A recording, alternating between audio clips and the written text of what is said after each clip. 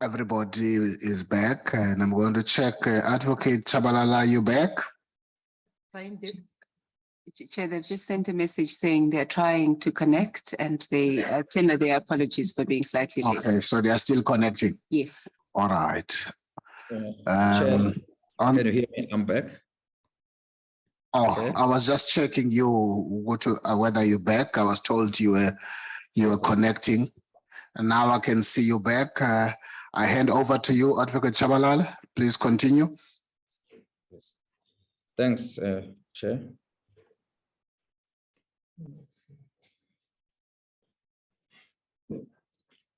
Mr. Mahlangu, can you hear me? Yes. We have established that the functions of the public protector as well as those of the accounting officer, or let me put it this way, that these two arms, they perform separate functions. Yes. Yes. But the public protector still holds the accounting officer to account. Yes. Would I be wrong to say sometimes these two arms, just like in government, they do converge? I'm just thinking about your use of term, the lane. The chairperson's terminology, collide. Oh yeah, the chairperson's technology. Yes, Yeah, they do converge. Yeah, they do collide. Okay. I understand that in the PPSA's office, you have something called the strategic document. Yes. Can you take us through, tell us what's happening in that, the document, what is it about, and Okay. the functions that are performed by both arms there? I didn't get the last part. You're I'm saying? saying that the functions, we have the strategic document, okay? Yes. Which involves both arms. Can you then elaborate on that? Okay. Chair, through you, one of the important functions of the chief executive officer or the accounting officer is to drive the strategy of the organization. And then the executive authority will provide the leadership in terms of the mandate, vision, and the mission of how the organization should take place.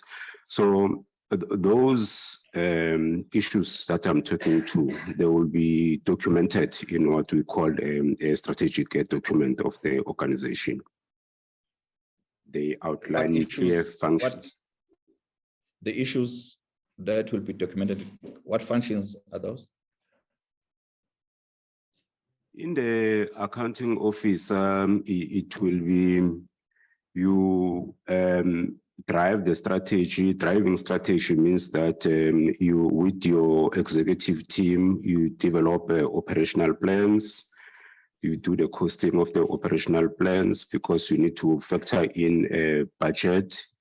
You also develop the function of the human resources, which is performance agreements with all your executives, and then you ensure that they cascade it to their own units.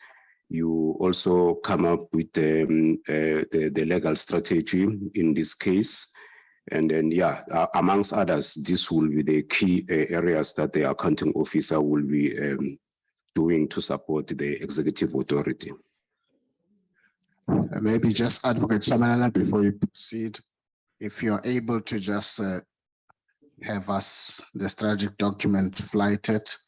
I'm saying that because when we flight them, they assist. There are people who are overseeing us as a portfolio committee, which is the public. So they follow that as well. if you're able to do that, or we can ask the team, just refer which document. Mr. Chair, fair point. Or you are just passing on this document. No, fair point, Mr. Chair. I don't, my colleague here, Advocate Matlape, is trying to get the document for me. As soon as it's made available, then it Okay. will be cited accordingly. No problem. Yes. Go ahead. Yes. Go ahead. Mr. Matlangu, Yes, sir.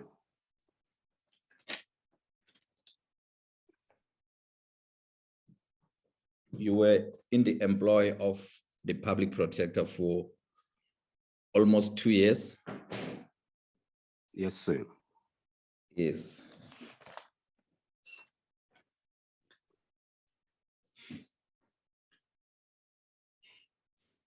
But during that short period, you made meaningful contributions. I believe so with the team. One of those achievements was that of obtaining a clean audit. Yes, sir. Can you tell me prior to that, well, I don't know because I never worked there, did the Office of the Public Protector obtain clean audit? When I arrived, they didn't have a clean audit. Actually, they had 3, I think, critical matters. It was an irregular expenditure, and then it was some irregular appointments of a service provider. I think they had outsourced some investigation reports to some legal firms. I'll stay away maybe from mentioning the names. I think they are there in the annual reports.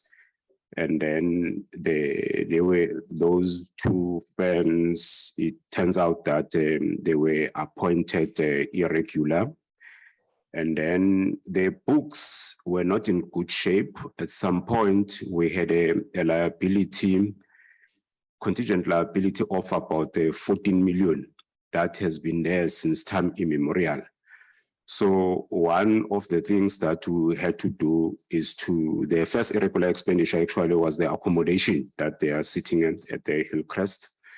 We had to, it goes back again, Chair, to the disciplinary processes. We had to dig deep as to who did this and why the previous CFO and the CEO approved the irregular procurement of the building. We find the people that advise those 2, and then we discipline them. After that, we had to apply for condonation to the National Treasury, and then we approved, our condonation was approved. Then we engaged with the 2 big law firms that were appointed irregularly. And then we had to come to a point of deciding whether we're going to pay or not. But the biggest issue that we did, we came up on an open tender so that we have formalized our legal unit in terms of creating a database, a panel actually of the legal to circumvent a future irregular appointment of the lawyers that we bring to the organization. Yeah, I think those are the things that we did. It was not an easy process, but we had to clean, and then at some point we had to discipline people. So your evidence is that the service providers were appointed without following the procurement legal prescripts? Yes, that's what I've inherited in the previous financial year, and we had to clean that.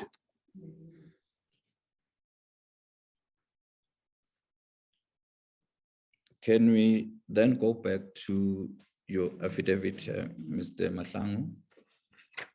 Okay. Paragraph 26 of the affidavit.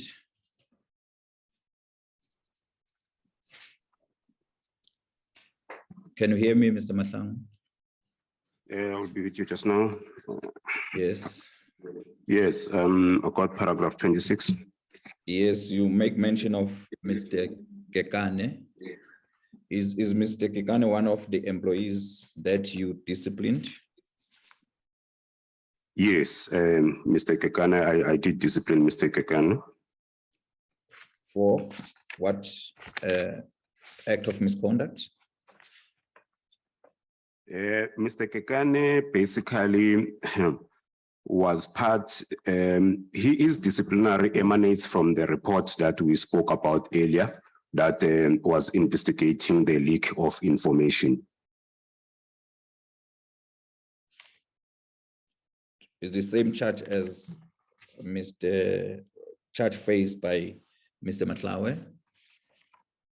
I think the report pointed to both Mr. Kekane and Mr. Matlawe.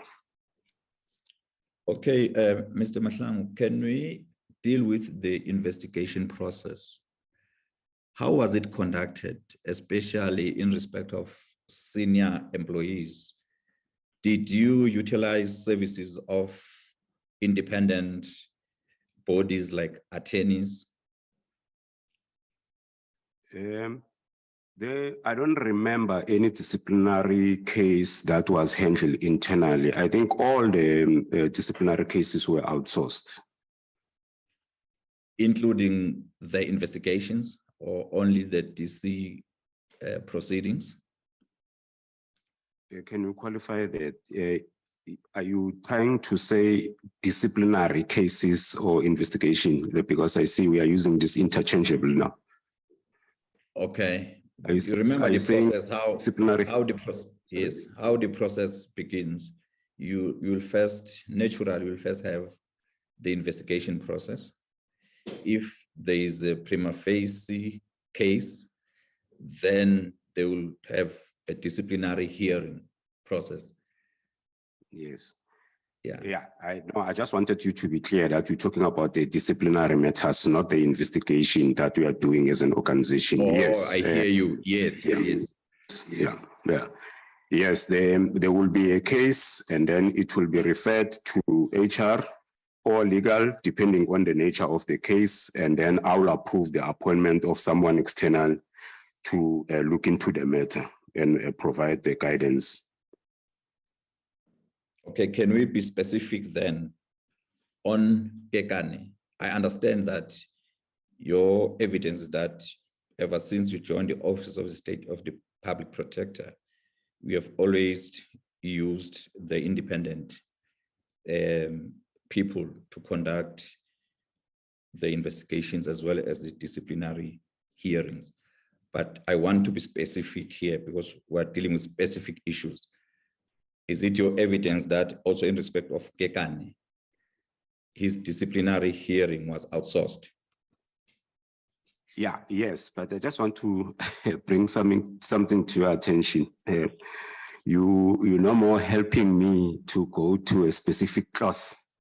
So now I had to run around and check which case we are referring to. But if you are saying to Mr. Kekane, yes, it emanated from the leakage of information investigation. That remember, the history of it was a leakage in the office of the security manager, but later it turns out that it's pointing out to Mr. Kekane and Mr. Matlawe.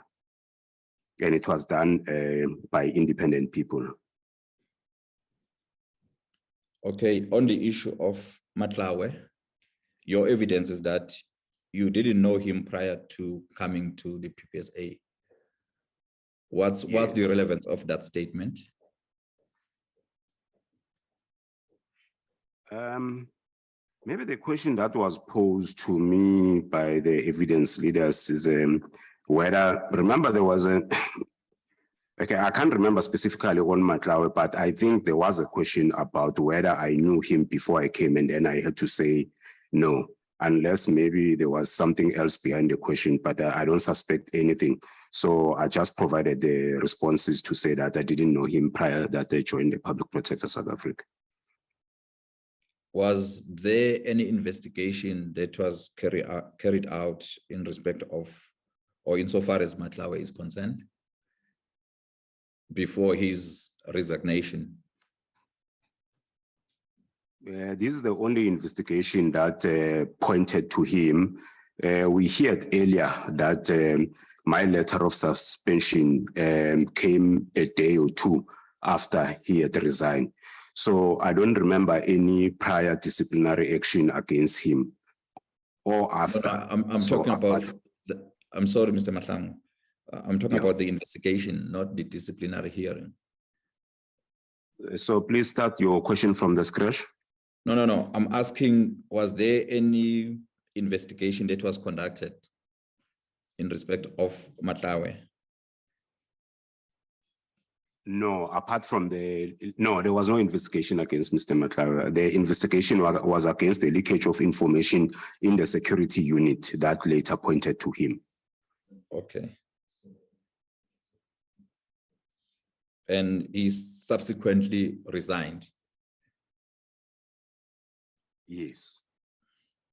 Do you know who carried out the investigation for the leakage of information?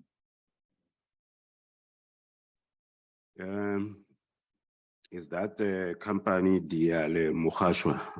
Yes. And an independent company? Yes. Yes. And you had no influence whatsoever as to how the investigation was supposed to be conducted? Not at all, but I was also interviewed about the workings of the PPSA. And the PP also had no influence? No.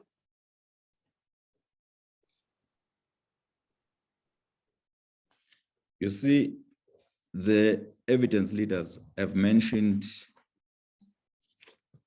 that there was a letter that was written to the Bar Council on the conduct of Mr. Matlawe. I know this is an unfair proposition to put to you. You can respond, but I won't feel offended also if you decide not to respond. So it's up to you. This issue emerged from the evidence leaders that there was a letter that was written, and I can confirm that a letter was indeed written to the Bar Council complaining about Mr. Matlawe's conduct. And in my possession here, I have on the tweet platform, the insults that Mr. Matlawe were throwing to all the members of the public protector, including the public protector herself. I don't know whether this document has been uploaded. If indeed it has, I'll request that it be flighted so that you can quickly have a glance at it.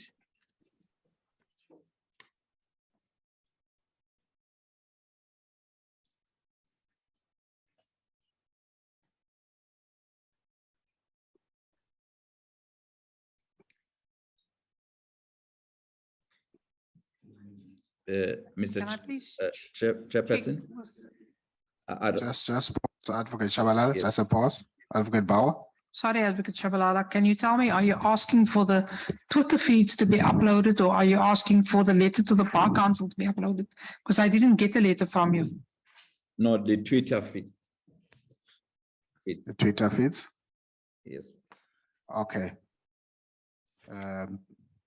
Thank you. That I'm will be not done. too sure, Mr. Chair, maybe I need to warn you. I don't know whether it will really be appropriate, because the insults, maybe I need to warn the public that some of these tweets are distasteful. Okay. That's fine. Just We will sending a have to. warning. Thank you. Thank you for that warning.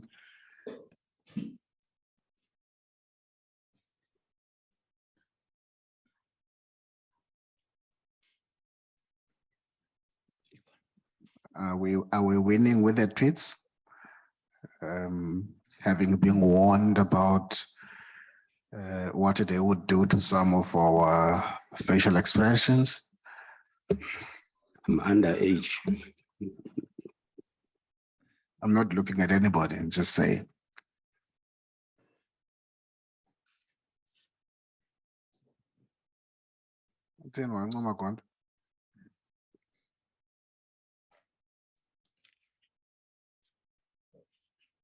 Tempo, are you winning? Almost there. Yeah.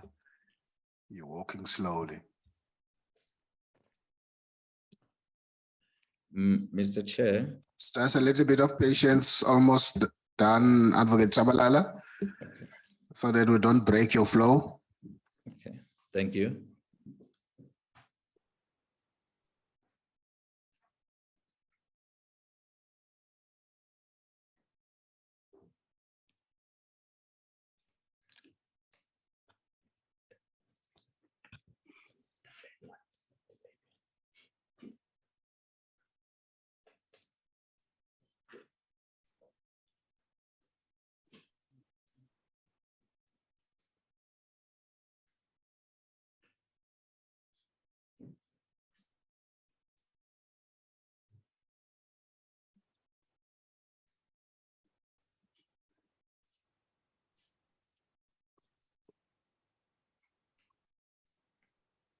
You got it? Then Hal 8 and vase. Let us see it.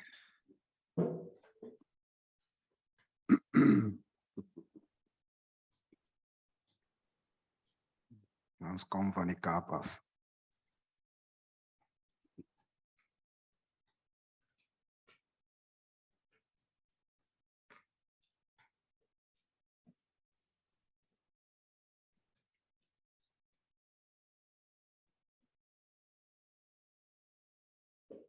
Yeah, just try and make them bigger if you can.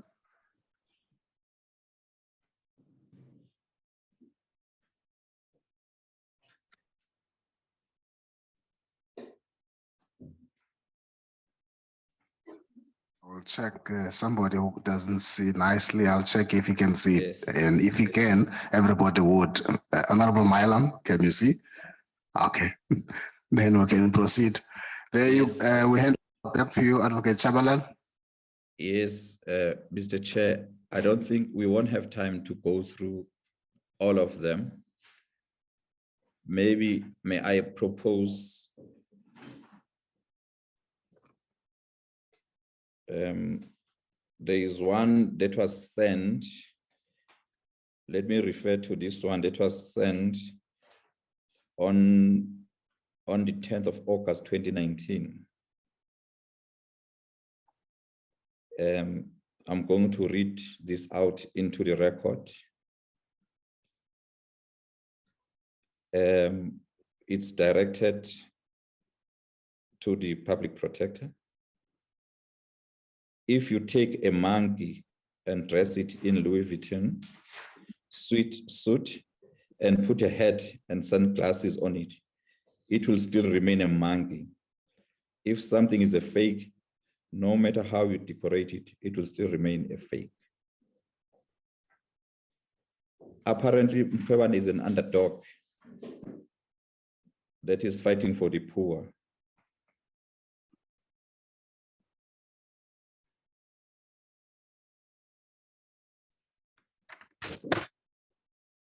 I have more of this. You could not have said it better, my sister, but of course you can see the caliber of people who have all come to her defense. So we who are in the know and have experienced her incompetence, mediocrity, and lack of understanding of the law will never be fooled.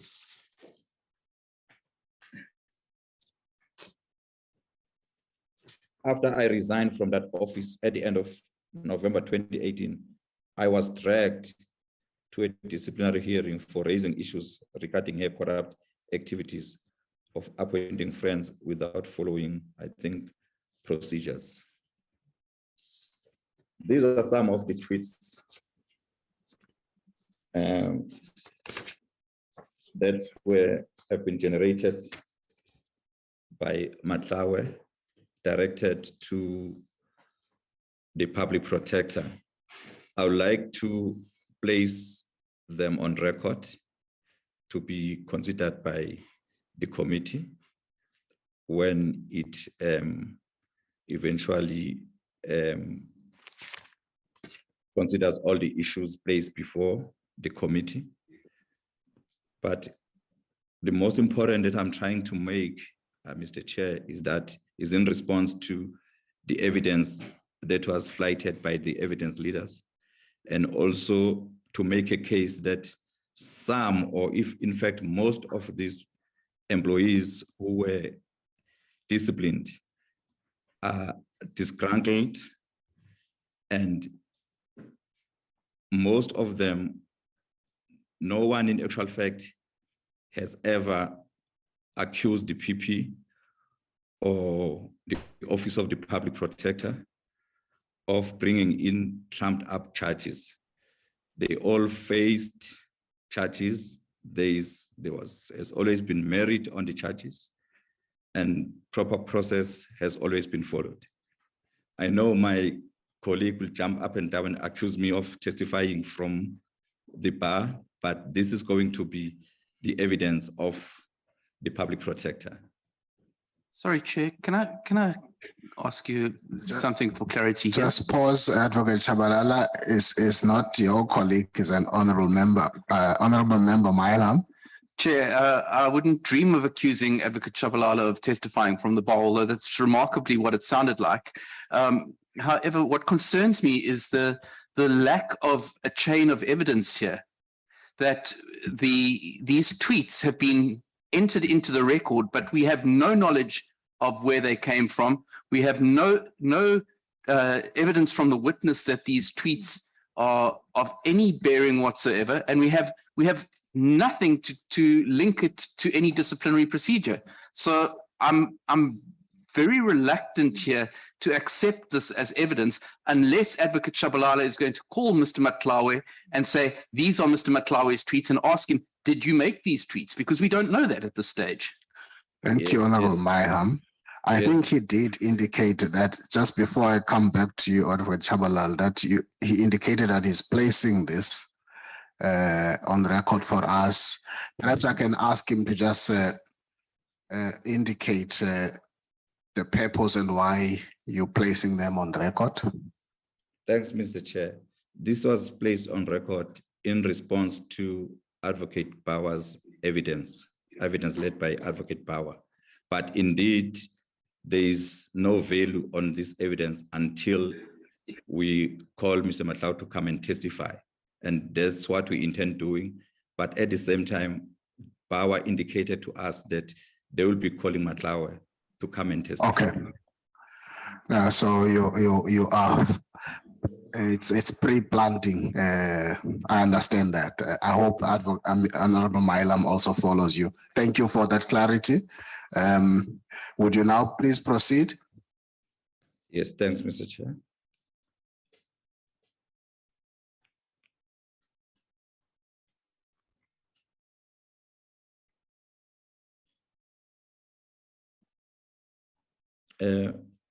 Mr. Mahlangu, you have already testified that the matters of Mr. Kekan and Matlawe were intertwined. Can you elaborate? Yes, they are intertwined because they came from one report that pointed to both of them that they might have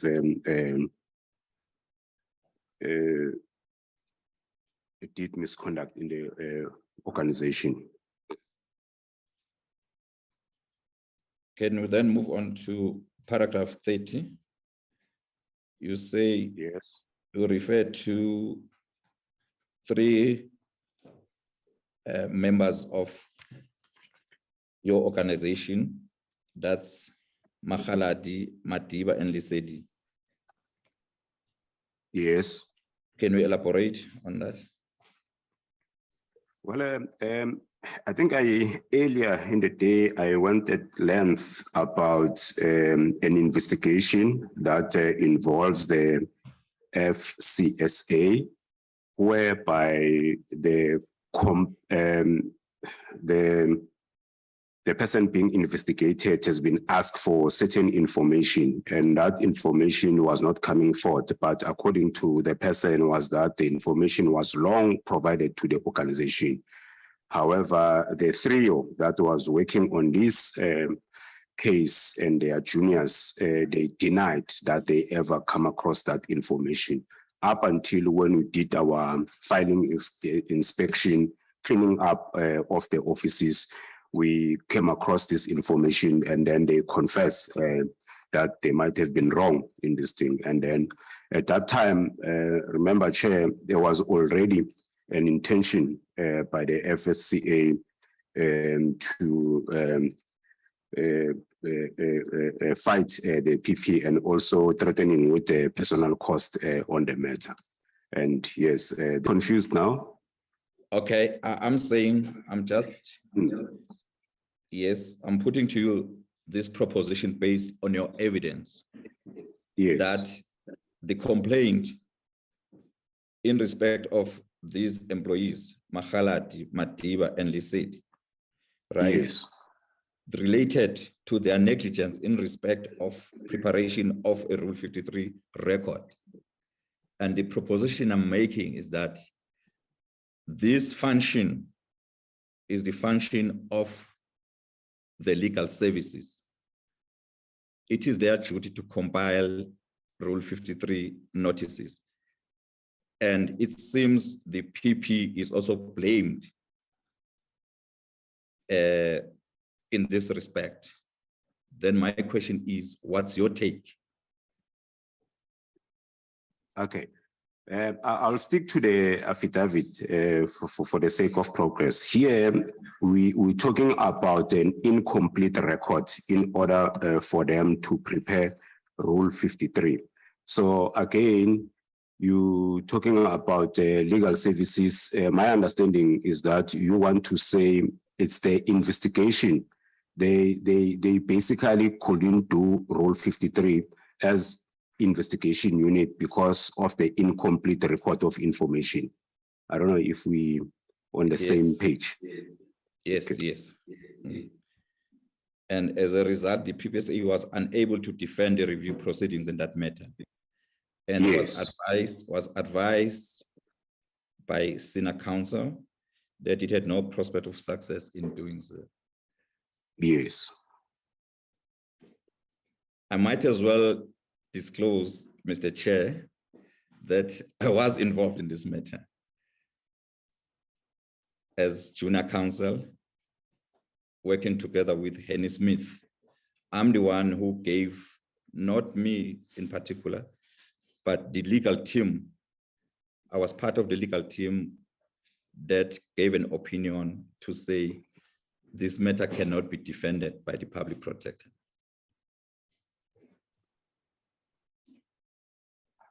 I take note of that. Thank you.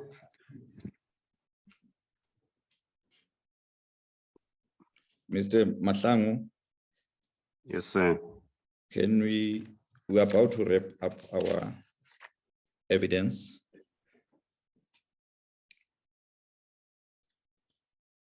Can you go to page, I'm sorry, paragraph 31? Yes, I'm there. You say, with specific reference to Ms. Baloi, she was employed with a probational period of 6 months. And then can you go further down the last part of the paragraph? And then you say the decision was taken that her appointment will not be renewed. The PP acted based on a recommendation made to her, as far as I can recall. Yes. Do you know who gave this advice or made this recommendation to the PP? It's myself. Was it yes? Yes. I'm sorry to interrupt you. I'm saying Yes, it's me. You can go ahead, who Mr. You can go ahead, Mr. Mahlangu. It's me in my capacity as an accounting officer who made a recommendation to the public protector about the non-extension of the contract.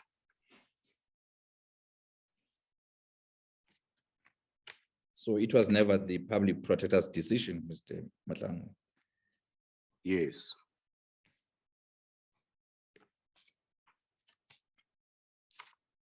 Can you just bear with me? I just want to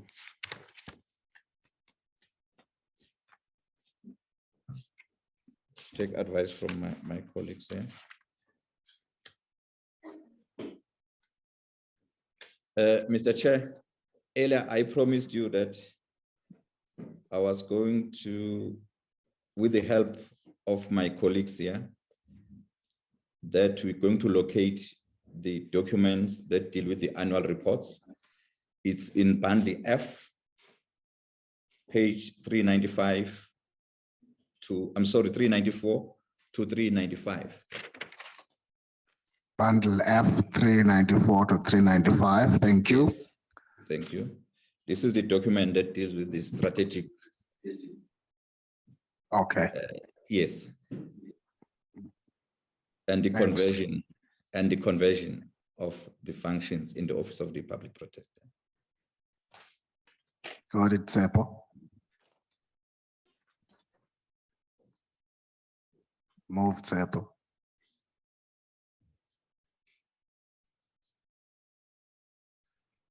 Thank you.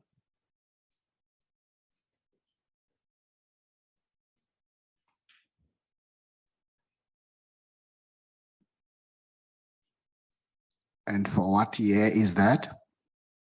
Or period? 2018-19, Mr. Chair. Okay. Oh, I see that. That's just under 394. Yes. The financial year 2018-2019. Thank you. Thank you, Mr. Chair.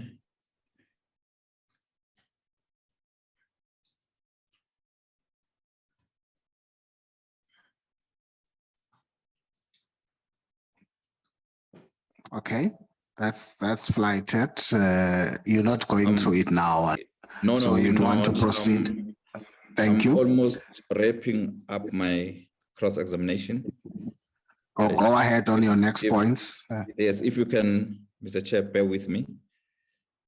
No problem.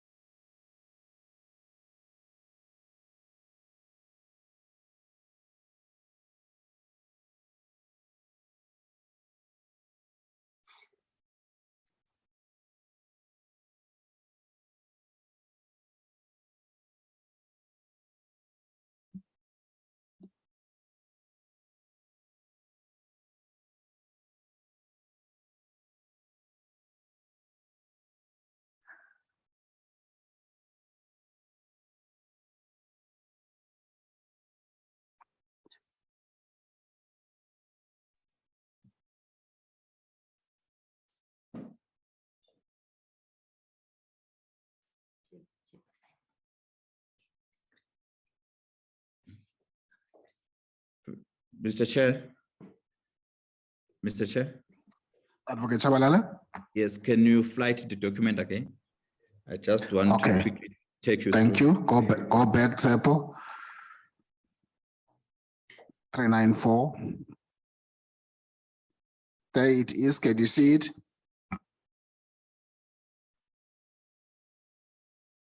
Are you with us, Advocate Chabalala? Can you see the document? It's now flighted.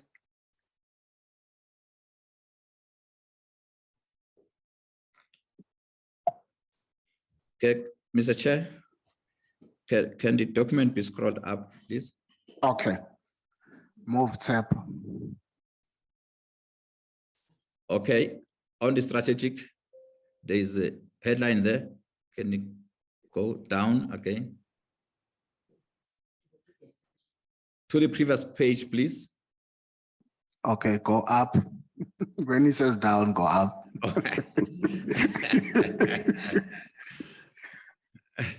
Is that the Yes, heading you're looking that's it. for? Yes, Thank, yes. thank you. Yes. It is this document that I would like to quickly, it's a pit, I can't see the part of the document. If you can go up.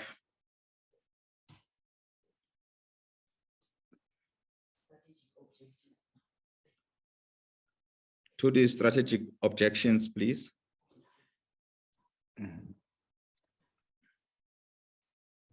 When he says up, you go down, Wenani.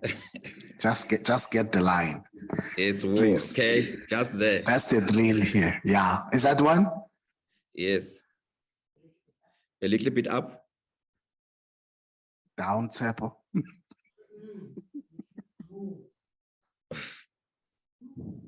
I want to see the strategic objectives there. That section of, no. The next page, please. Yes, just there. Yeah. In line with my vision 2023 of taking, I can't see. Yeah. Of taking the services of the public product to our grassroots. You want it, can you see there? Yes. Clinics were conducted. It deals with the outrage, which is in line with section 1824 of the Constitution. On that score, Mr. Chair, we're trying to show compliance that over and above the core functions, we have also complied with section 1814 of the Constitution, which calls for the office of the public protector to be accessible to the grassroots and to the people. We follow you. Yes.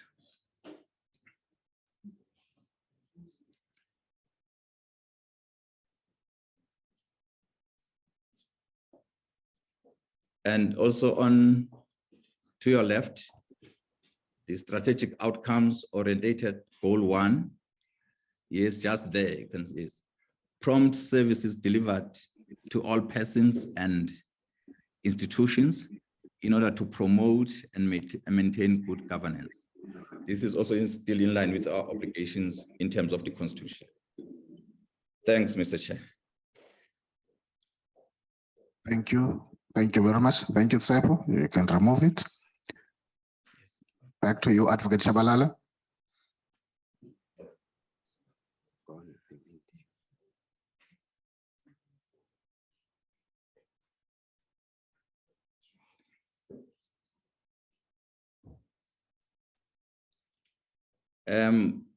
I've already submitted that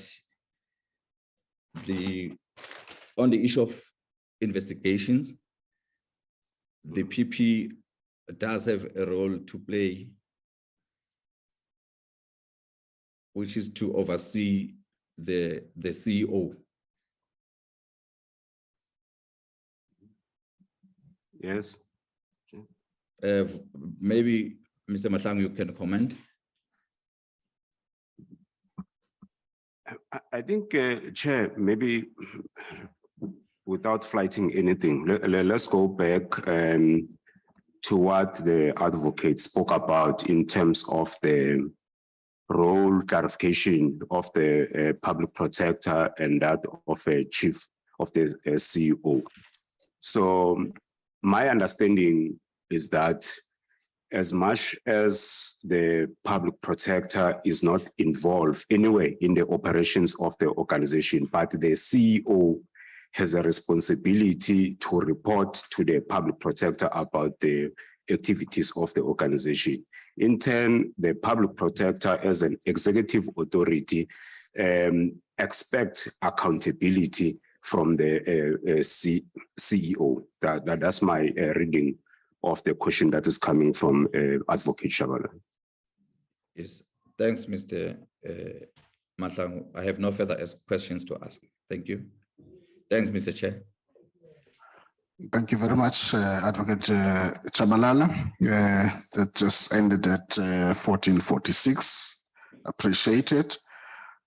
I will now proceed and invite the members to interact with Mr. Vusi Solimatlango, who's been with us here today. Can you, as we do that, show me the virtual so that I can also see those hands? Type or whoever, thank you. So I would have the hand of Gondwe, Ngola,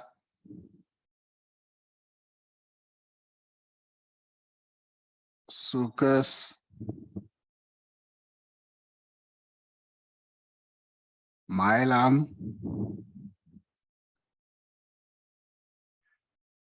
Heron,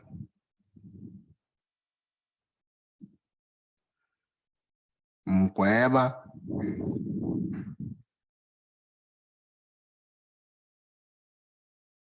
Mananiso, Nodada.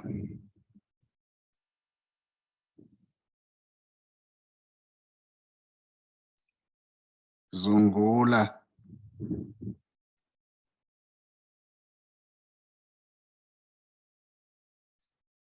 Tseke,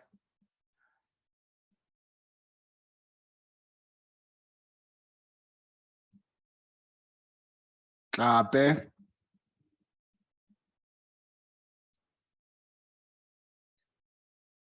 Mahlaule,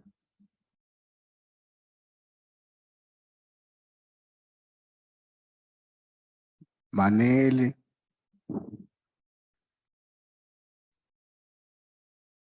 Mautwe,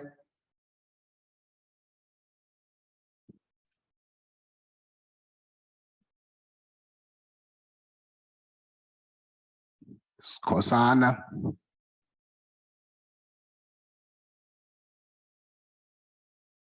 Pekizwe Nkosi. Thank you. In that order, honorable members, Honorable Gondwe will lead us. Thank you, Chairperson. Dumela Ramahlangu. I'm going to ask you questions and then you respond as I ask. In paragraph 5 of your affidavit, you state that you vehemently deny having intimidated, harassed, or victimized any staff member in the Office of the Public Protector. So why do you think all these staff members have leveled these allegations of intimidation, harassment, and victimization against you? What motive do you think they have for leveling these allegations against you? Thanks, Honorable Gondo, through you, Chair. I think the use of all staff members, I'm not sure about that. The Public Protector Office has about 346 staff members. Of when I left, about 177 of those were investigators. Here we have people that they misrepresented themselves or committed misconduct that they had to be charged. But in their couching of their statement, they couch as if, yes, everyone in the organization had a problem with the CEO, which is myself, which I don't think is the fact. The fact is that everyone had his or her own individual case. And so far I have provided the information about how things transpired up until they got charged. So I think it's their motives that I don't know, maybe has to do with Public Protector, but it's not everyone, it's those selective ones. All right. In the same paragraph 5, you state that prior to your employment in the Office of the Public Protector, you did not know Advocate Mkhwebane. Please explain what you mean by this and why you felt the need to state this from the onset. Do you mean to say that you do not know her personally or where she comes from, her background and the like? And please confirm if prior to your employment at the Office of the Public Protector, you had not met Advocate Mkhwebane or you had not interacted with her. Thanks again, Honorable Gondwe. Let me start with the last one. Yes, I've never met her. or interacted with her prior to my appointment. The reason why there's this statement, it's because, remember earlier we're talking about the origins of the affidavit, whereby the evidence leaders came to me, brought to my attention about this committee and what it's doing, and then also brought to my attention that my name is being mentioned in different affidavits. They therefore request my side of the story. And part of their question was couched like that to say, do you by any chance know the public protector prior to appointment or not? Hence you find this statement in the affidavit. It was the question that was posed to me. Okay, you state in paragraph 18 of your affidavit that you previously had the requisite security clearance. Did you have this security clearance while employed at the Department of Rural Development? And what level of security clearance did you have? You know, you have top secret, secret, and confidential. So I just want to get clarity on the type of security clearance you had. Again, thanks, Honorable Konde, through you, Chair. When I was first, my involvement with government started at the provincial Gauteng legislature. I was a group committee coordinator. At that time, I didn't go through any security checks, but in 2003, I joined the National Treasury. I became the Director of Public Finance. And that's where I got my first security clearance. I think it was confidential. And then later I was promoted to be the Chief Director of Restitution Management at the Land Claims Commission. And then I got the confidential one as well. And then after that, I became the Deputy Director General Land Reform in 2012. Then I think I had a top secret security clearance, and then it has, by the time I was about to join the public protector, it had expired. Hence, I had to reapply for the new one. You stated in the course of your oral evidence that the advert for your employment as CEO provided that you be subjected to vetting for purposes of getting security clearance. So am I right to assume that your continued employment at the Office of the Public Protector was subject to you getting top secret security clearance? Yes, again, thanks, Honorable Chair, through you, Honorable Konde, through you, Chair.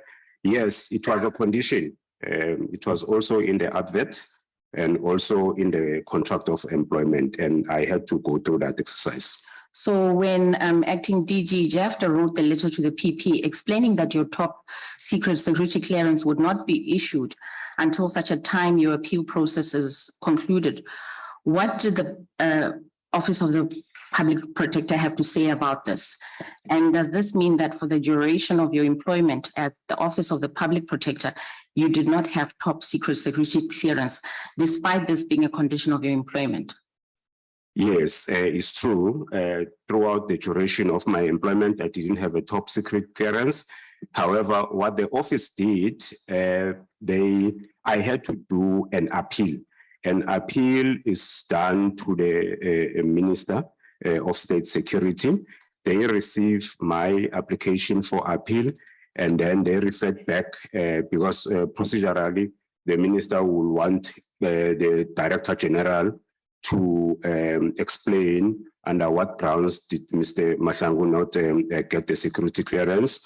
And then subsequent to that, my recollection is that the Director General referred it to the responsible DDG in the organization.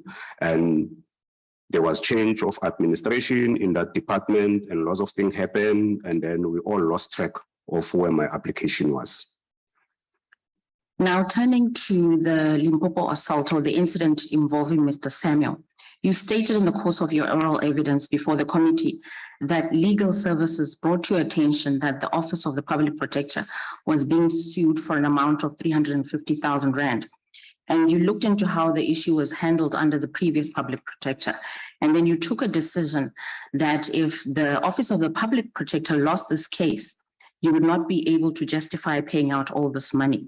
So you decided that the best recourse in the circumstances was to charge Mr. Samuel and subject him to a disciplinary hearing. Was this your decision or that of legal services? Because you gave us the impression that it was your decision, but when Dr. Shabalala showed us the email there, it looked like the decision came from legal services. And are you not of the opinion that by approving this decision, whether it was from legal services or whether it was from you, or going ahead with this decision to subject Mr. Samuel to a disciplinary hearing, you were assuming that Mr. Samuel was in the wrong and taking a side in a matter that Mr. Samuel was appealing? Because Mr.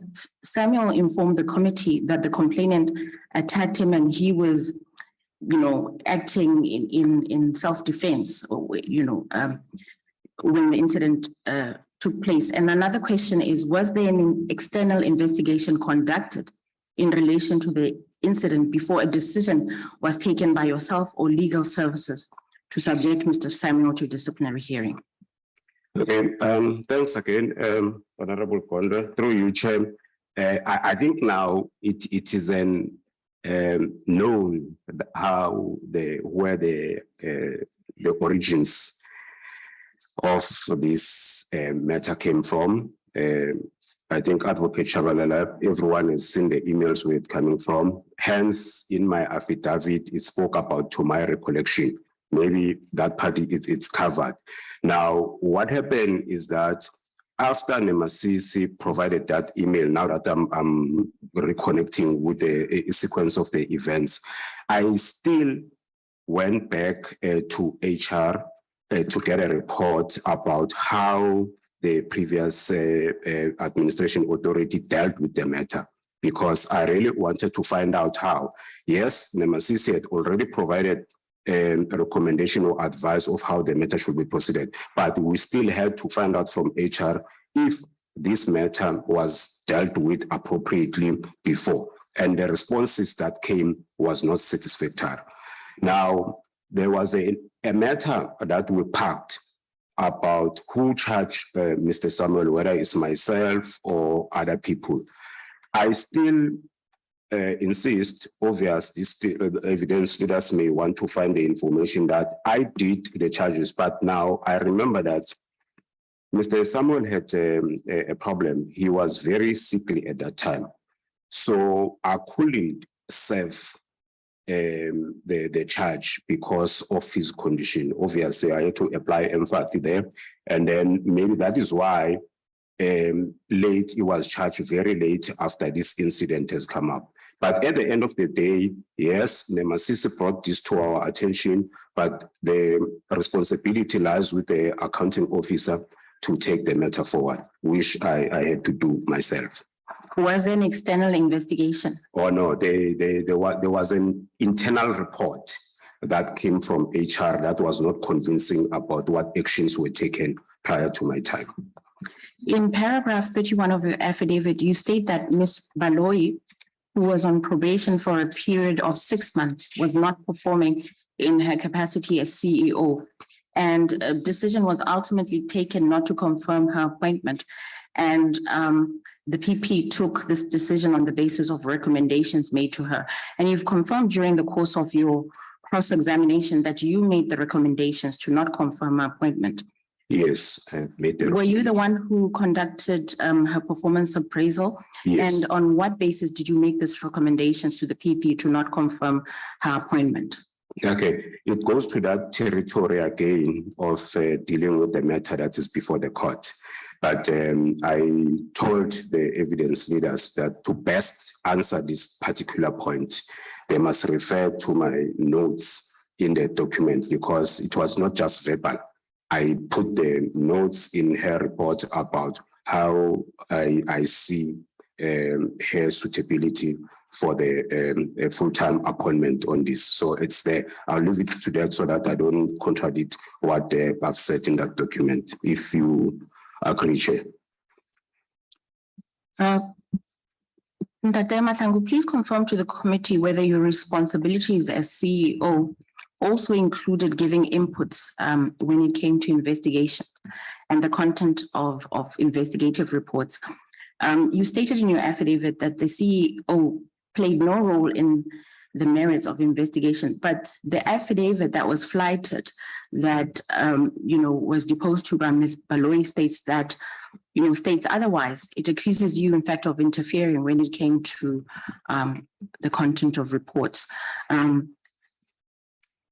Okay, thanks. Again, Honorable Conde, through you, Chair. I think we also went through that process of the allegations that were coming, in particular, Ms. Baloyi. I think they started from clause 40 down to 47, and we went line by line, whereby I said I will not comment. In other areas I disputed, and in other accusations was that this was a discussion between her and PP that I may not have been privy to it. So I've never involved myself into the investigation, but I've said it when I was explaining the types of meetings that were there in the organization. For instance, I explained to the committee that in dashboard, for instance, I will go there and then I will listen, because one of the things that will come up will be whether they need any tools of trade, and that becomes my territory, because I should ensure that they are supported in order for them to conduct the investigation. But again, what is important, it was never meetings where the merits or the contents of the reports were discussed, but it was what we call case management, how far they are with the cases, when can the PP expect the final report, when can the report be ready for our quarterly presentation, quarterly media briefings, to the public and accounting to the public and all the stuff. So I had to be there in order to make sure that any other supporting tool that they need is covered so that they can do their job. Your last question. Last question, Chair. Paragraph 30 of your affidavit makes reference to the matters relating to Ms. Mohaladi, Mr. Madiba, and Ms. Kele, and their negligence in respect of the preparation of the Rule 53 record in the FCA matter. Can you confirm to the committee what positions Ms. Mohaladi, Mr. Madiba, and Ms. Sekele occupied in the Office of the Public Protector, and who were they reporting to, or who was supervising their work, and whether their supervisor or their line manager was also disciplined in this regard? Yeah, Honorable Conde, thanks again, Chair. I wouldn't remember the name of their position, but the senior of the three was Ms. Mohaladi. I think the next one in the line was Mr. Madiba, and then Ms. Lesedi Sekele. So once we find that they have this information that they've been denying all along, that they didn't have, all of them were disciplined. Obviously, I don't think the charges were the same, in particular for Ms. Lesedi. I may not have that now, but Ms. Mohaladi and Madiba, I think they had almost similar charges, but Lesedi was different because it was talking to her directly and the unit, but they became subject because of them having the supervisory role to Ms. Sekele. Thank you. I'm done. No, I'm moving now. I said I'm done. Thank you. I've long stopped with you. Thank you. Honorable Nola. Thank you, Chair. Good afternoon, Mr. Mahlangu. Afternoon, Honorable Member. Yeah, let me rather reiterate a little bit on the issue that you depose in your affidavit that says you deny intimidating, harassing, and abusing staff. In the same vein, you have got Mr. Kekana, you have got Mr. Samuel, You've got Mr. Mahlangu, you've got Neshunzi, you've got Kekane, you've got Mr. Tlawe, and a lot of range of senior managers of the Public Protector South Africa. Allow me to refer to this as a butchering of the labor force. If you deny having been part of whatever intimidation, abuse, or harassment of the staff, who then is reliable for this kind of operation? In your view? Chair, just assist to the last part of the question. Just your last point, eqala whoever, like who, umcacisele.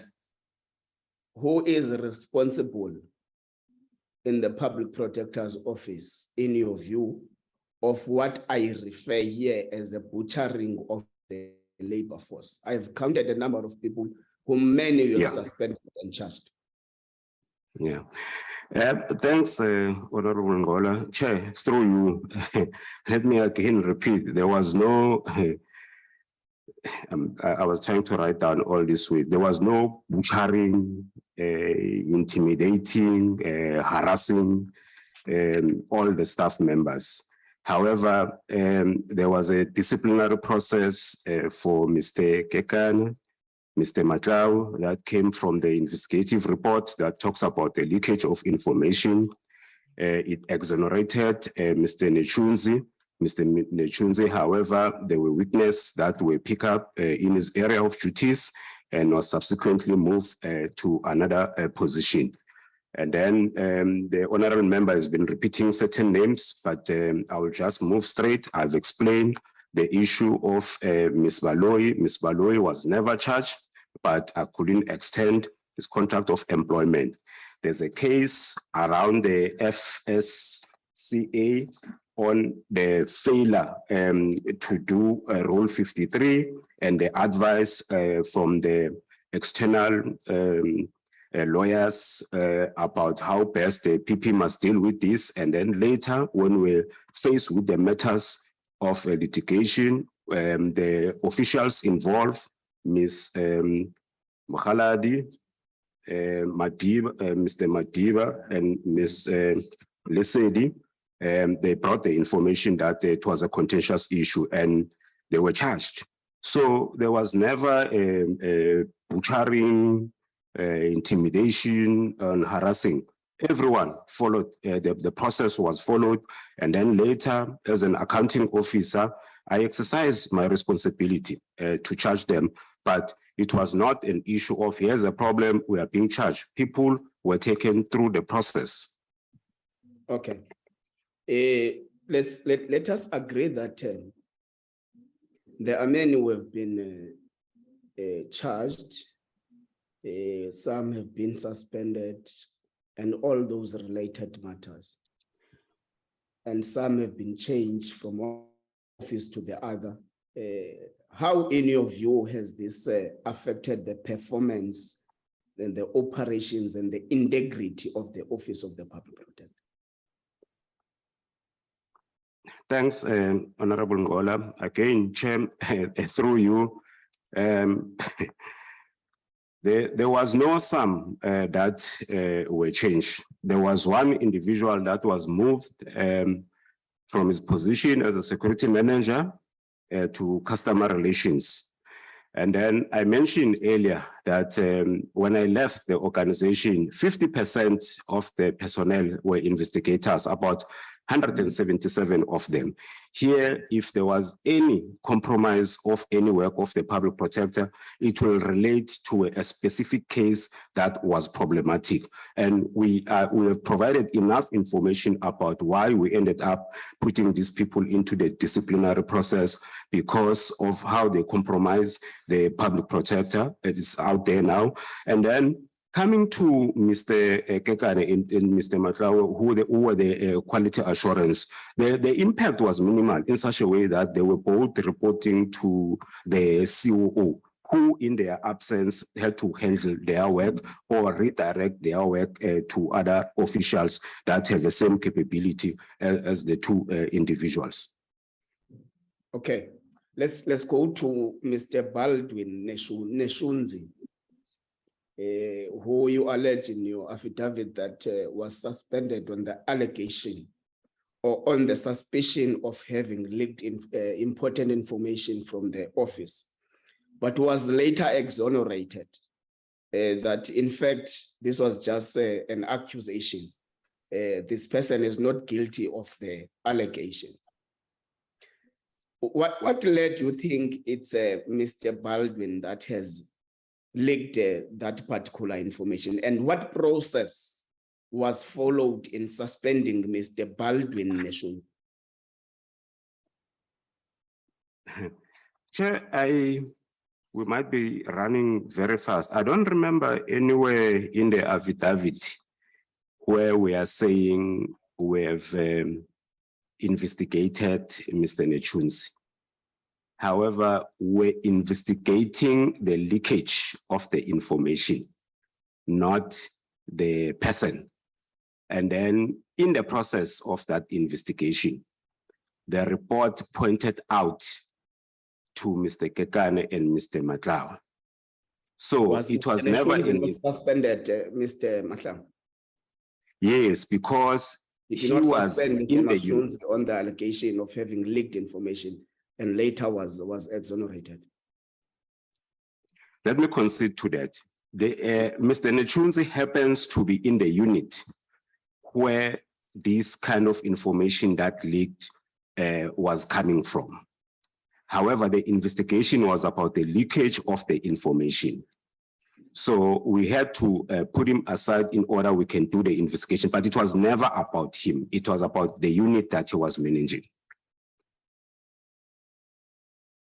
And you asked a question about how this process unfolded. I explained earlier that it was referred to HR working in conjunction with the legal services in order to appoint an external person to do the investigation, and later we got the results. Hence, it came back, but we had to do the disciplinary process against the other two colleagues. Okay. You depose in your affidavit that Mr. Matlawa actually was one amongst those who were very vocal about you having been irregularly appointed. But later you say, Mr. Matlawa has never suffered any abuse for having held those convictions against you as a CEO.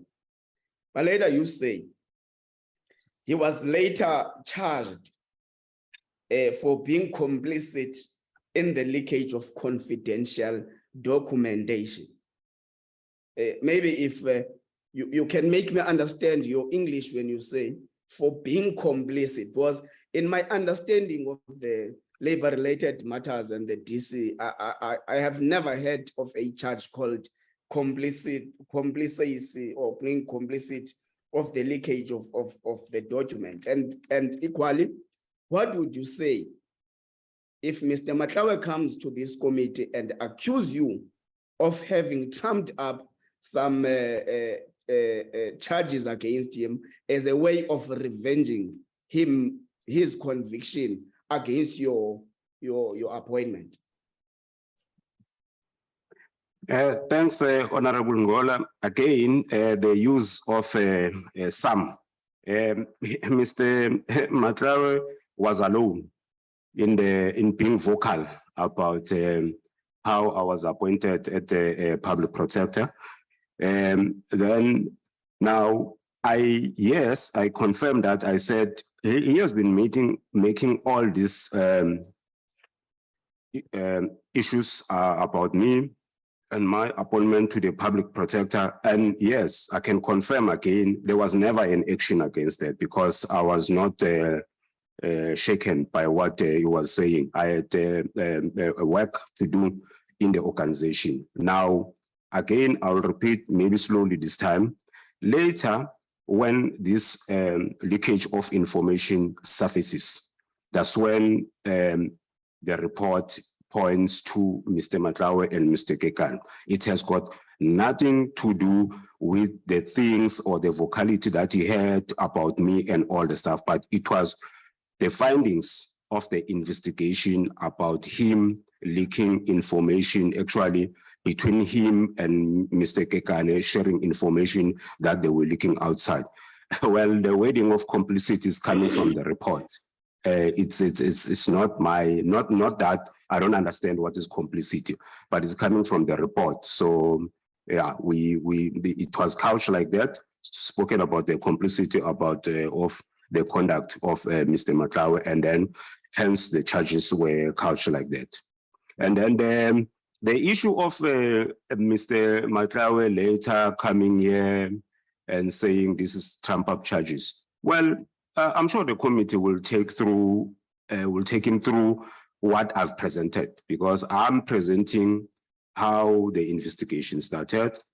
We got the report and we later have to charge him. So in between all those things, he may want to tell you as honorable members what it means about trump up charges, because there was a process that was followed again. So it was not just an issue of saying in Free State, you said 1, 2, 3, come to my office, I'm charging you. And then HR, please run with this man into the disciplinary process. Okay. You said when you were interviewed for the position of the CEO, the panel was led by the public protector. Yes. Were you made to declare, particularly on the issue of the top secret clearance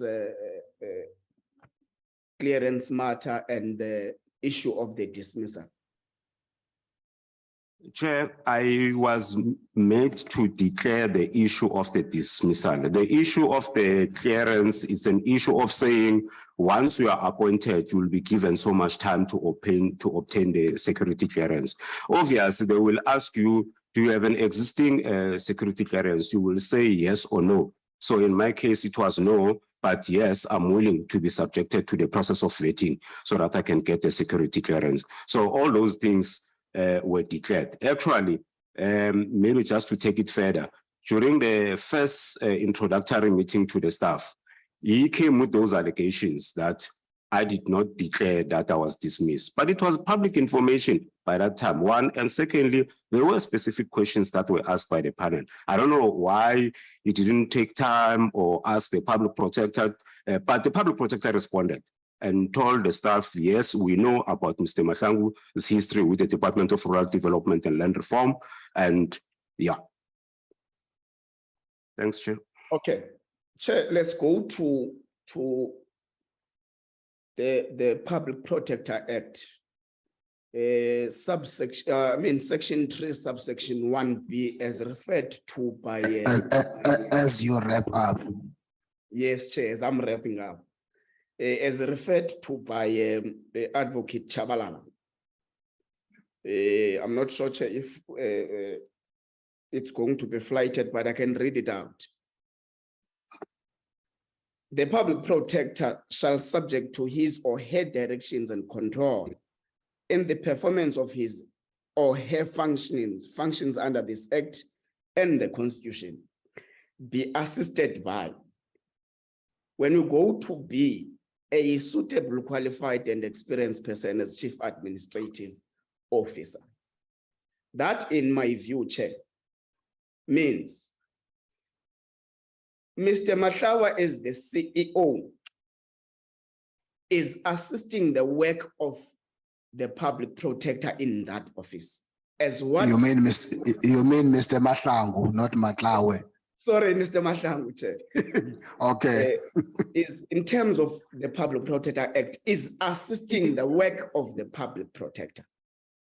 So it is my view that it is not ultra vires for this committee to call Mr. Mahlangu to come and testify in the work he is doing on behalf of the incumbent public protector, as in against what Advocate Mahlangu was asserting in this committee. Yeah, The last issue- don't give him that title. He's not advocate. Mr. Matao. I was saying Advocate Chabalala. Oh, okay. Sorry. Now, the last issue, Chair, would be in all these pending matters, and some have been concluded against the labor force of the Public Protector South Africa. Some are even in the labor court as the previous witnesses testified.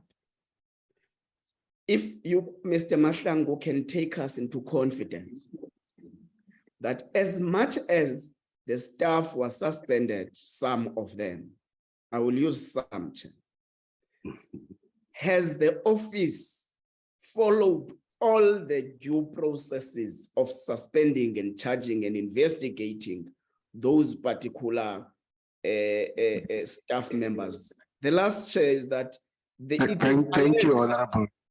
it is Thank you, alleged Honorable that Mr. Mahlangu and his office has confiscated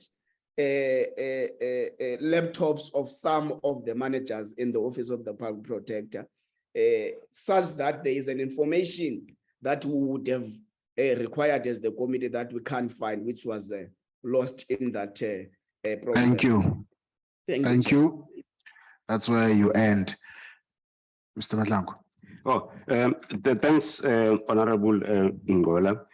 Chair, Mr. Ngola this time went at length and then confusing me with Advocate Shabalala at some point, talking about Mr. Matlawe, but I'll try to navigate my way in terms of answering him. Let me start with the last one.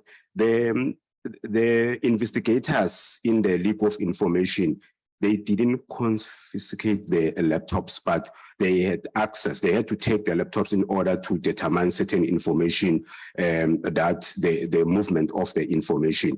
And you will know, Chair, that those people will also have been vetted. It's not just people that can take the information of the organization without proper procedures. Yes, Honorable Chair, all the disciplinary cases followed a legal way of doing things, a procedural way of doing things. We heard earlier about how Matlawe resigned, and then the letter of suspension came thereafter, which I'm not privy to that. But again, you will know very well that if there were some or any procedural unfairness in the process of disciplinary process, the person will have a recourse in that he will bring to the attention of the chairperson about how he has been treated and all the stuff. It will up to the chairperson to pronounce on that. We dealt with it. Oh, you were making a statement about the accounting officer is appointed to assist the work of the public protector, and you were reading literally from the act. I think I agree with that, so I won't dispute that. Chair, I think those are the issues that I've noted. Honorable Sukas, please, I'm on you now. Don't go away. I now recognize Honorable Sukas who's walking out. Thank you. You not like it. Thank you, Chair. Mr. Mahlangu, thank you for coming here to speak to this committee. I am going to actually just start with where Mr. Ngola ended. Can you explain how your role as CEO,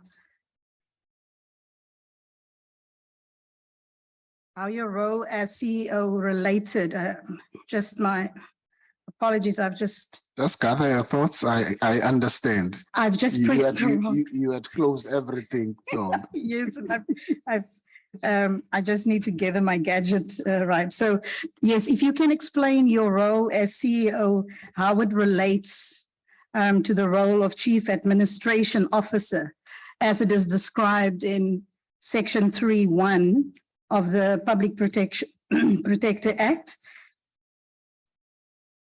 Oh, okay. Thanks, Honorable Sukas. Through you, Chair. In the Act, the position is called Chief Administrative Officer, but for purposes of maybe not confusing the public and them, I find that the organization, long before my time, they've decided on the name Chief Executive Officer. So basically, you have got 3 names: Chief Administrative Officer, Chief Executive Officer, Accounting Officer, and that's the role of this Chief Administrative Officer. So if you leave the Act and then you come organizationally, it's called Chief Executive Officer, but the responsibilities is one, is being the Accounting Officer of the organization. Can you describe how you worked and interacted with the Public Protector? Did you work as a team? I can confirm that we work as a team. The Public Protector is the executive authority. I'm the accounting officer. I account to the executive authority.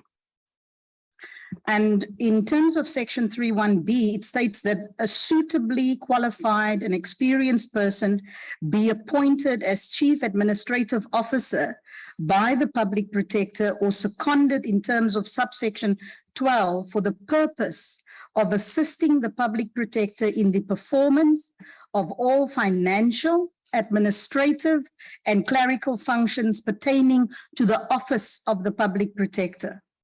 How did you assist the Public Protector in that regard? Okay, first, I am suitable and I'm qualified. I have experience. My CV is out there. First, I assisted him, the organization with the financial management. I went at length about how we brought about a clean audit, dealing with issues of irregular expenditure, dealing with issues of budget management. And then clerical, it will include issues that are before this committee, issues like dealing with actually administrative matters, dealing with HR, legal services. I assisted there because from time to time, when there's an issue, it ends up with me. And then I'm the one who gives direction to the other executives or the organization, how the matter should be handled. So we agree actually then that in terms of administrative and clerical functions, that would be to assist the Public Protector and give direction to the organization. Yes. So contrary to what Mr. Shabalala has said, that it actually intermarries your role with that of the Public Protector, okay, in terms of assistance.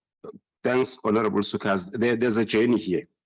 You have the executive authority providing leadership, giving the chief executive officer the mandate of the organization, the mission, and then you have the CEO now driving that strategy of the organization. But where I think Advocate Shabalala was referring to was that at some point, there should be, I think the chair used the lane, there should be some convergence because as an accounting officer, you will now need to come back and report to the executive authority about the ongoings of the organization. So that's where the interaction comes in. It's not a question of saying, here's a blank check, you shall be doing this and this. There should be accountability at the end of the day. Then those lanes, that's where they come and converge. We agree with that. And then I want to ask the question, would it be a fair statement that the work environment at the Public Protector's office can be described as that there was an environment of mistrust? Would it be a fair statement? No, I don't think it's fair. Okay. You can expand why you would say not? Chair, through you, Chair, thanks again, Honorable Sugas. There may be instances, okay, the instances are there already of some people that didn't take kind to be taken through the disciplinary process. We now all know those people. They are stated in the affidavit. They've also made their affidavit. However, that is not talking to the entire organization, that everyone in the organization had this poor relationship with the public protector or the chief executive officer. But there were colleagues that are not happy with the public protector, and the issues were dealt with. I want to ask you a question in terms of the secretary or the administrator. I'm not sure of the title or the job title of the person who erroneously sent the email to Advocate Kekana. Was any disciplinary action taken with this individual or individuals? Yes, Honorable Sukas, thanks, Chair, through you again.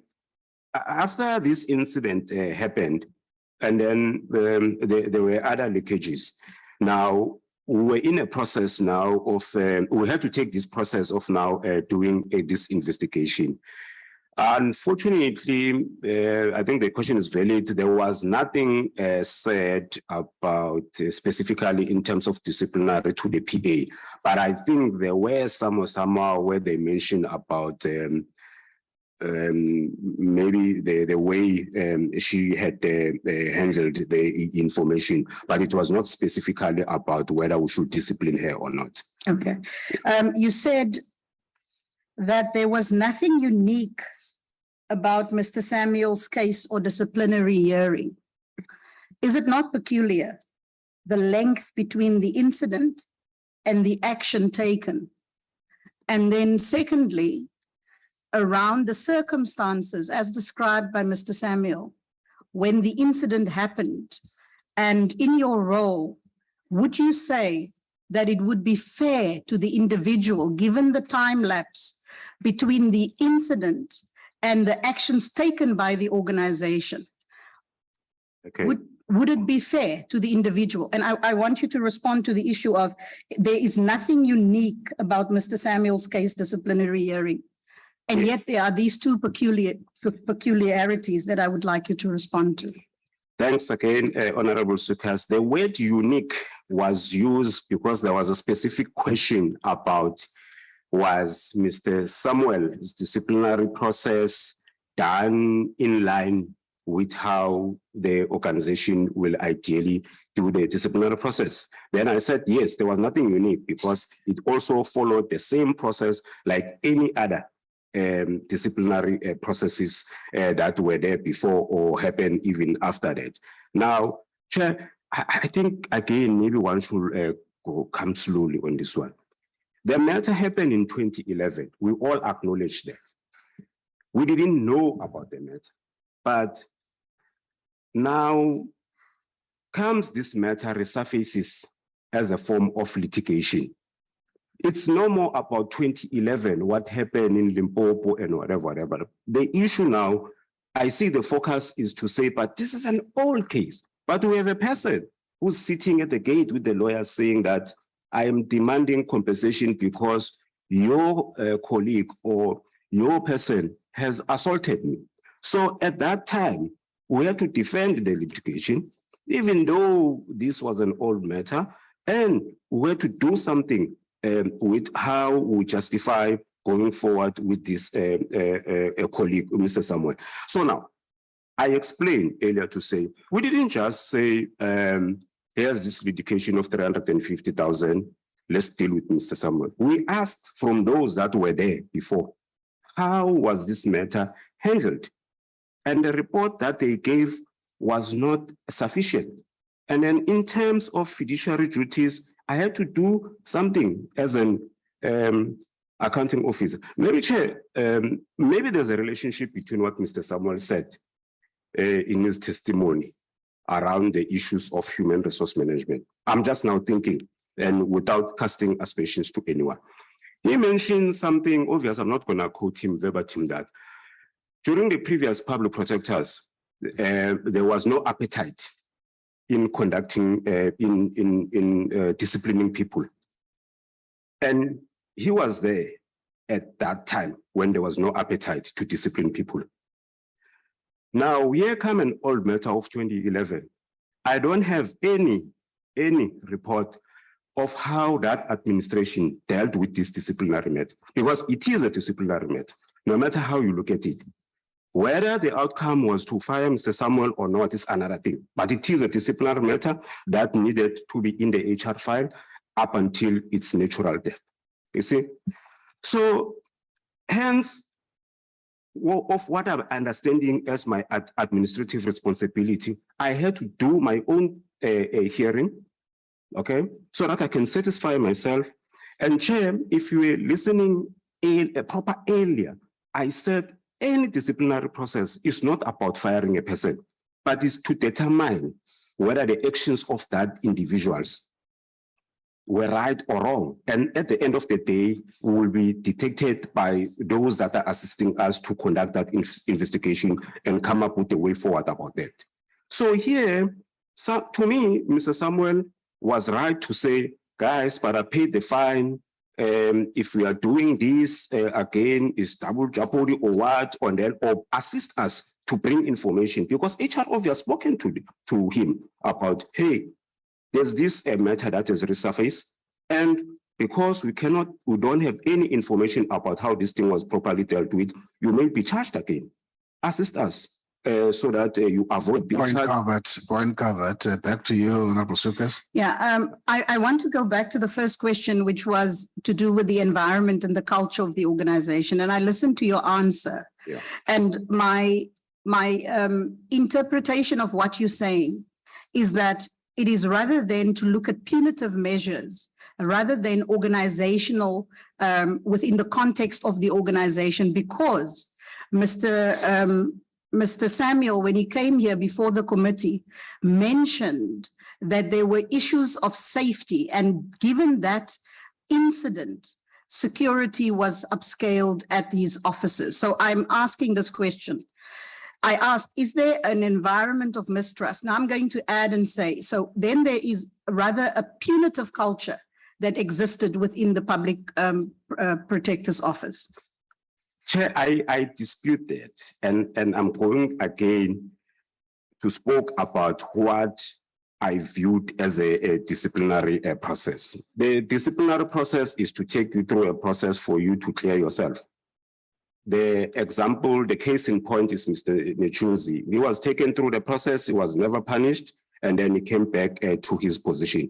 The issue of mistrust, I said, if there was any mistrust, which I don't think so, it was with those individuals that were charged because of certain misconduct that they've conducted. And we all know who are they now. And maybe this is how they felt they must react to these processes that were followed by the executive, by the accounting officer. Chair, I only have two more questions. I want to say, in response to what you're saying, I want you to really think about what I'm saying.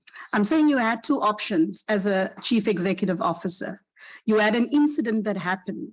That incident happened 9 years between you taking an action within the organization and the actual incident happening. That you had the option of investigating the circumstances around the incident. However, your immediate answer to me is that you provided a disciplinary setup for the employee to defend or to give his side of the story. I am saying in an organization where such action is taken without the context of everything else, the safety of the individuals, the fact that it is the public protector's office, the fact that many of your investigations and has people within it that can be unhappy, all of those things, if you do not take those intangibles into consideration, would you not say that then your actions would say it is a punitive environment? Chair, honorable member, first, okay, the first reaction was not to authorize the disciplinary action, like you're saying. I explained that the first step was to ask the HR for the report. Now, I will say if the HR brought to my attention that they decided to deal with Mr. Samuel this way and that way. So then I can factor this option to say, but even advise the executive authority to say, already Mr. Samuel was taken through the process. Now it is up to us to take a decision to defend this litigation or what. The problem here, there was no audit trail of how the previous administration dealt with the matter. I had to do something, and that something was just to take Mr. Samuel through the process. And whether it's punitive, it's to me, it's unfortunate because I don't determine in advance the results of what should happen to a person that is going through the disciplinary process. But I just want something that will tell me that, unfortunately, this has happened, but this is how going forward you should deal with this colleague. So what was a weakness in the whole thing is that the previous administration didn't deal with this matter, leaving it to me now after 9 years to deal with this matter. Okay. Your last point. Yeah, the last point is, I just want to know, you mentioned that you left the Public Protector's Office in January of 2020, you resigned? Yes. And I just want to know if you could just expand on, you said to seek or to explore other opportunities. What were the other opportunities, or were there an offer, a definite offer that was in front of you that you were pursuing? Thank you. Thank you, Honorable Sukas. Your response, Hi, Chair. Mr. Mahlangu. Chair, even the public protector asked the same thing. I didn't respond to her. I just felt that I'll get something after my engagement with the public protector office. I just felt that let me just leave and go and pursue other avenues out of the public protector office. Thank you. Honorable Najat. Oh, thanks, Chair. I thought I just asked him to. Honorable Najat. Yes, thanks, Chair. Afternoon, Mr. Mahlangu. Afternoon. Yeah, I just have 3 quick questions, but I think you've basically answered the main question I had. I think Honorable Ngola and Honorable Sukers around your role as CEO being intertwined with the responsibilities of a public protector. But I just want to go into something that you mentioned, Mr. Mahlangu, around this, what you brought to the office, and part and parcel of what you said you brought to the office was to assist the organization with financial management. Is that correct? Yes, Honorable. There's been an allegation leveled here by Mr. Samuel, and initially part of the reasons why you said you had to institute some form of disciplinary process was because the office of the public protector was being sued for 350,000. Is that correct? Yes. Now, having said that, you were bringing this type of assistance of financial management, the allegation of reckless litigation, which has seen a rise of that particular line item in your budget, what are your views on the reasons behind the increase in money that was put into litigation in the institution? Chair, thanks, Honorable Member. Through you, Chair. Chair, the increase in litigation, litigation is something that is coming externally. It's something that the organization basically has no control over it. But I've been looking at what is it exactly that we are talking about here, because in that legal fees, or the line item of the legal fees, there's so many things apart from the litigation that the public out there knows about. You paying lots of people that are assisting I think professional services. Maybe I might be wrong. That is also counted in that. Yes, there's been a litigation, but there's never been a proper. I don't remember any proper costing to say this increase in litigation is caused by this and that and that and that, and that's why it's there. So we may need just to go back a little bit and break down this litigation that we are talking about, so that we are factual about really what is the cost driver of the legal fees line item, Chair. So yes, I still insist. I came up with the strategy of financial management. We are all guided by the National Treasury about the cost-cutting measures. I did implemented that, but like I said, litigation, it was something of this world because you cannot control people from suing the organization or taking the organization to court. But later, I think with the evidence leaders, we discussed the circular that I issued that detail all the line items about the things that we're gonna target in order to cut the cost. Obviously, the litigation was not there, but in the revised one, which we couldn't find in the course of interviews and all the stuff, I also convinced everyone in the organization that we are not gonna challenge any reviews. So that was also my part of advice in terms of financial management. You will see that maybe from 2020,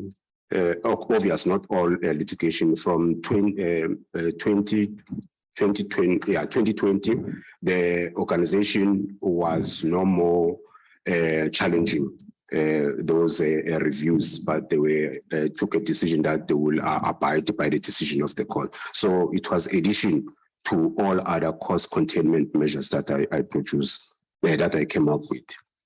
All right. So what do you think the cost drivers of litigation were during your tenure? Because you say you must break down and give detail as to what would be the cost drivers in those line items. So what would be the cost drivers based on your own, as an accounting officer dealing with the budget and having all this financial management? So what would be the cost drivers of that particular litigation based on what we've seen? You had professional services whereby you bring external. So professional services, let's just decode it and say it's consultancy. Yes, let's just decode it. But I will remember as we go along. Yes. I'll attend to the. All right. Just the second last question I have. So based on you saying that there was a subsequent circular that you then released as part of your cost containment measures, initially the one that was released did not include litigation, is that correct? But yes. The second one then did include litigation. I'm not sure if I signed the second one when I left, but it should be documented in the meetings where I proposed that we don't challenge reviews. So I just want to get your reason. Yeah. Would it be correct to say that part of your reasons of putting litigation in the second circular, whether it was signed or not, was part of your cost containment measures? Is that correct? Yes. Would you then concede to the allegation that has been leveled by Mr. Samuels that there was reckless litigation that would have costed the Office of the Public Protector that needed to be contained, as you may contend it in your second circular? There was an increase in the litigation, but not reckless, because what is the definition of reckless whereby people are suing the organization? It's not reckless. It's the nature of the business that the public protector finds itself in.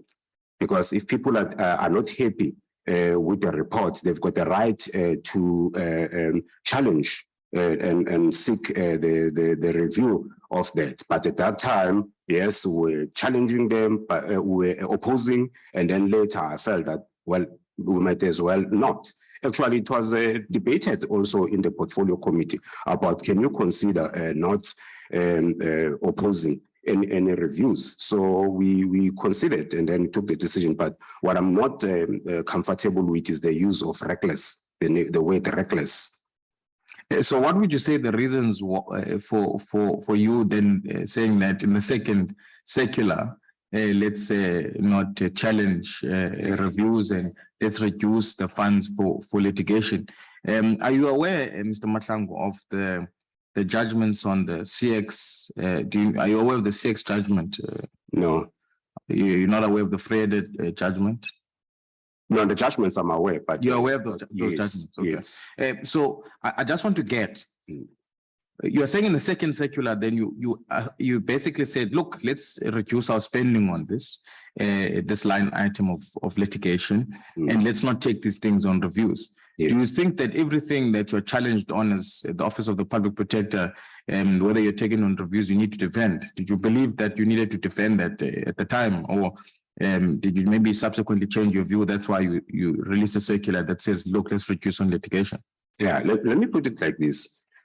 Because one of the question is that why later you come up with this strategy again to not to oppose the reviews and all the stuff. When you do the cost containment measures, it's not a once-off exercise.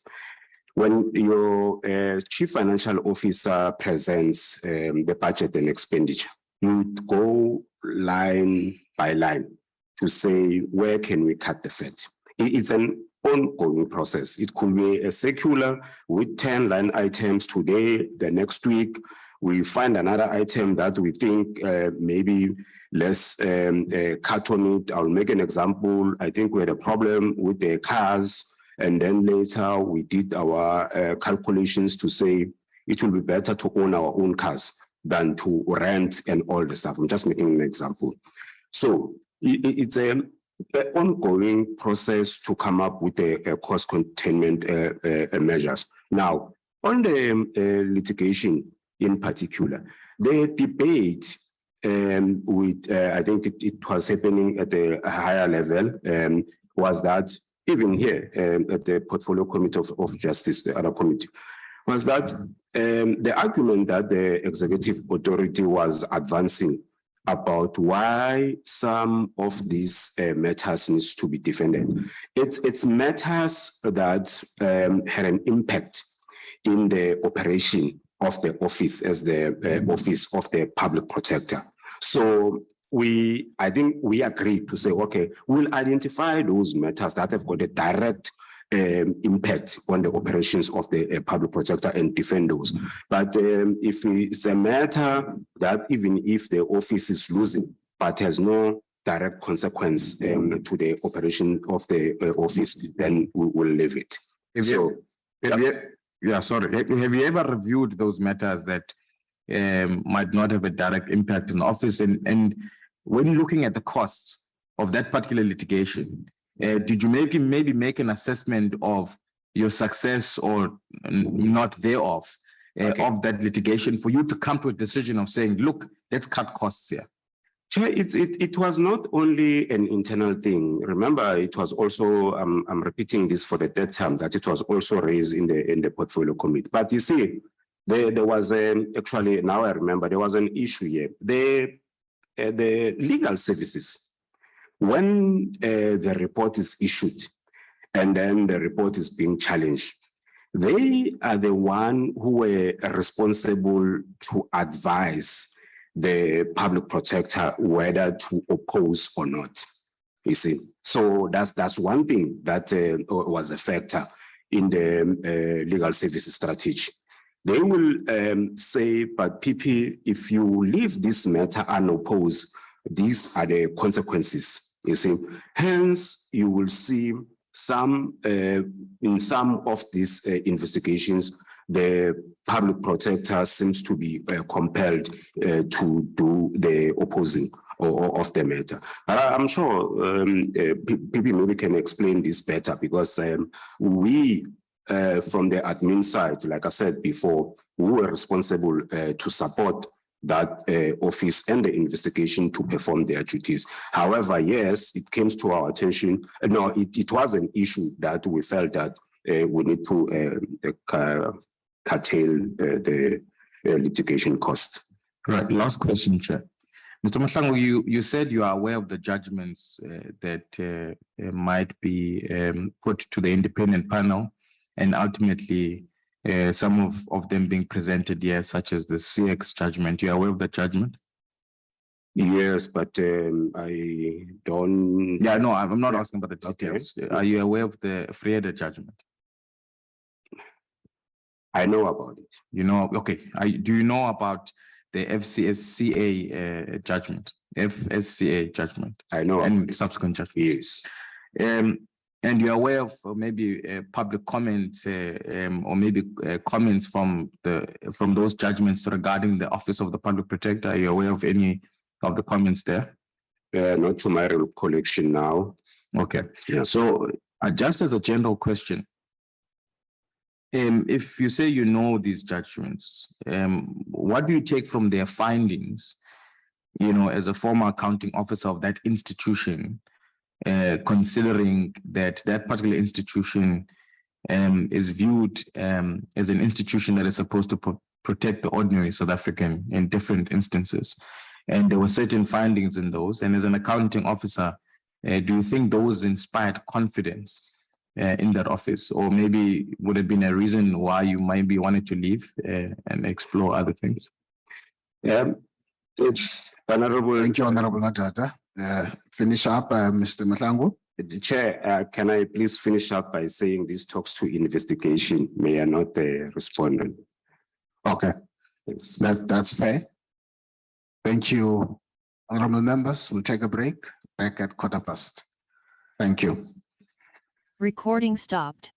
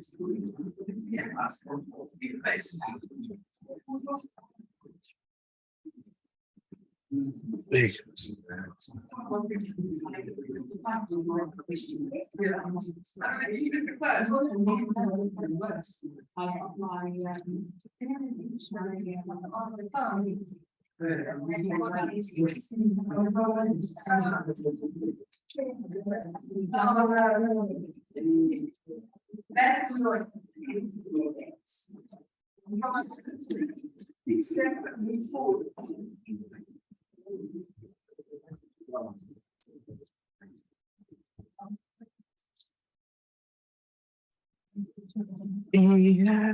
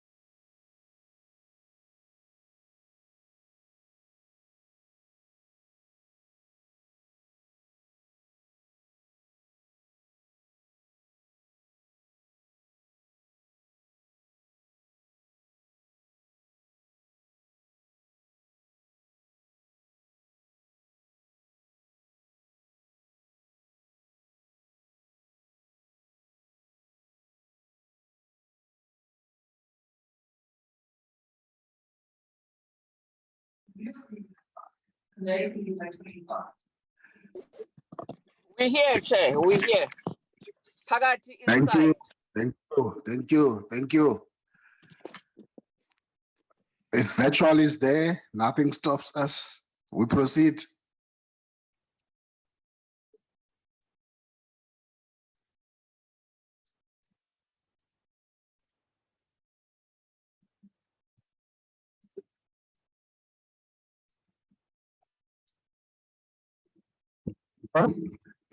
The time is 10 minutes past 4. I now recognize Honorable Heron. Recording in progress. Thank you, Chairperson. Mr. Mhlanga, you've asked, I think you've answered this question a few times, but I'm looking to really understand what it is that you're doing here.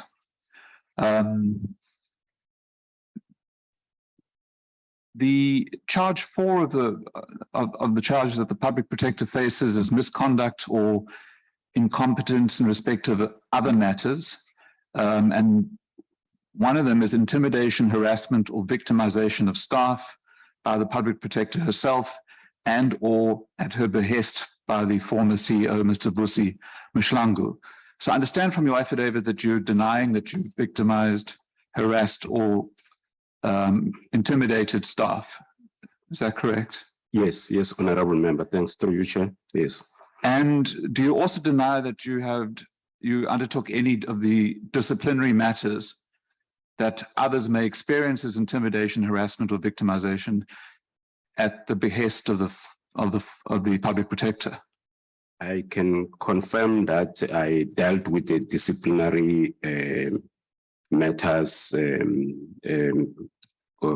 on behalf of the organization, but how they perceive them then becomes a problematic area. Did the public protector ever instruct you to discipline a member of staff? No. And if the public protector became aware of a matter that may require disciplinary conduct, how would she have handled it if she became aware directly?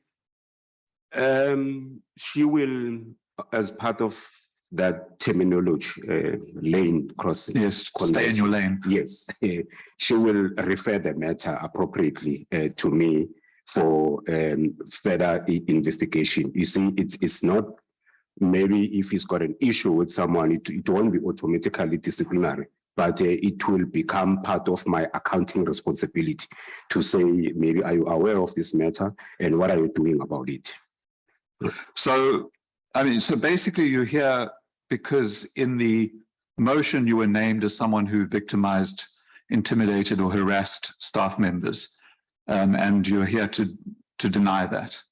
I think you asked the question why I'm here. Yes, I'm here to clarify those issues. Okay. Yeah.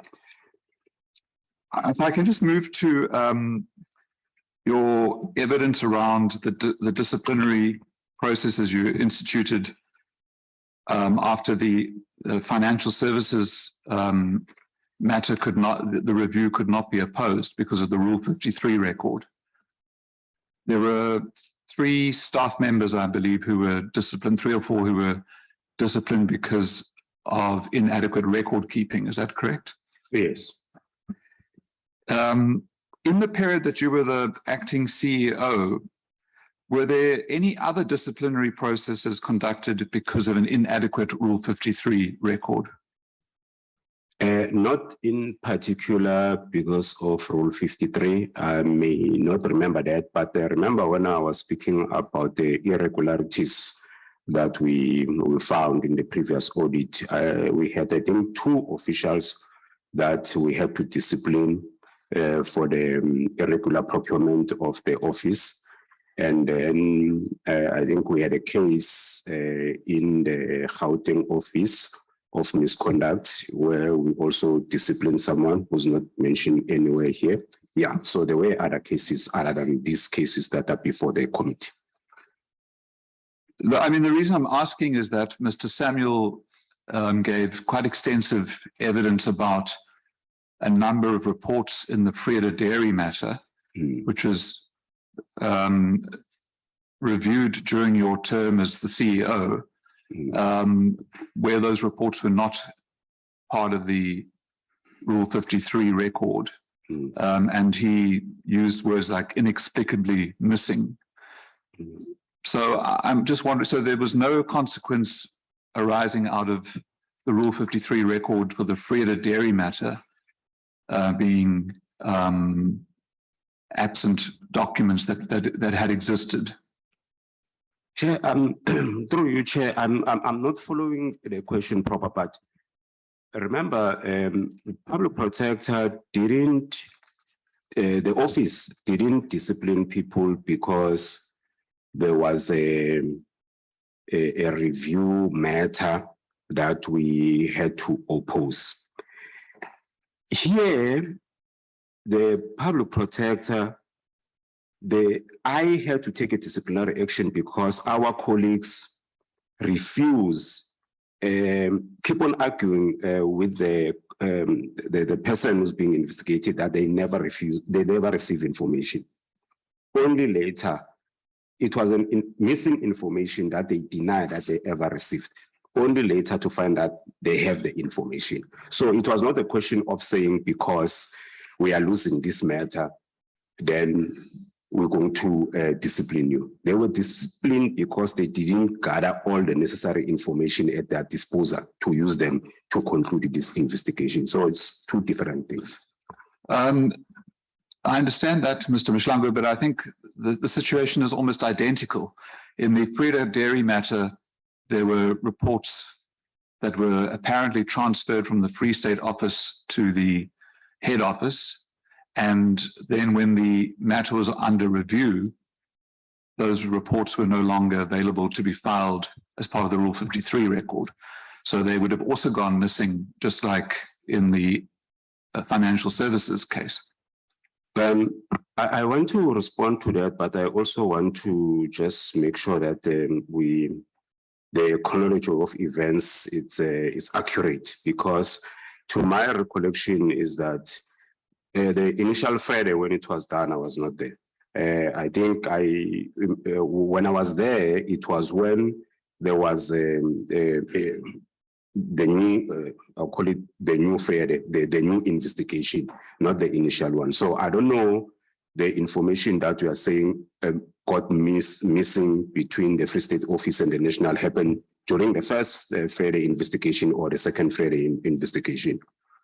It happened during the first, so after the first report was published in March 2018. Oh, well, when I just joined the office. But the review would have happened March 20? March 2018. I joined Public Protector May 2018. Yeah. But Mr. Mshlangu, the reviews would have taken place. Yes, did take place while you were the CEO. The first was a point of clarity. Now the second, can we get to the? I never heard of any missing information at that time, apart from when I'm following the events as they are unfolding now. That there were files that were sent at the national office, and it came for the first time for me. But remember, I was not involved in investigation. My role was to provide the tools of trade to the public protector and the investigators in order for them to execute their duties. So there was never a complaint to you that staff members had lost documents in the Freda dairy matter? No. Okay, thank you. And then finally, Mr. Mshlangu, I also want to go back to the disciplinary process around, or that Mr. Samuel had to face. Yes. That legal advice was delivered in November 2017, that email from Mr. Nemasisi. Yes, from legal services, yes. From legal services, yes. Saying that the office was being sued for 350,000 Rand. Mm. Was did the litigation against the Office of the Public Protector commence in November 2017? I mean, was that email prompted by the service of the summons? It was prompted by the service of the summons. 6 years after the incident? Yes. Wouldn't the matter prescribed? Well, maybe what is lacking in that email is also to advise the public protector and myself that, however, having said whatever I'm saying as a legal advisor, I think the matter is prescribed. So basically, it could have been an omission from the legal advisor. But again, even the HR maybe could have picked up that to say, but as much as we are having this advice, but it seems like this matter is prescribed. Maybe that's the option that earlier member was talking about. But do you know for a fact that it was the summons was served in November 2017? It's not a summons that had been served a long time ago and legal services was suddenly alerting you? No. In my response, I was referring to the email, not the summons. So you're saying the summons. So you don't know if the summons was served in November 2017? It could have been served years ago. Yes, yeah. So I don't have recollection of that. Sorry, I nearly mixed the two. The other thing about Mr. Samuel is that his affidavit says that he was charged with disciplinary processes. Well, the disciplinary process commenced on the 11th of March 2020. And his affidavit says, this was the first instance of disciplinary action against me in almost 20 years of employment at the Office of the Public Protector. But you had long since gone by, well, you'd left in January 2020. Yeah, Chair, through you, I think we spoke about this, honorable member, and the verification. Yeah, I realized that you missed his name is Honorable Heron. When was you I remember, I now see that you can't even refer because you didn't pick it up when I was introducing him. I keep on trying to get the name. That's Honorable Heron. Thank you. Thanks, Chair.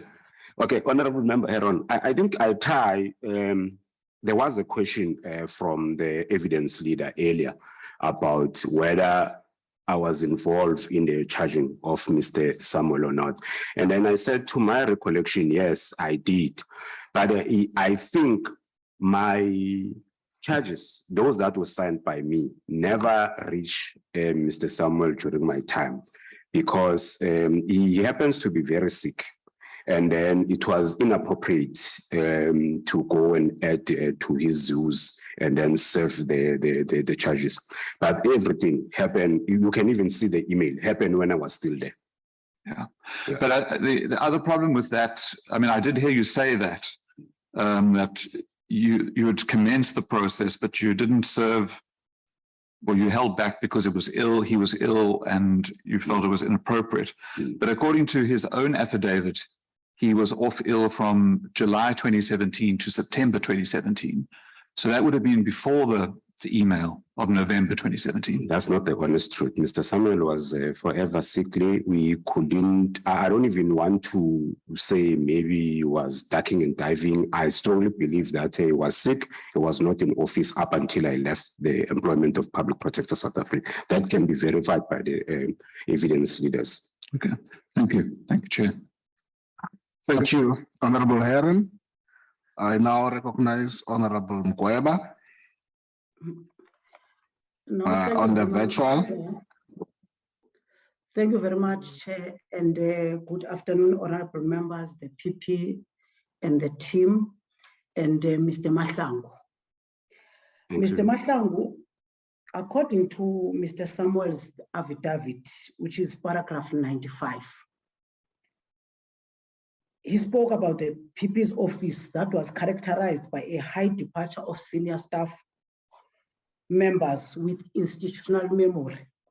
Is this true, Honorable Mr. Mahlangu? I won't deny that people left an organization, but maybe to contextualize it, when I got to the office, there were other people that had opportunities. They left. For instance, the legal service guy got a new opportunity, and then he left. I know even I think it's Mr. Ndo came to me saying that he's resigning, is going to the legal practice. When I came, there was no CFO, there was an acting CFO, but what happens is that I work with her, I think 6 months. Before I came, they had already interviews to fill the CFO position. And once she shared that there's a person coming to be a CFO, she felt that she cannot stay and started looking for new opportunities. Actually, she left us in the middle of the audit. People were living at their own accord, some mainly because they had better opportunities. So I will not deny that. Thank you, Mr. Mahlangu. In all that we have shared with the committee, what was your advice as the CEO to the public protector to advise, to avoid what we have just said to us? Thanks, Honorable Chair. I think the logical process that you do as an accounting officer, you will have a session, obvious, with the person that wants to leave the organization. And actually in other organizations, you have a form where people complete to say their experience in working in the organization and why they are leaving. But in my case, all the people that resigned, they've already made up their mind. And then there was nothing that I could do.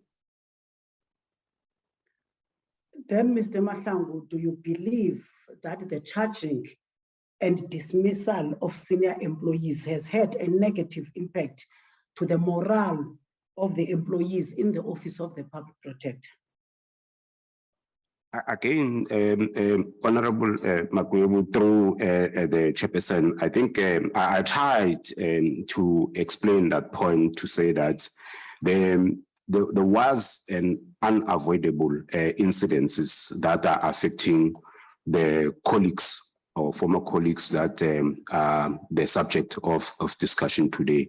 There was nothing I could do, but at least I afforded them the opportunity to clear themselves. Some, they were not successful, some were successful. As the last question, Mr. Mahlangu, in all these activities like charging, dismissing employees, including misappropriation of funds in that office, don't you think it has weakened the Office of the Public Protector, given a mandate to defend democracy and its citizens by the Constitution? And what is your view, Mr. Mahlangu? Honorable Makwebu, Chair, through you, Honorable Mkweba. Honorable Mkweba, the last part of your question about my view, which is misappropriation, I think it's a harsh word, and I don't think it's even there in any of the annual reports when I was still there. About the morale, I never did an assessment of the negative consequences of charging people, but what I know for a fact is that people were not patched, people were charged because of their own conduct, which mainly was their own making, and we had to go through that process. Thank you, Honorable Mkweba. I now recognize Honorable Jane Koza. Thank you, Honorable Chair. Honorable Jane Mananis. Let me welcome. Oh, I forgot. Yeah, sometimes your name has a Koza in the bracket. Go ahead, Honorable Mananis. All right.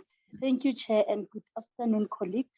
And I want to welcome Mr. Mahlangu before us, Chairperson, and as well acknowledge the presence of the legal advisors of the Public Protector and as well the evidence leader.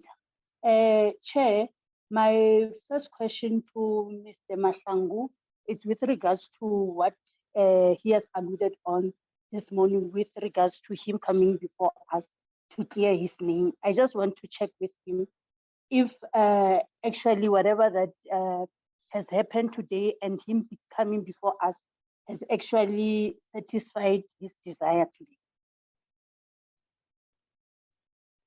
Repeat that question briefly. I'm asking, as he said that he's here before us on the basis that he wanted to clear his name. So I want to check if his expectation has been actually achieved.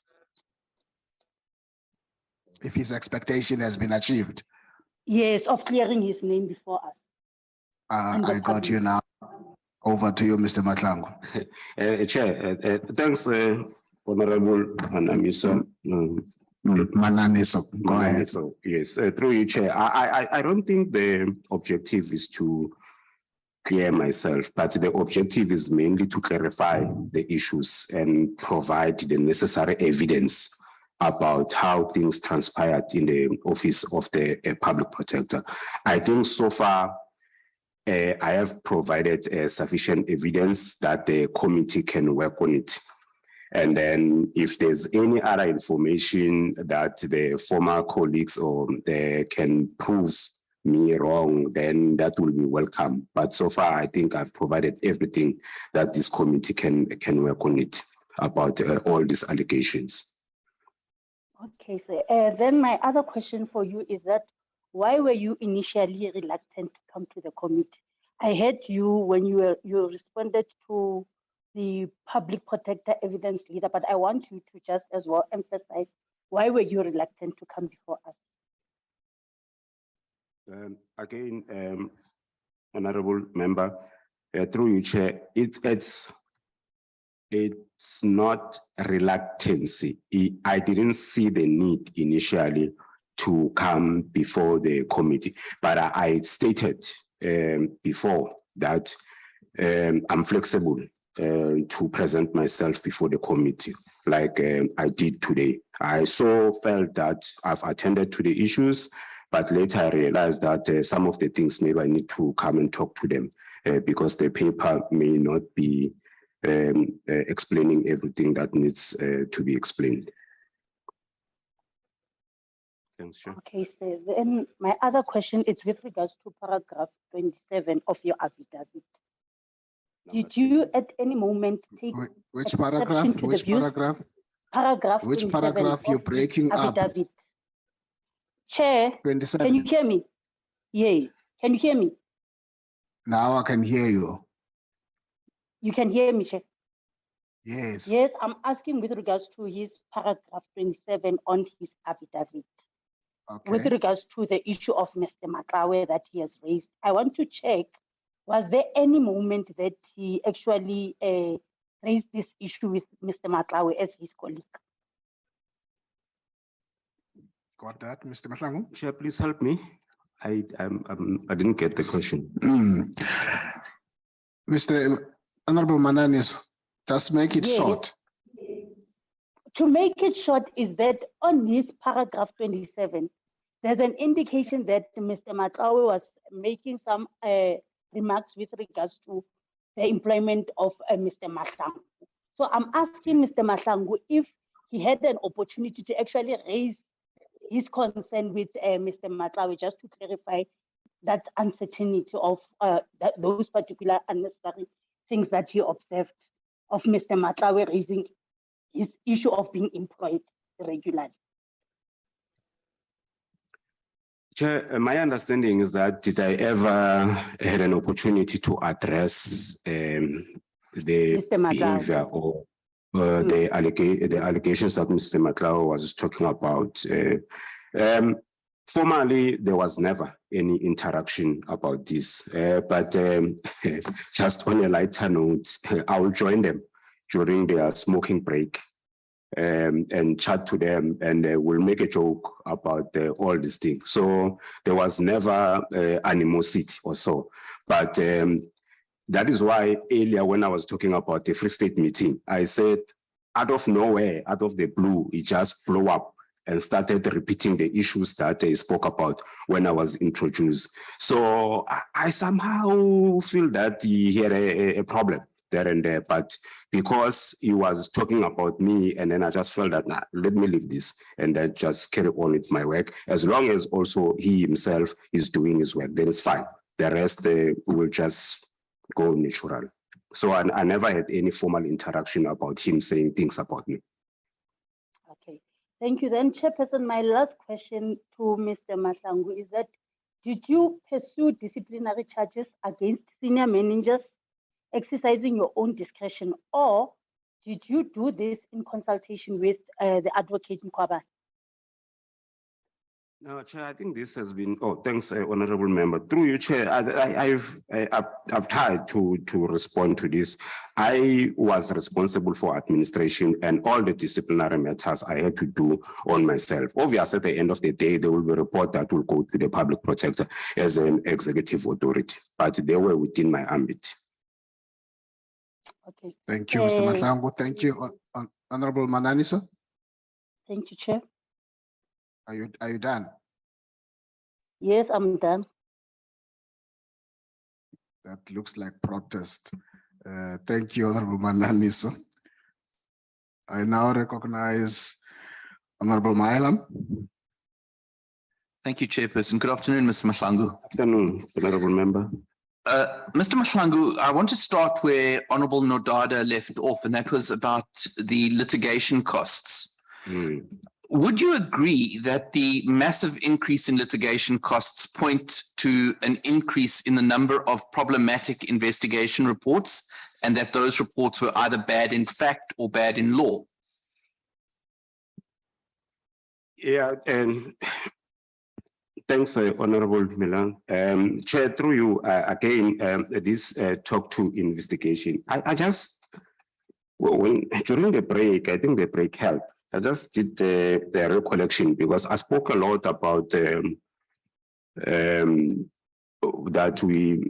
with the cost containment measures and how we couldn't deal with control over people that are applying for reviews and us opposing.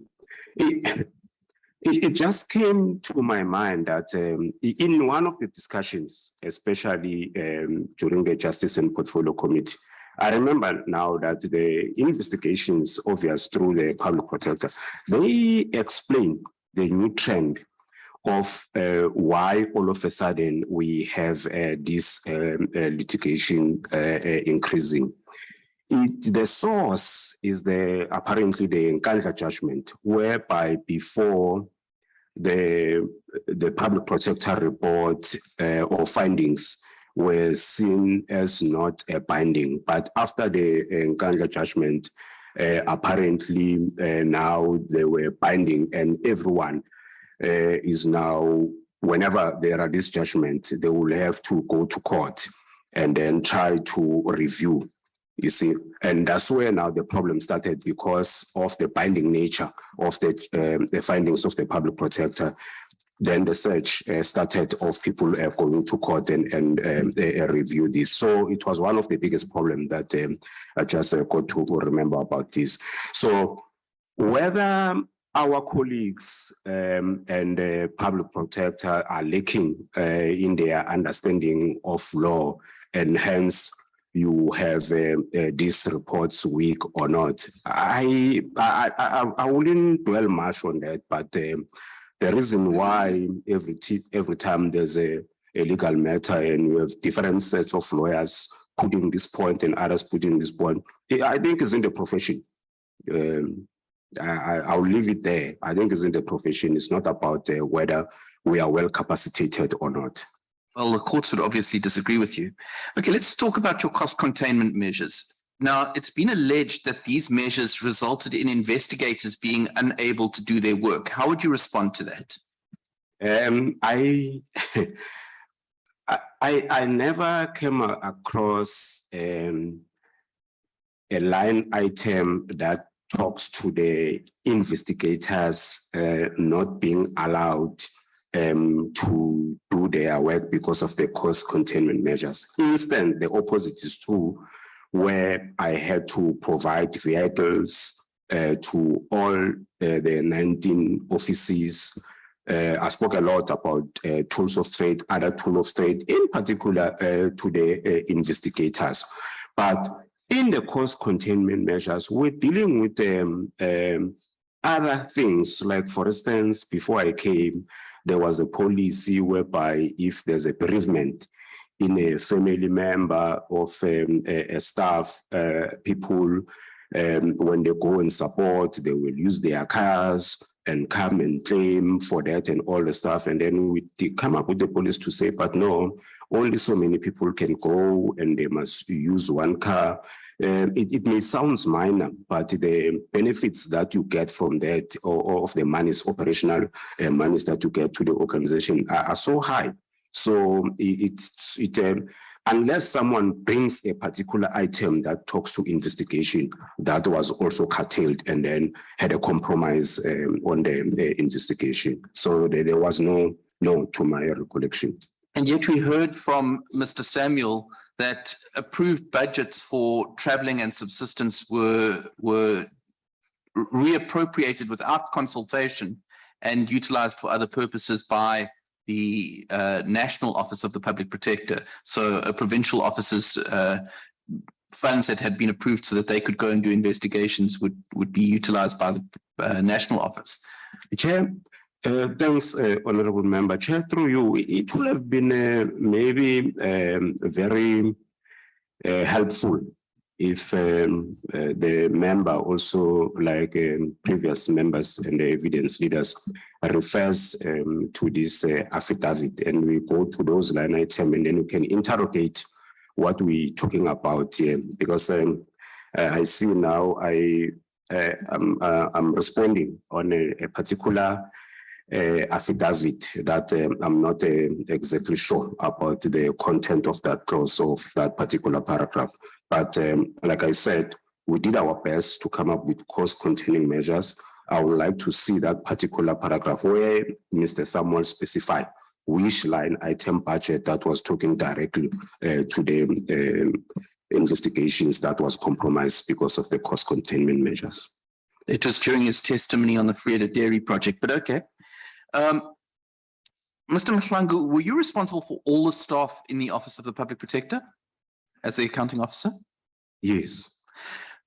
Were you aware of a Mr. Sibusiso Nyembe? Sibusiso Nyembe was, oh, okay, now I see. The staff, all the staff in the Office of the Public Protector reports to the accounting officer. However, you had a few people that were directly under the supervision or under direct reporting of the public protector as the person. So like in departments, you have the staff, the ministry, and then you will have the department. I would say kind of the office itself had its own few personnel, and Smithsonian was one of them. Okay, so was he an employee of the Office of the Public Protector? Was he on the payroll?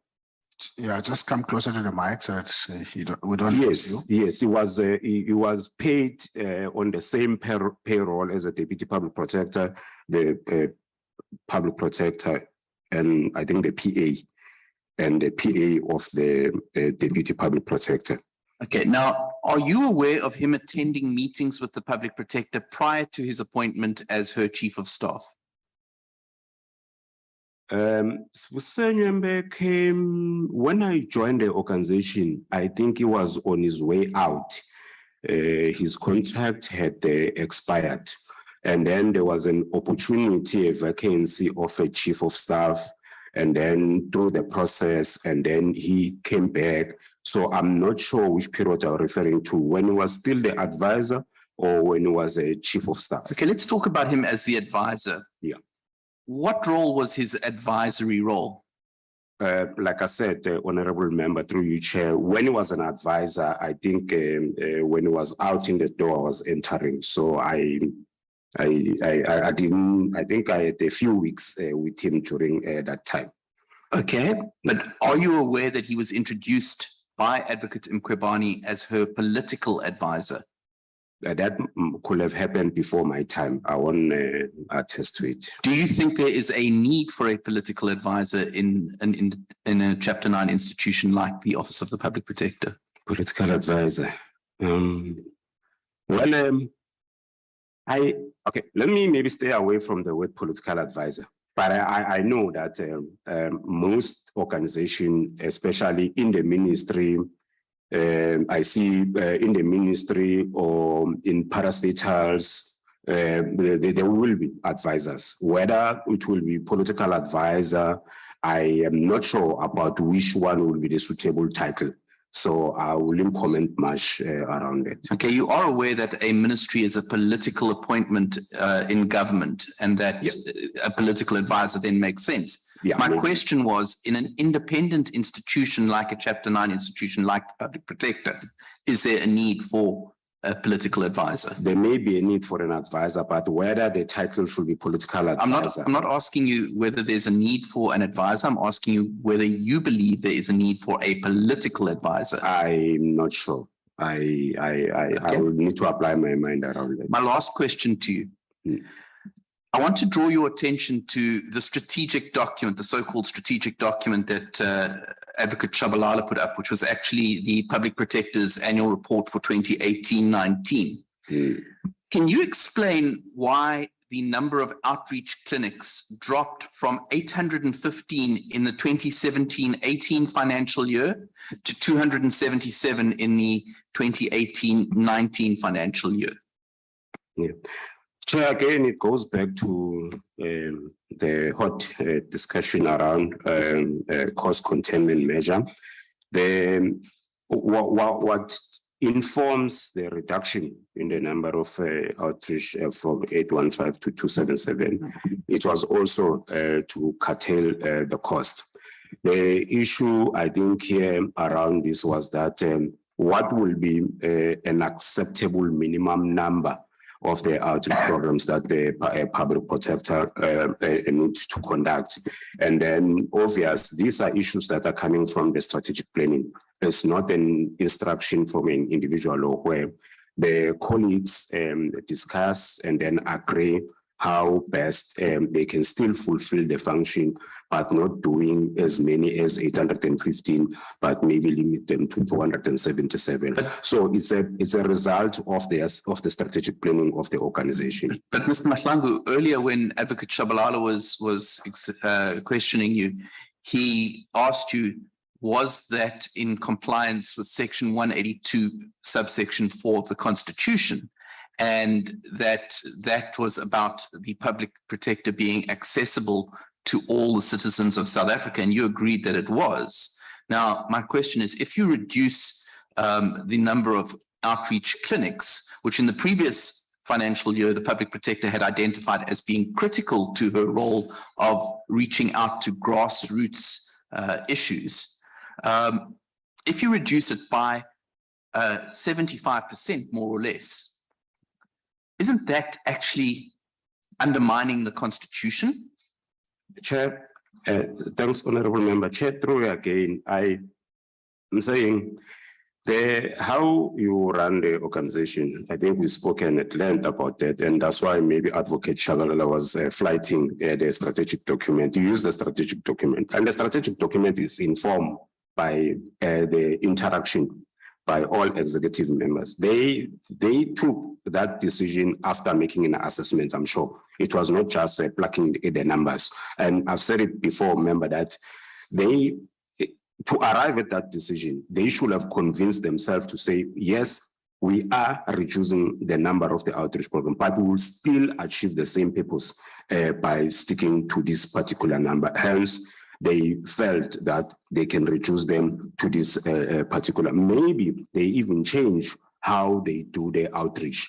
We will need to go deeper into the document that what were the major changes that they did, but still having to achieve the issue of a grassroots level with a lower number of outreach than the 815.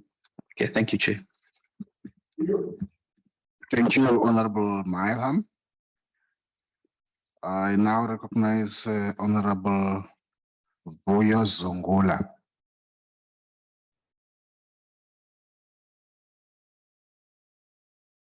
Vuyo Zungula, you are recognized. Honorable Vuyo Zungula, you are recognized. Lochani Bab Mahlangu. Yes, Thokoza. Did you pick up maybe that some of the colleagues idolized and worshipped the previous public protector to an extent of undermining Advocate Mkhwebane when she came in? Thanks, Honorable Zungula. Chair, through you. Chair, there was a statement or a suggestion by Advocate Shabalala when he was giving evidence about the email that came from Nemesis. And one of the things that he said was that you can now, if anyone accuses you of this and that, call them a liar.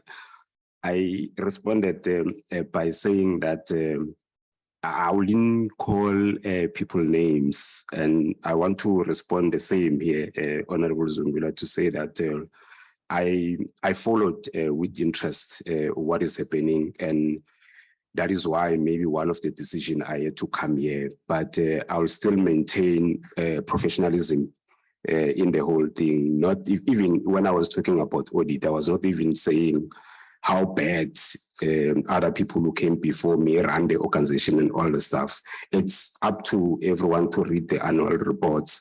I'm sure the public is following what is happening here. They hear what is happening. Who's best, who's not best. We'll leave that to this committee and the public. I won't respond to that, Honorable. I'm sorry to be long. Yeah, no. You have answered me.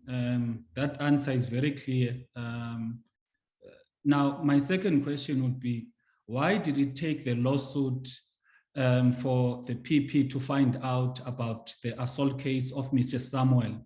Was he not, when he was found guilty of the criminal offense and he paid the fine in 2017, did he not have a responsibility to disclose to the organization? Thanks, Honorable Zungula. There might be, I always had one response throughout the day about the old matter of 2011, but later I remembered that Mr. Samuel, I think I said it, he brought some other element around how human resources was dealt with by the previous administration. And I don't want to go back there. Maybe to me is the reason why they didn't deal with it, because they had a certain position about how they handle human resource matters. They even went to say the cases have increased. But now if we are saying a particular administration was not doing disciplinary process, how do we now come and say the cases has increased now? But the answer is that they didn't keep any record about how this matter was handled. And then we saw a litigation. Some people maybe will say they concealed the matter, but I'm not there. I don't know. I just asked for information that didn't come. And then I had to institute the disciplinary process because we were faced with this litigation. And it's only the litigation that triggered the disciplinary action against Mr. Samuel. So it's safe to assume Mr. Samuel did not disclose to the organization. Chair, Honorable Zungula, Chair, through you, I don't know if Mr. Samuel didn't disclose. He might have disclosed, but maybe people who came before me handled the matter differently. Hence, we couldn't find the record. Okay, now let's move on. You spoke about the outsourcing of investigative reports. Now, what are those reports? Which legal firms actually were contracted to do those reports, and who was the public protector at the time?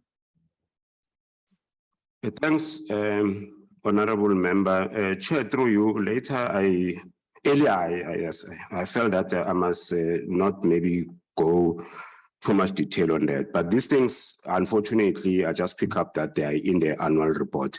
The name of those particular or specific investigation, I wouldn't remember now the names, but there were two main legal firms that were involved. I think it's Bowman Gilfand and then Adams and Adams. And it was during Advocate Madonsela's time when this outsourcing of the investigations were done. Which investigations were those, if you can remember? Can we park maybe that one so that I go to the annual report of 2017-18, and then we can have a specific names of those reports. There are quite a number of them. Okay. Now, do you think that the narrative that you are an enforcer of the public protector was driven by people who were trying to evade accountability for their misconduct? Thanks, Honorable Chair. Honorable Member Chair,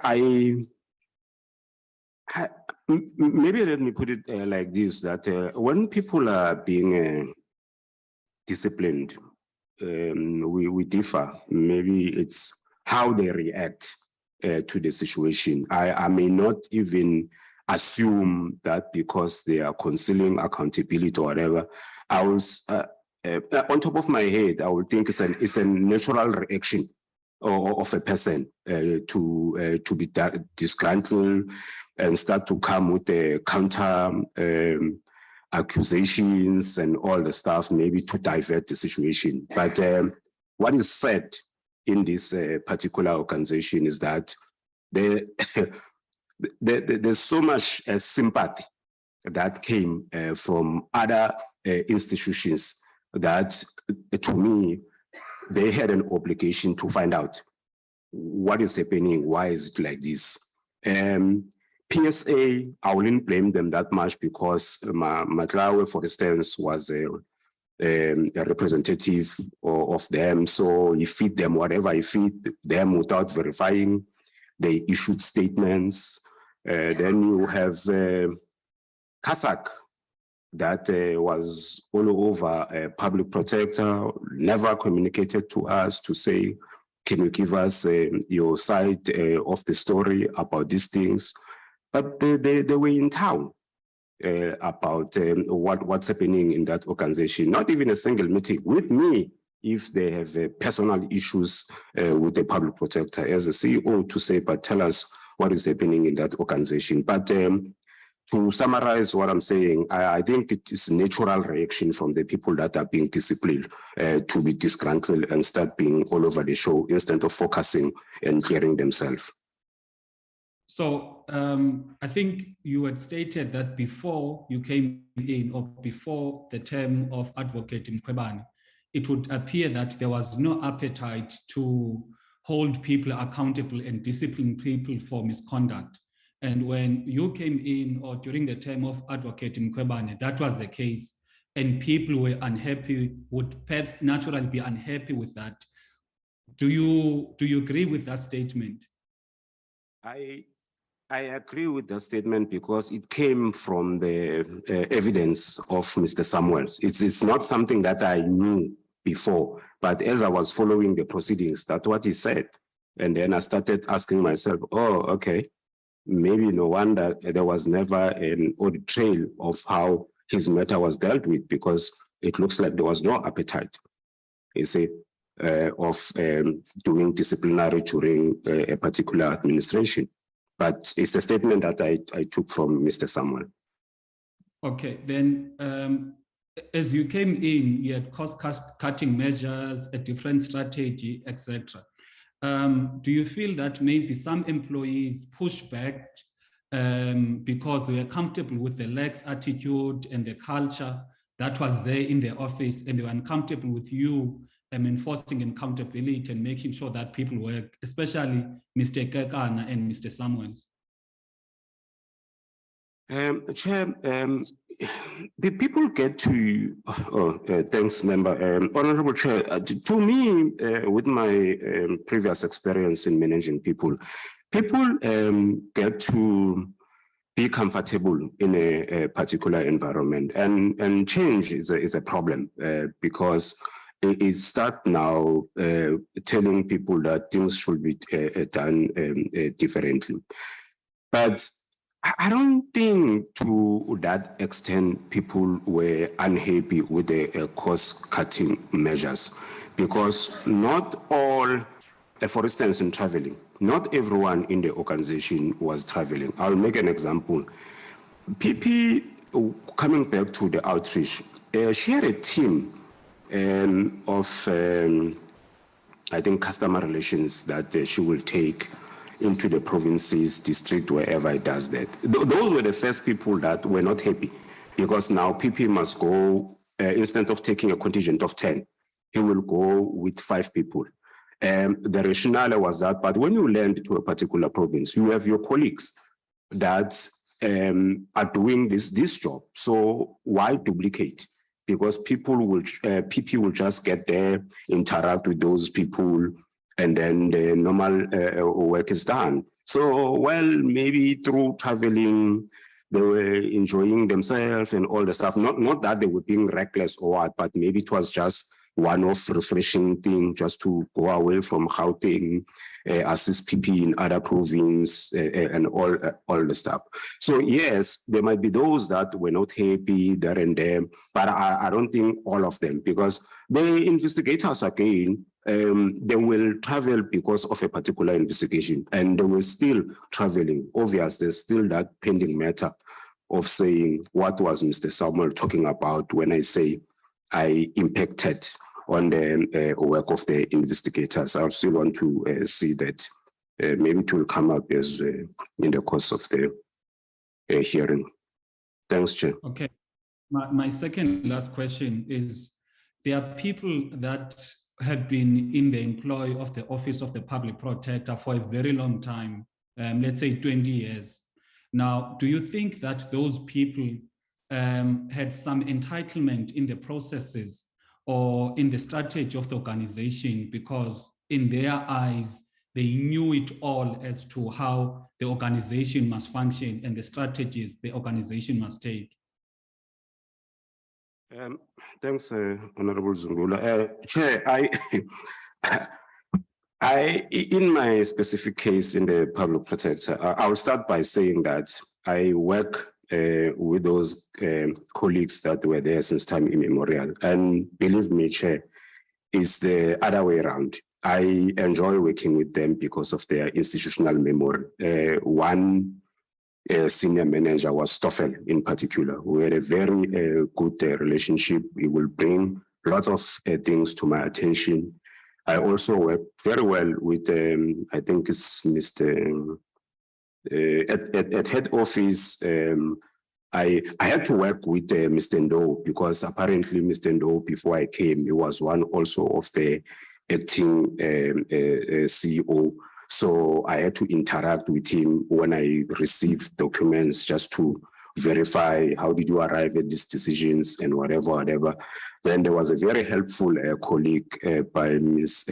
Toriseng, because she will take you through. I think she has been in different units. She will be able to tell you how things were and other junior staff. So to me, let me not forget to mention Niels. I think he will be very angry to hear that I didn't mention his name. To me, it was never about the year or the years that they spend in the organization and they become disgruntled, but it was about what I'm getting from them in order to take the institution forward.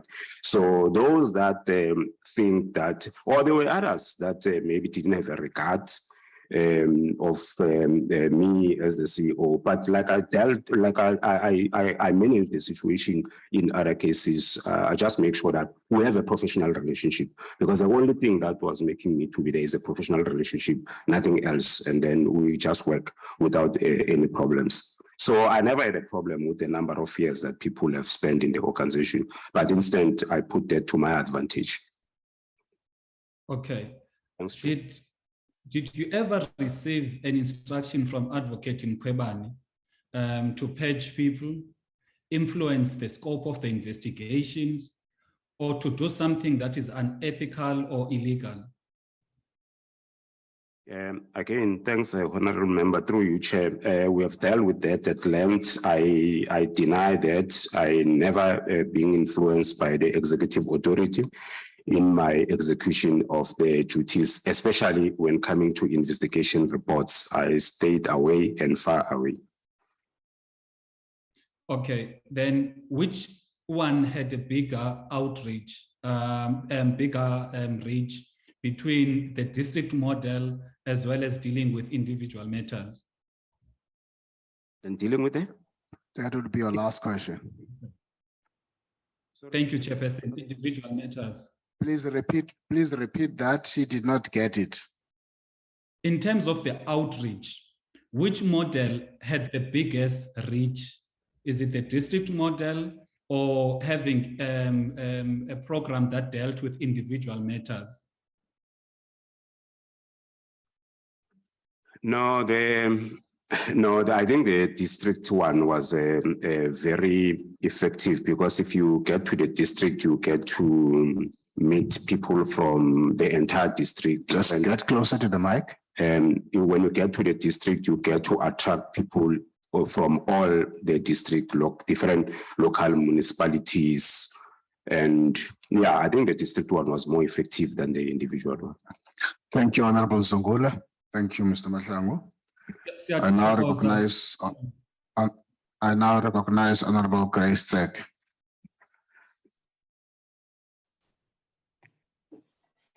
Thank you very much, Chair, and good afternoon, Tate Mahlangu. Afternoon. Thank you very much. My first question, is it merely a coincidence that everyone who complained about the improper conduct of the PP was subjected to the disciplinary hearing, and you, Mr. Mahlangu, and only you were at the center of it? Example, Mr. Samuels, Mr. Matlawe, Mr. Kekana, Mrs. Mohaladi, Ms. Madiba, and the rest. Thanks, Honorable Member. It's okay, Chair. Through you, I don't have a problem that most of, especially the administrative issues around me as a former CEO of the organization, because yes, I had the responsibility to assist the PP and to run the organization. So it's natural. It comes with the job. It's the responsibilities that I was given. And then when things are coming up, maybe that is why I'm here to account, because I was running the organization at an administrative level. So it's not about the coincidence. It comes with the responsibilities. Thank you very much, Mr. Mahlangu. Following to what Mr. Zungula has said, whilst you were employed in the PPSA, you earned a nickname of, in quotes, PP's henchman by your colleague. Mr. Samuel says, because of your relentless issuing of suspensions and disciplinary notices against, are you a henchman of the PP, or were you a henchman of the PP? Thanks, Honorable Member. Chair, through you, I didn't know about that nickname, but I don't think I will have. I think again it goes with the territory, the responsibilities, as long as it's not an insult. But I didn't know about it. But yes, when I was reading some of the affidavits, I came across all those sorts of names. But remember, again, I said, I'm not going to be in the business of dealing with such things, because I'm not interested in them. But it's, yeah. Thanks, Chair. Okay, thanks, Mr. Mahlangu. In paragraph 28, how and when did you discover that Mr. Matlawe lied to his trade union, the PSA, with regard to his case? Do you have reasons there? Sorry, Chair, the member referred me to 28. Yes, You said paragraph 28. Yes, the Matlawe case. Yeah, but please, Chair, please assist me with the question again. In What's your paragraph question? 28, Okay. What's your question How on paragraph 28?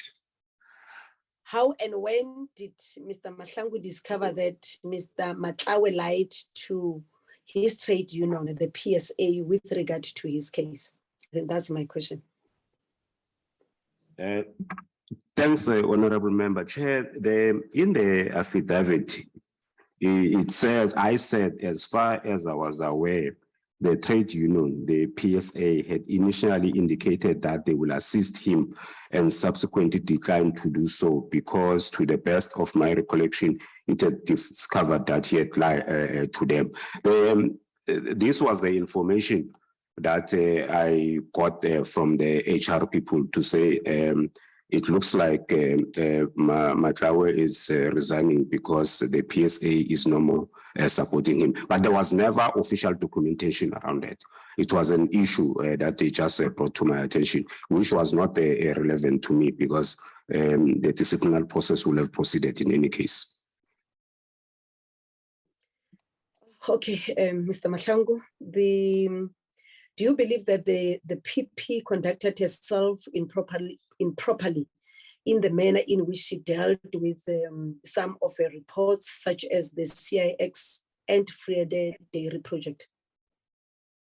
Honorable Member, thanks again. Chair, like I said before, for again, case of consistency, I wouldn't comment much about the investigations. So I won't answer this one, but yeah, let me leave it at that. Okay, Mr. Mahlangu, my last question. Have you ever abused your authority? Thanks, Honorable Member. Chair, through you, the answer is no. Can I, Mr. Mahlangu, can I refer you, Chair? Go ahead. Oh, okay. If I heard you correctly, you said no, Mr. Mahlangu. Am I correct? If the question was whether did I ever abuse my authority, the answer is no. He said no. Oh. Yes, you're correct. Okay.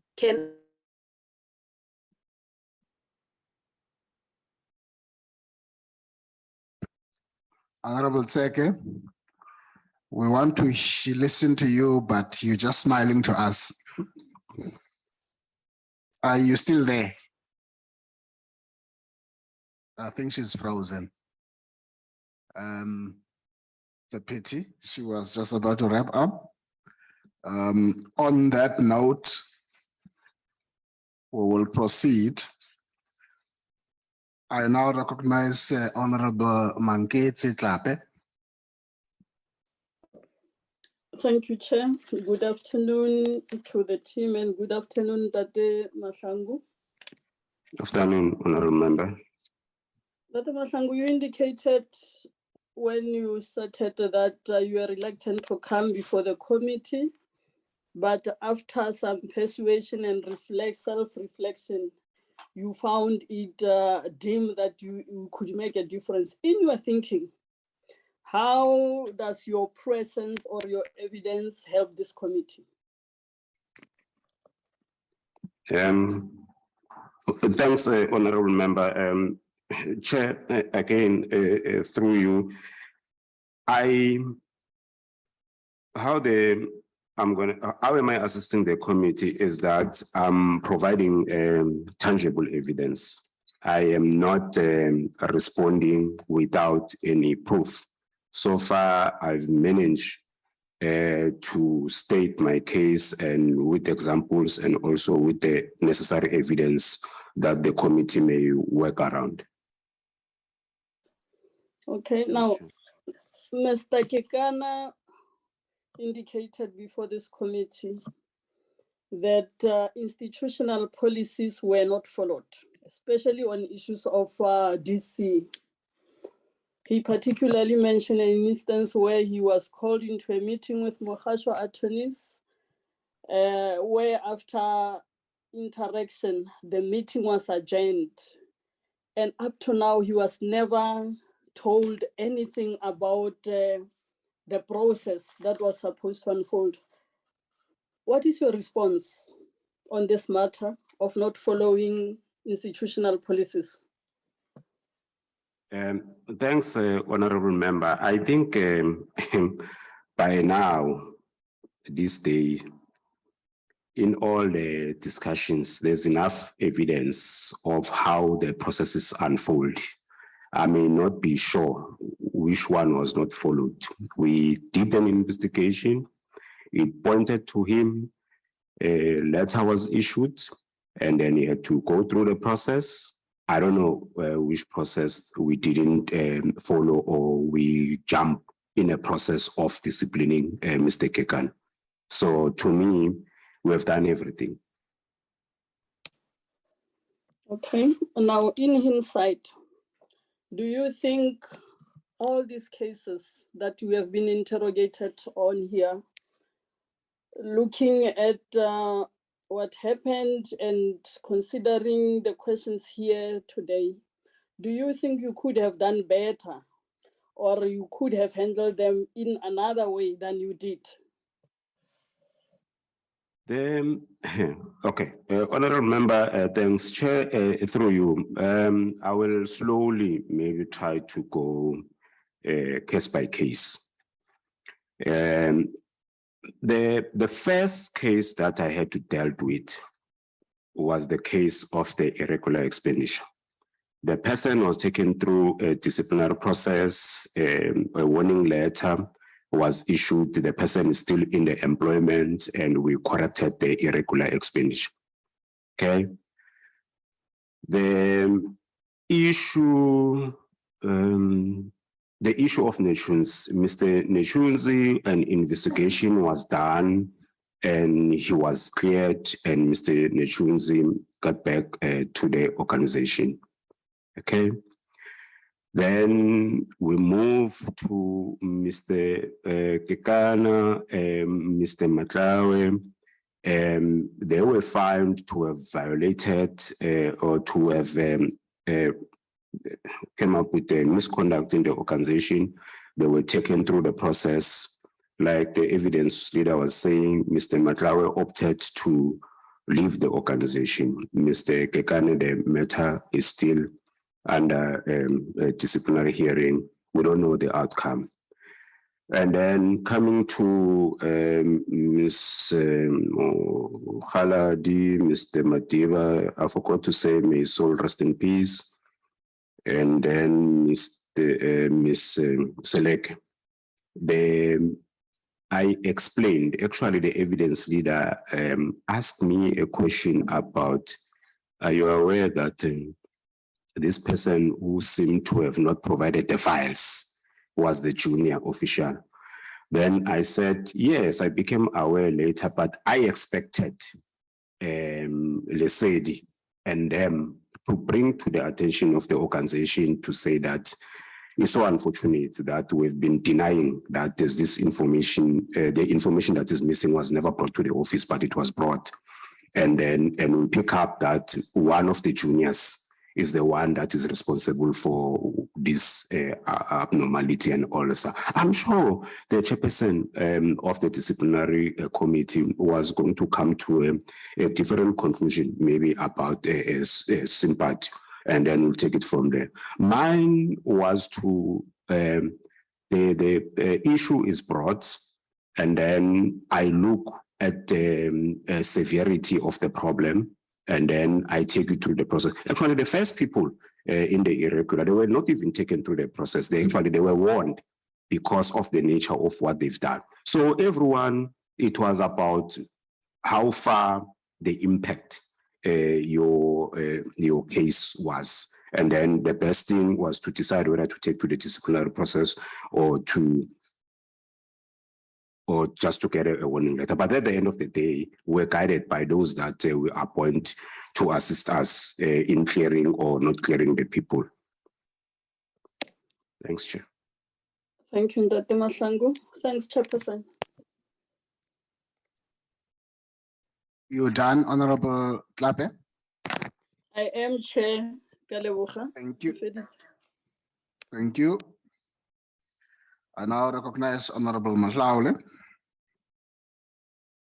Thank you very much, Chairperson. Greetings to you, greetings to my colleagues, and greetings to the Public Protector and Mr. Mahlangu. Thanks, Honorable Member. The first question will be a follow-up, Mr. Mahlangu. People have asked you a question.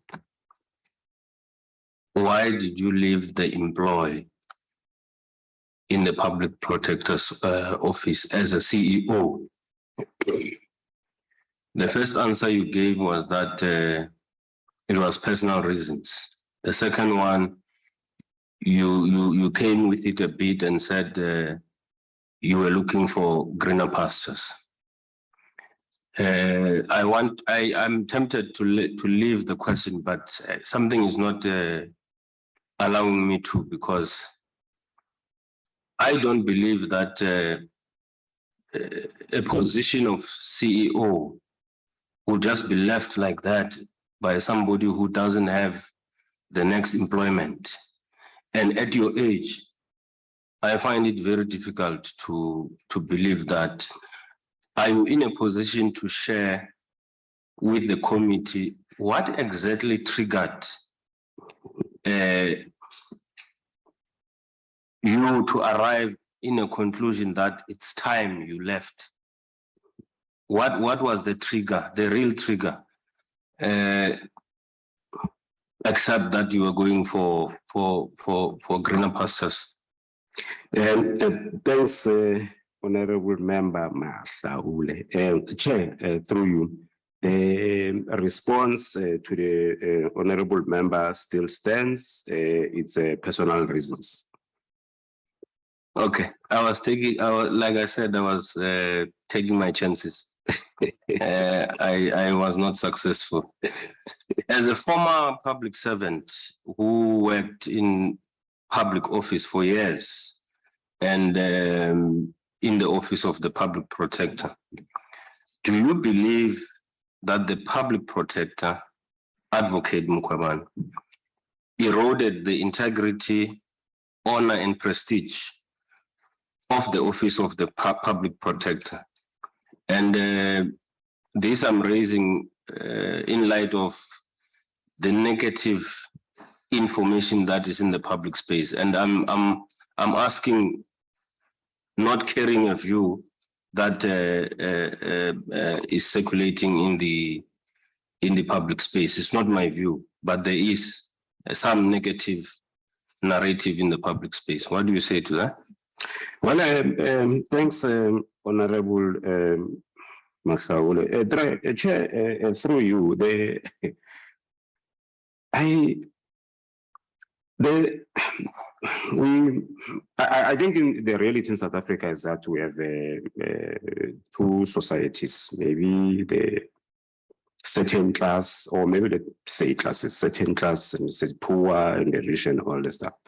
To me, and because we're asking a personal view here, I think the Public Protector has made that office famous, not what can I call it, reachable, because now they know about the office.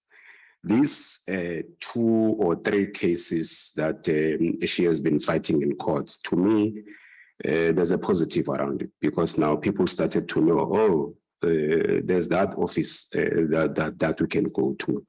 But maybe because those 3 cases are of such a nature. Remember, I don't want to dwell much onto the investigation. Their nature maybe is the problem. And without me going deep into the investigation, because I know nothing about the investigation. But I think there is, you said negative, I will say there is some positive, because now people know about this office. Yeah, fair enough. Mr. Mahlangu, why should this committee believe that it was just a coincidence that during your 19-month tenure as a CEO, senior managers were charged, some dismissed, and which may have created some level of weakening of the Office of the Public Protector. Again, Honorable Member Chair, I think let's work on evidence. Like I answered to one honorable member here to say, mine goes with evidence. I even illustrated earlier to say, look, there were this incident by a colleague, nothing transpired over months up until there was a problem with the leakage. And then later the colleague had to be disciplined, and it's got nothing to do with the behavior or because he was involved in those three main cases that were involved. Then to speed up the process, the last one of Ms. Mokhaladi, the Sedi, and the late Mr. Madiba, there was a problem. And they later conceded to the problem. They say, so there's no relationship of them not underperformed or because the public protector has a problem with how they handle or the report was put on review because of this and this and this. But there was a problem. There was missing information that was sitting with them. What else could I have done as a CEO? In all this, it can't be a coincidence. Everyone had there was an incident that happened, and then there was a disciplinary process that took place. Maybe, yeah, maybe let me leave it at that. But there was a problem, and there was a process that needed to be followed. Chair, the last question, and you are at liberty not to answer if you are uncomfortable about it. But the allegations that we have had paints a picture that your hands are dirty, it said there. What do you say to that? Just Chair, through you, my hands are dirty. Well, Chair, through you,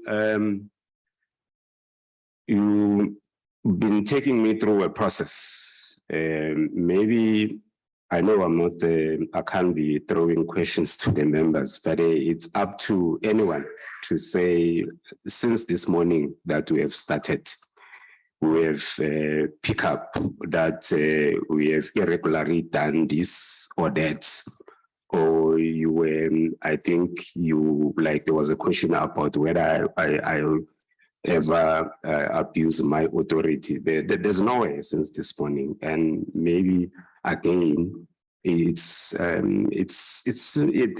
good that the member can conclude with that, because I've been here since this morning, and if we are still using those words, and after I've taken liberty to come and assist the committee, and with all this information, unless there's information, I've been saying, Chair, I'm bringing evidence, and I'm referring you to the evidence and their processes that I followed. But just to come and bring dirty without any substitution or whatever, it's demoralizing, honorable member. Mr. Matang, I in no way carry that view, by the way.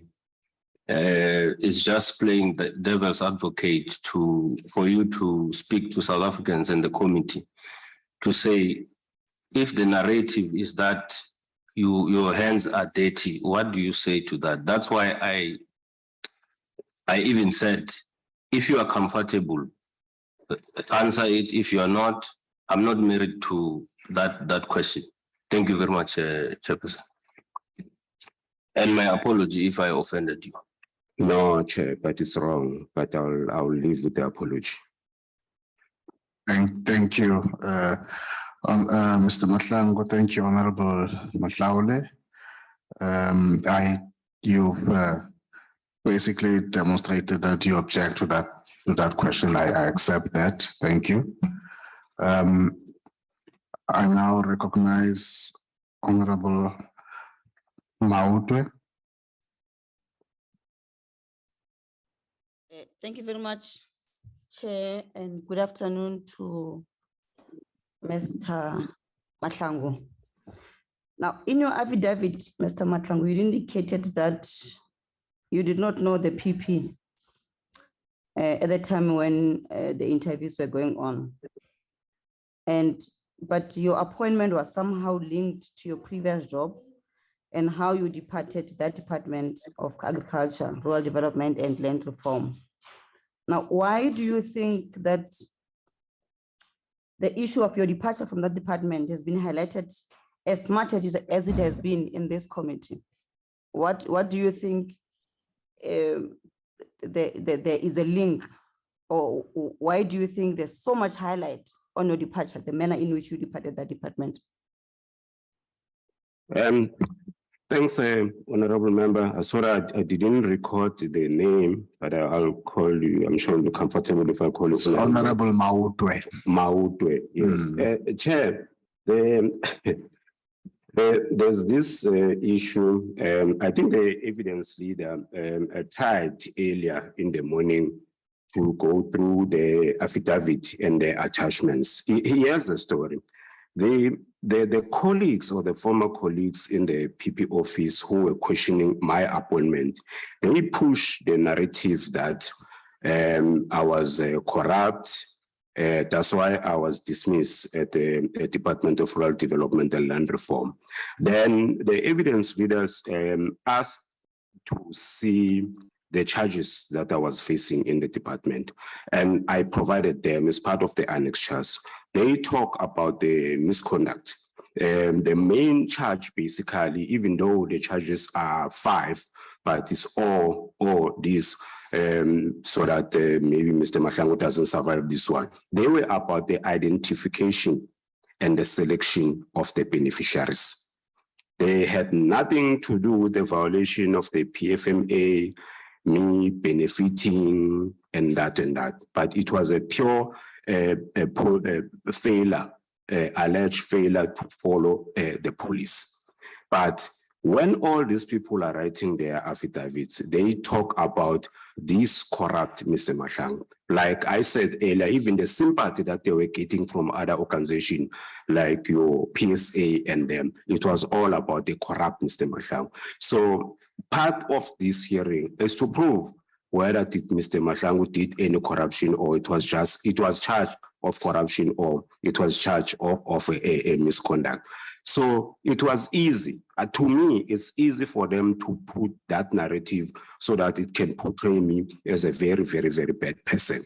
But I provided evidence again, like I decided that I will work with evidence, not a hearsay. Then someone needs to prove me wrong on the evidence that I'm putting forward to the committee. Sorry for being long, Chair. No, thank you very much. Now, your paragraph 23 and 24 in relation to Mr. Samuel and Mr. Neshiunzi, it is clear that these employees or former employees had their own disciplinary problems with the office of the PP. Is it possible to separate the grievances they've had from the complaints they later filed against the PP?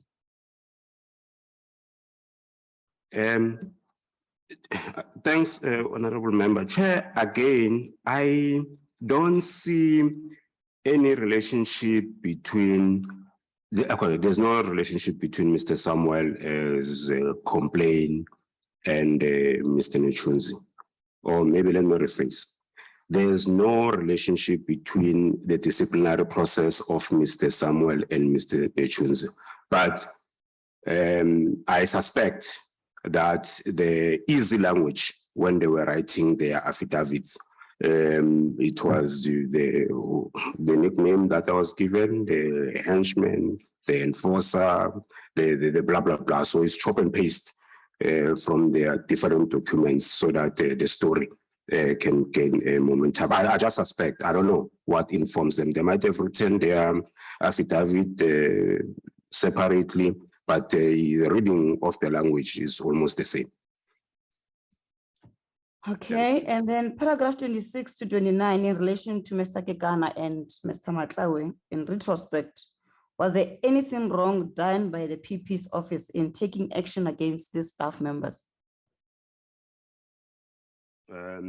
Sorry, honorable member, there was no action taken by PP against Mr. Kekane, or we are referring to 26, isn't it? 26 to 29 years. There was no action that was, unless we are saying the organization wished by me as an accounting officer, but not the public protector per se. Yeah, the PP's office. The public Which is protector's the account, office, yes. you were the CEO. Okay, maybe let's do this proper. Chair, please assist with the question again so that I can answer proper. Yeah. Repeat, Ompile Maute. Yeah, I'm saying paragraph 26 to 29 in relation to Mr. Kekana and Mr. Matlawe. In retrospect, was there anything wrong done by the office of the PP in taking action against the staff members, not necessarily advocating Mkhwebane, but the office? The honorable member, if I understand you fair, the action that emanated against Mr. Kekane and Mr. Matlawe is the one that we referred to the investigation into the leakage of information. That was the only action that was taken. To my knowledge, there has never been any prior disciplinary action against the two colleagues, former colleagues. And my question is, was there anything wrong done by the PP taking that action, the PP's office taking that action? Oh, okay. Yes, honorable member, sorry. The reports, the investigation report pointed to the wrongdoing, or I think the one member spoke about actually is here being complicit in leakage of the confidential documentation of the organization. So that was the main charge. Okay. And I mean, the witnesses that came before you, most of them were taken through a DC of some sort.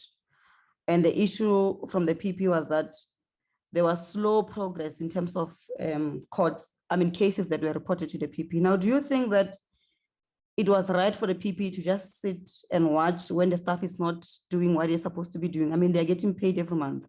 So for PP to be taking action against them, was she expected to just sit and watch while people are just milking the state and not producing any product from her office? Okay, thanks, honorable member. Maybe, honorable member, you will tell me if I'm not getting you proper. My understanding, you are saying, you say, okay, earlier you clarify what you mean by PP. You mean the office itself, that correct. Is it right that the office just fold its arm and people are not performing? In the meetings that we had with the managers, or from time to time, we'll address the issues of performance. But the main issue that is before us here is other things that led to the former colleagues to be disciplined. Okay, let's move from that one. Let's go to the strategic plan.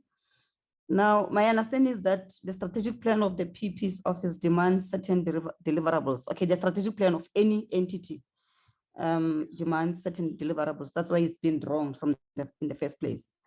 And one of those strategic demands is the investigation by the office of the PP. And the PP sometimes is held personally accountable for such investigations. Now, do you think it's fair for her to just sit passive and when some of these investigations are delaying, or she's not getting the results she should be getting? Thanks, honorable member. Yeah, Chair, I think this, I'm following now the questioning by the honorable member. It's so fortunate or unfortunate that when there were reports that were challenged PP never per se, I don't remember charges around the performance, even though there were personal costs and all the stuff. So you are right, there might be something, but we were talking about them to say, guys, can you check up your performance so that we can avoid these things of litigation? But I don't remember any specific charge that talks to performance per se that we bring to any investigator in the organization. Thanks, Chair. Okay, yeah, and then there's a sexist tweet by, and I'm sure that when this committee continues with its work, this thing will come for Mr. Matlawe. What's your view on it? I mean, at some point he called the advocate Mkhwebane that she's caught with her panties down. What's your comment on that? Thanks, Honorable Member. Honorable Member, I long decided not to respond to issues of name calling and all the stuff. I will try to deal with the professional issues that are coming in this hearing, but maybe elsewhere, some people will deal with the insults and all the stuff. I'm not in a position or capable to do that. I'll stay away from answering that. Okay, and so let's go back to the witnesses that came before you.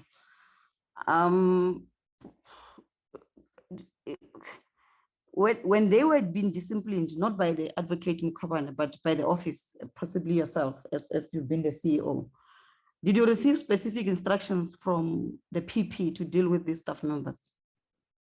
Or it was your prerogative?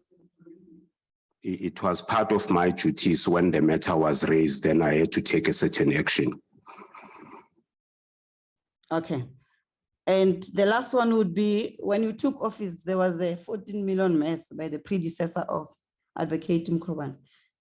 How did you resolve? How did you deal with it? You said, sorry, Honorable Member, you said 13 million of? 14 million. There was a 14 million mess there that you resolved. Okay. Came in as a CEO. Yeah. It was an unexplained liability that was sitting in our books since time immemorial. So maybe just to explain in terms of not referring to you, Honorable Member, but I just want to say in layman's language, layman not referring to you or the committee. What you normally see in an invoice, you will see people will say we are owing us 120 days. 60 days, 90 days, 60 days. Then we do an age analysis of this amount. We pick up that it has been there since time immemorial. Then we ask the question, who is this person that is not coming forward to claim his 14 million? And then we decided, let's remove it in our books because no one is coming to claim that money. So you cannot have so much money sitting as a liability, but no one is coming up to claim it. And we're right. Okay, that's fine. Thank you, Chair. Thank you, Honorable Mautu. I now recognize Honorable Dlagude.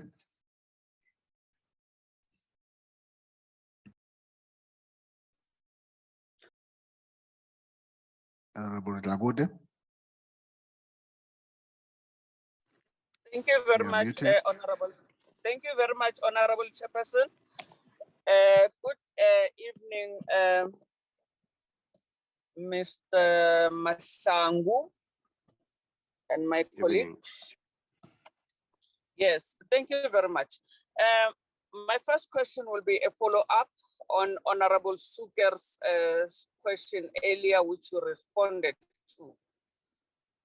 Then you said some of your colleagues within the office of the PP were not happy with the PP. What could be the reason for that? Thanks, Honorable Dlagude. I think there was a question posed to me about mistrust and the office, the staff members not being happy with the PP. And then I rephrase and say it can be the entire organization. And I went at length to explain the number of officials that we have, the number of investigators. Then I said, however, there's these specific ones. That's where the sum come in. These specific ones that because they are facing the disciplinary processes, and then they are happy. They are not happy with the public protector. Okay, thank you very much. Then with regard to the outsourcing of investigations, what could be the reasons for that? Thanks, Honorable Shagute. Chair, I think at that time, remember I was not there when when the outsourcing happened. I think it was a problem with the capacity. And then the office at that time maybe took a decision that, okay, we will outsource. I think the evidence leaders may assist by just going back and find out, because there's still an outstanding answer about what are the names of those investigations, so that the committee can establish why those particular or specific investigations were outsourced. Thanks, Chair. Mr. Mahlangu, thank you very much. There are allegations that were made by Mr. Kekan that reports were changed by the PP. Do you maybe as the CEO know exactly what was happening with reports that will come from other investigators, then they will be changed by the PP? Can you attest to that or refute it? I don't want to attest nor refute. This is investigation. Maybe through you, Honorable Chair, I will leave it to the PP to respond to that. I hear the allegations, but I don't have evidence or anything that I can say around this. Thank you, Mr. Mahlangu. Honorable Chair, Mr. Mahlangu, in paragraph 7, you explicitly indicate that you were not found guilty of corruption or misappropriation of funds. However, charge number 5,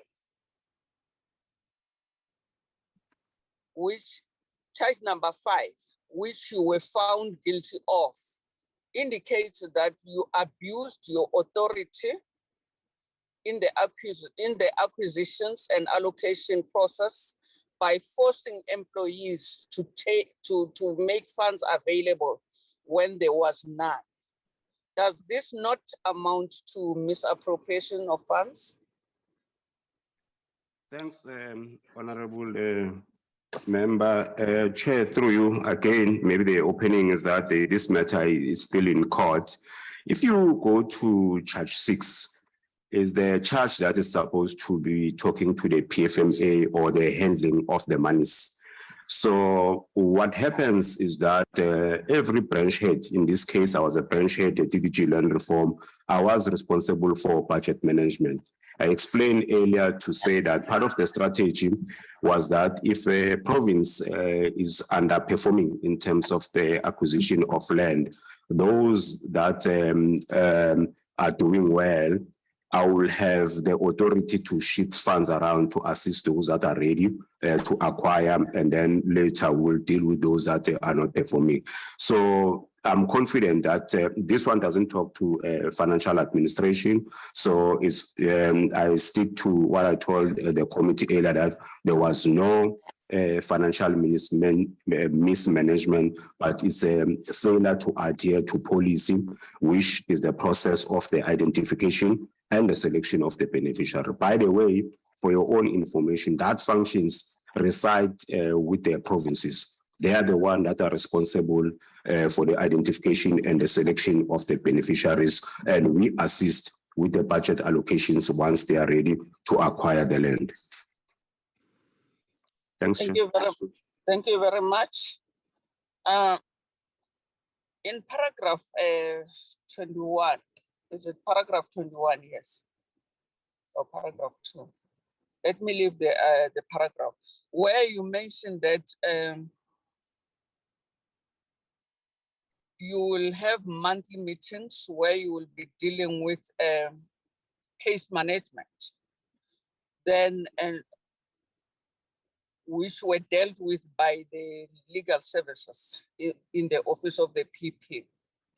So if I may ask, there was an allegation in Mr. Kekana's affidavit that the PP would sometimes not take advice from her legal services. What would you say about that? Okay, thanks, Honorable Member. Chair, again, maybe let me just go back a little bit so that we deal with this issue of legal service, PP advice and all the stuff. When I joined the organization, Mr. Kekana was a quality assurer. And there was that famous matter of CIX. And then in my tenure, I think he had already left the office of the PP. So I wouldn't be privy to what will be the advice that he was giving to the PP, and the PP didn't take that advice, because during my time, my proximity and him as an investigator was a little bit far. Then on this dashboard meeting, the case management, I explained, Chair, to say there was no discussion about the content of the investigation, but it was case management. It was about how far they are, what are the things that they will need to be assisted with from administration, and then in order to do their work. I also mentioned legal services. It comes later when, for instance, the report has been done in terms of their legal strategy, whether I think I touched about it when we were talking about the issue of litigation. They will advise the PP which cases to oppose and which one not to oppose. But the advices that Mr. Kekana is referring to, I wouldn't be privy to that. Thanks, Chair. Thank you very much, Mr.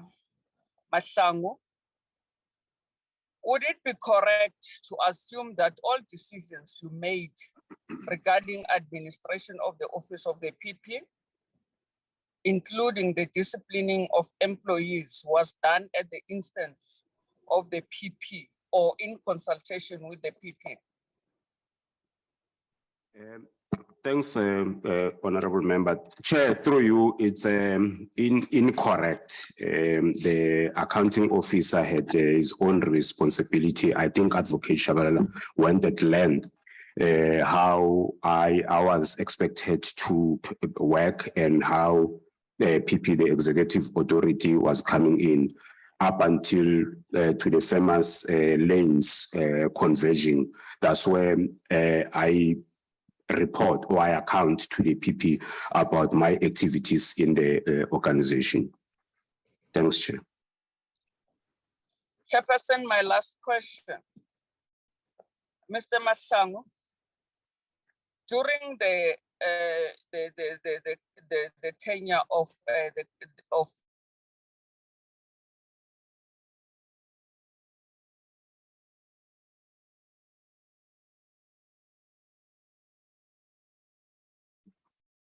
Are you still with us? I think it's a Mpumalanga problem. No, she's still reading a prepared question. We are going to leave her because she's frozen. I now recognize Honorable Maneli. Honorable Maneli. Thank you, Chair, and greetings to members, the team of the Public Protector and the Public Protector, as well as the witness on stand now, Mr. Hlangu. Can you hear me, Mr. Mahlangu? Yes, honorable member, can hear you. All right, as I said, greetings to you this evening. If I may just proceed, Chair, from some of the questions that would have been asked, just to ascertain if I've taken proper notes in this regard. I think the first point would really be a follow-up on a question around whether you've ever abused authority, which you've said it has never occurred. May I just confirm again that on charge 4 and charge 5, of which charge 4 talks to abuse of authority as it relates to officials, and charge 5 talks to, of course, abuse of position in that score. Just to confirm that pending a review, those charges are the charges you were found guilty of.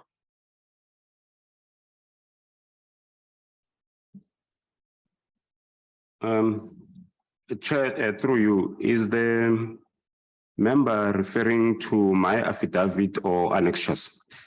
I'm lost. Okay, just to Chair. Go ahead, Honorable Maneli. Okay, I'm referring to the charges as put in page 2731.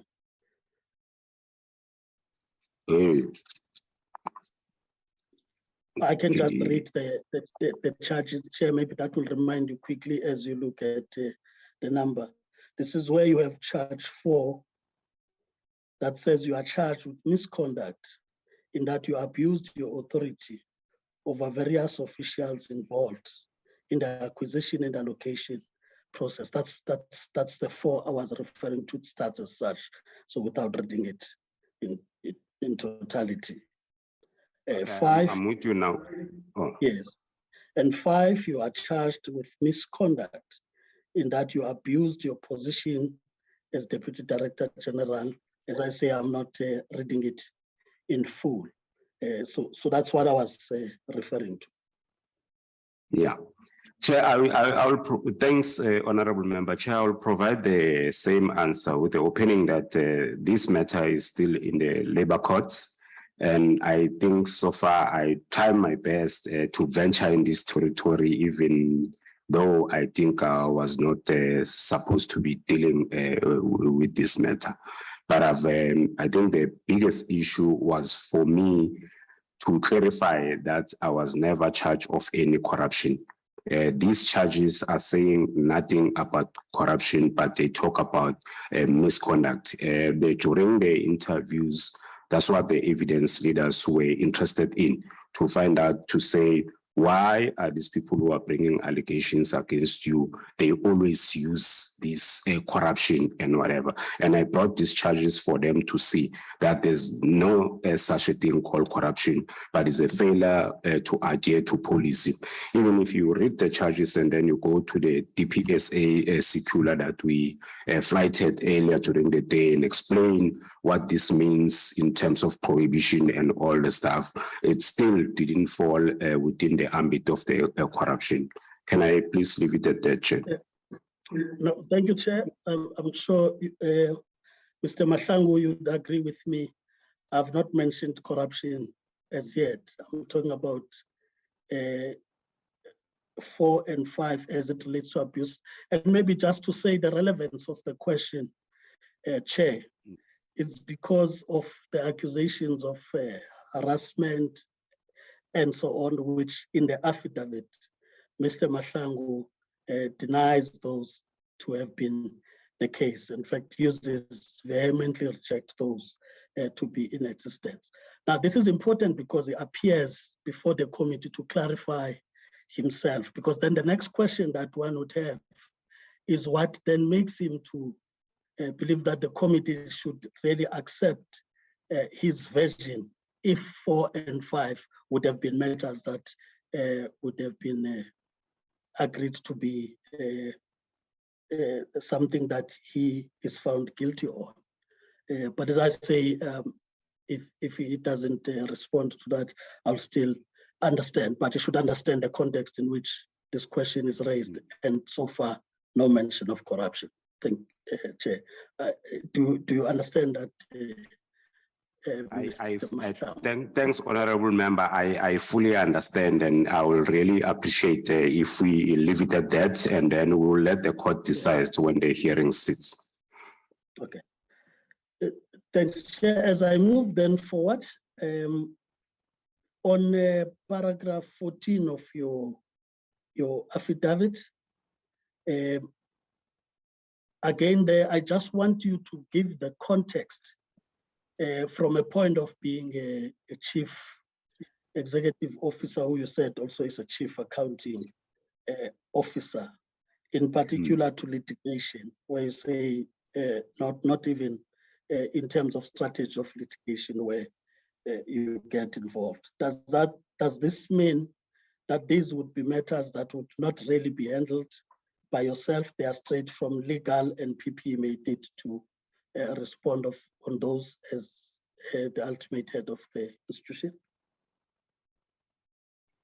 Chair, thanks, Honorable Member. Chair, my understanding is my involvement with the investigation. Again, I'll go back and confirm to you, Honorable Member, to say that matters of investigation were left to the Chief Operating Officer, her team, and then they were reporting directly to the PP in how to handle the matters of investigations.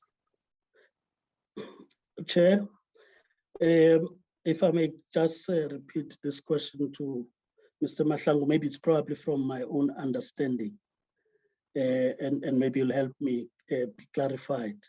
I'll still come to the point about investigations. I'm talking about litigation strategy, which you are saying in that paragraph. That's really not the matter you would be more of in terms of initiating or anything in that regard. And I'm saying, again, it's asked in context, Chair, that there's been complaints about reckless litigation and so on linked to the finances of the institution. I'll still come to what is meant to be administrative support on investigations. I hope you have now clarity, Mr. Mahlangu. Yeah. Chair, thanks, Honorable Member. Chair, I said it before. I think we spoke about the litigation, and I spoke about cost containment measures, and later after the break, I reminded the committee to say, oh, there was a discussion, by the way, about what all of a sudden there was a surge in the litigation matters because of the Nkandla judgment, whereas before the Nkandla judgment, people, there was a perception that the public protector findings are not binding, but later when it was clear that the public protector findings are binding, and then now every time there's an adverse finding against an organization or an individual, people will rush to court to litigate the organization. And the problem was that we had to oppose. But later, again, I think the decision was taken to say, let's not oppose everything because of the cost containment measures, but legal services was the one responsible to advise the public protector of which cases they think they should be opposed when they are on review, but not like before every case that was going on review. I'm not sure if I'm answering the member, Chair. Thanks, Chair. Also, thanks, Mr. Mahlangu. It's a response, maybe just following up on that response. As you say, these would be advices from the legal. Does that indicate that as it is advices, the public protector or whoever has to make that decision, it's also allowed space for discretion, including getting another opinion on whether this should be the option to take or not? Well, the final decision will, if I understand your question correctly, member, the final decision will be the executive authority to say how they proceed with the matter. Okay, thanks. Through your chair, if I may just go back again to the affidavit on 23.2. And Mr. Mahlangu, I'm linking this with the letter that was flighted by Advocate Chabalala, written to the CEO and the PP from the legal side, advising on the part of the disciplinary process in relation to the 350,000 linked to Mr. Samuels. I just want to just check for purposes again of correctness of what one would have taken note of. In that paragraph 23.2, you are making reference to who the executive is, CEO, DPP, and the PP. And later on, you said it was recommended that you take disciplinary. Are you referring to the letter of advice, or did the executive, as you mentioned it, that it was brought to the executive? It was recommended. Is it emanating out of a discussion of the executive, or you are still merely referring to the advice given by the legal department? Thanks, Honorable Member. I don't know if my things are mixed up or what, but if we're talking about the email that was flagged that came from legal services to myself and the PP, I think I explained to say, even though they advise us to take a necessary disciplinary step, I still took a responsibility to ask for a briefing or a memo from the human resources head to explain what transpired before, how this matter was handled before. And then from there, I took the decision that I took.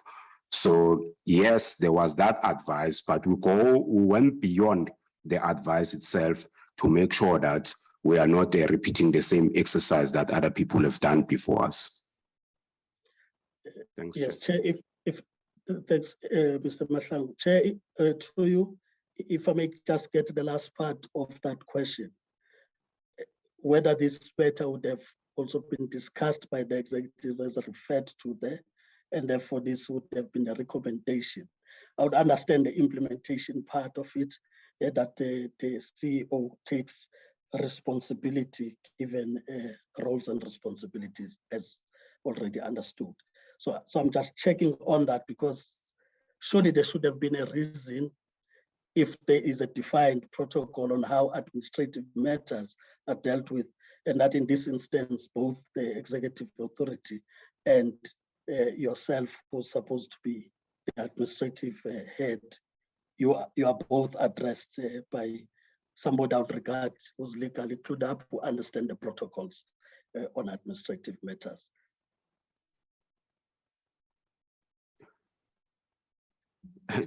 Thanks, Honorable Member. Chair, what is the question? Sorry, Chair. No, the question, Chair, in simple terms. I understand it's a long day. Repeat, Honorable. No, besides, my member is not audible. Let me repeat it, Chair. I'm not talking about the implementation side of things. I'm asking in relation to that line in 23.2, whether you are still, when you say it, this was brought to the attention of the executive, and you outline who the executive is. And in the last line, you say it was recommended to.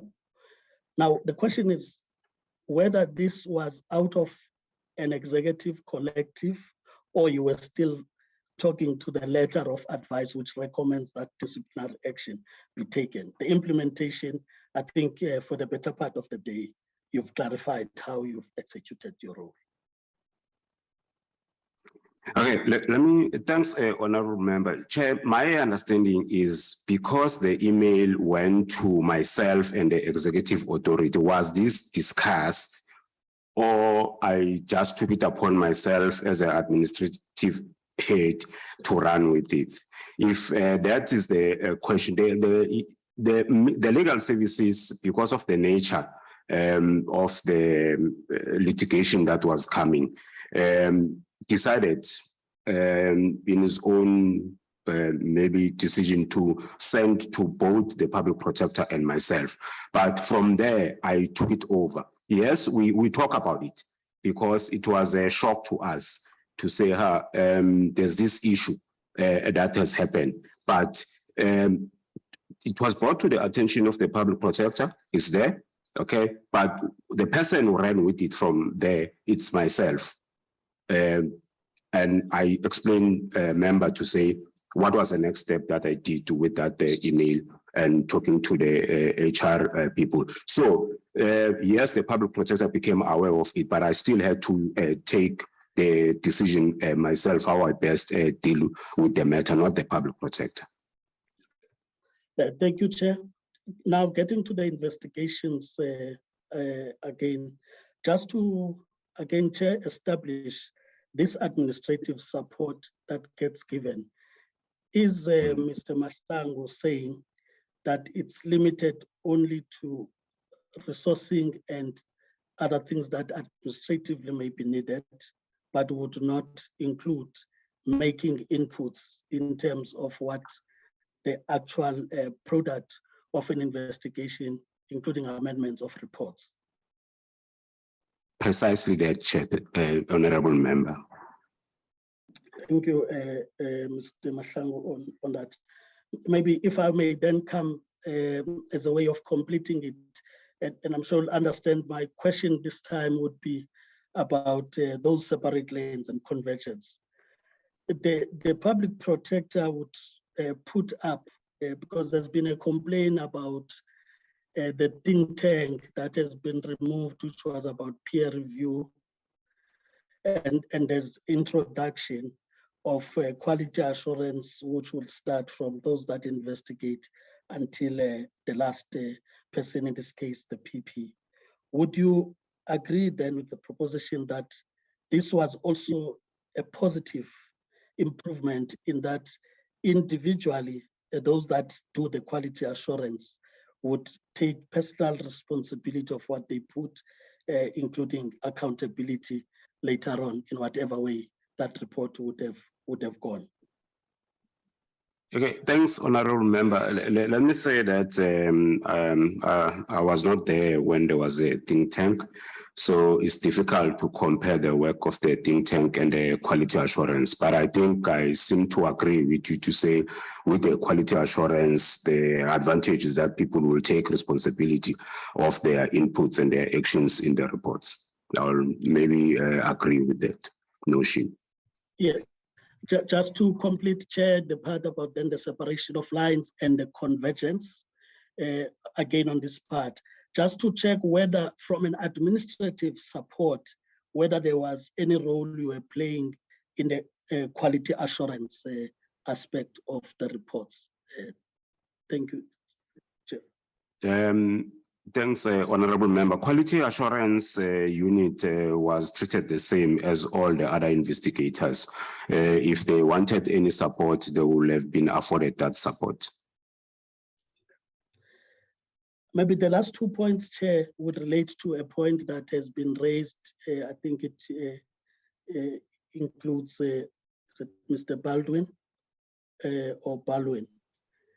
I just wanted to check there again, if I really hear too well, that this is the person who was moved from as a senior management security to customer services. Am I correct? Yes, Honorable Member. If that is correct, Chair, I just wanted to check whether the reasons would have been based in any qualification criteria as it relates to skills and so on, that you'd easily convert from being head in security to customer services. Honorable Member, thanks. Chair, I think the Honorable Member is referring to clause 14 of my main affidavit. Also, we went at length to explain the process, but to summarize, the report was very clear about the capability of what is happening in the security unit. And then it turns out that he has the necessary skills to go to the other unit that he was later sent to. It was not just an issue of saying the security, the report is saying this about you, but it was also to say how best can we place you based on the skills that he already had. And there was also an addition about the training exercise that we must expose him to, and which we did as well. Thank you, Chair. Then the last question I need to ask, which will be in 2 parts, relates to, again, back to the security clearance question, which I think in this case, Mr. Matlaw in the introductory meeting, as you would have said, raised this point, and the PP responded adequately. Would it be an issue that the conclusion drawn from that, would it be correct to say necessarily what the PP was communicating was that your appointment was subject to that security clearance obtained, and in the case that it is not, your contract could be terminated at any given time once that is not obtained? Yes, Honorable Member, you are correct. That's what the public protector communicated. Okay, you got that? Yes. May I just check, Chair, whose responsibility then? Which is your last check? Yes. Whose responsibility then would it be to ensure that that happens, especially because you finally received a report on the security clearance as attached in the affidavit? Thanks, Chair. Thanks, Honorable Member. The process is that you will agree that you will be subjected to vetting, and then they will send an application on your behalf as an employee to the state security agents, who will then contact you directly and take you through the process of vetting. So what happens is that once the process is started up until at the end, it's the state security agents that now communicate with the employer directly, or any representative, assigned representative of the employer, about the results of your application. So your employer will be the one who's telling you about the outcome. Thank you, Mr. Matlangu. Thank you, Honorable Maneli.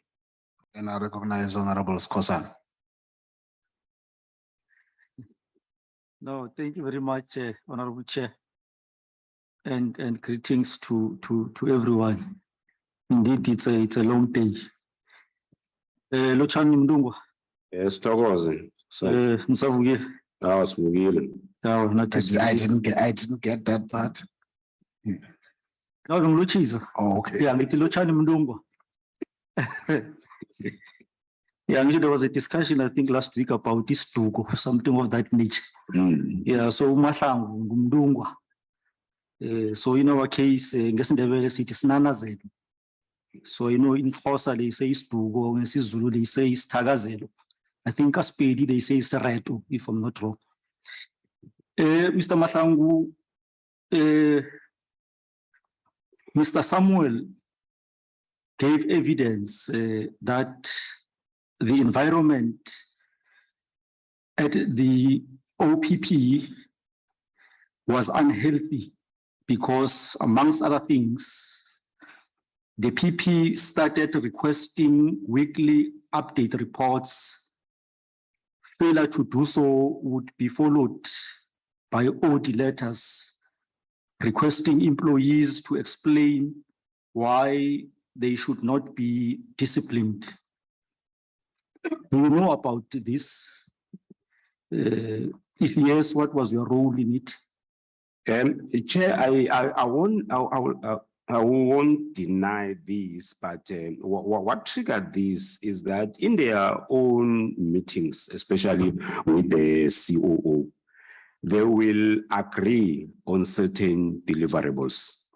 And then once there's a failure to deliver, Then the sequence of events was that in the deliberations between the COO and the PP, there will be an agreement that you need to check up performance. And if the performance is not checked up, I expect you to tell me what are you going to do with the specific people that are not performing. Then the decision to send an audit letter will be the discretion of the COO, or to report back to say, PP, this is what I've done in my unit in order to check up the performance. So it was purely an issue of saying, I'm holding you accountable to ensure that there's performance amongst your teams. But how you're gonna handle that is another thing. So would you agree that this may have impacted negatively on the staff morale? Thanks, Honorable Member Chair. Yeah, even earlier, there was this blanket always statement, Honorable Member, about the staff morale. But I think this becomes an individual issue about the performance of that individual. Maybe a short answer will say, I think it will directly affect the person that at that time is receiving the audit letter, unlike everyone in the organization. Because the truth is that not everyone was underperforming. Some people were doing very well in the organization. Okay. Regarding the disciplinary steps that were taken against Mr. Samuels, which you deal with in paragraph 23.2 and paragraph 23.3 of your affidavit, you indicate that you were not aware of any steps that were previously taken against him. So the question is, did you ever inquire from him specifically about this, whether steps were taken previously? Yeah, thanks, Honorable Member Chair. And I think we have dealt at length with this question. And my answer has been that I asked HR to give me a report about how this matter was handled previously. And from what transpired there, it was not convincing, but it was not me liaising directly with Mr. Samuel, but the responsible office in HR matters. What could, yeah, I think the part of the HR and the legal unit, I think I got it in the morning. But is there anything that prevented you perhaps from asking Mr. Samuel himself directly? No, Chair, not necessarily. Not necessarily. So I just relied on the HR reports. There was nothing preventing me. Okay. So did you give Mr. Samuel an OD notice? I had HR prepared me what was supposed to be delivered to Mr. Samuel. But like I said earlier, Honorable Member, Mr. Samuel, to my understanding, was that he was sick at that time. And I felt it very inappropriate that I would just go to a sick person or instruct HR to go and serve such a notice to a sick person. Okay. What was your understanding of how the clean audit came about and what impeded the clean audit previously? Well, the clean audit, Honorable Member, it's lots of effort. In South Africa, we are guided by the PFMA in municipalities, the MFMA. It requires, it places lots of responsibility, especially I think it's Section 38J of the PFMA to the CFO, the accounting officer, and the executive management of organization. You basically have to ensure that once it starts up there from the strategic planning, coming with the operational plans, coming with governance structures, your budget committees, your risk committees, making sure that money is spent according to what has been agreed upon and signed off by the executive authority. If there's issues that you need to do, but they are not part, also coming with the audit plan, procurement plan, and if there are issues that maybe are not in your procurement plan that you would like to procure urgently, you go through the process of deviation so that you place your reasons why are you doing deviations.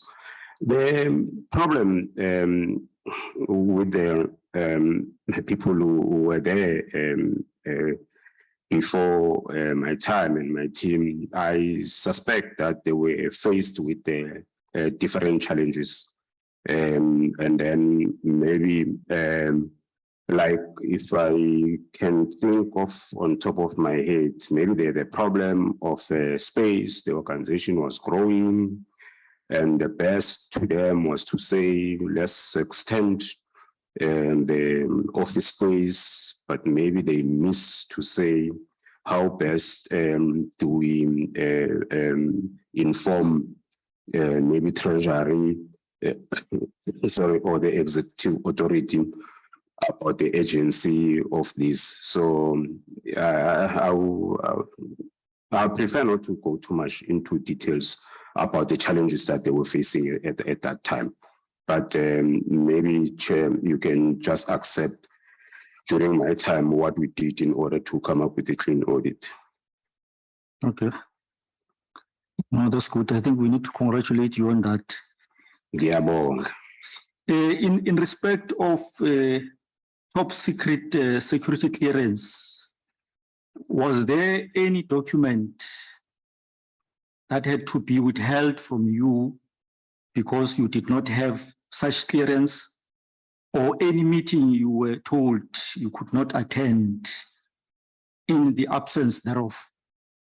Thanks, Honorable Member. Through you, Chair. I think since we started talking about the clearance, my role as an accounting officer, it was very clear that I was not involved in the investigations. So that's the part of the organization's performance that I was not involved to. Other than that, the rest of the activities I was involved. Okay. With regard to the issue of Mr. Matlawe, when was the decision to suspend him taken, and by who?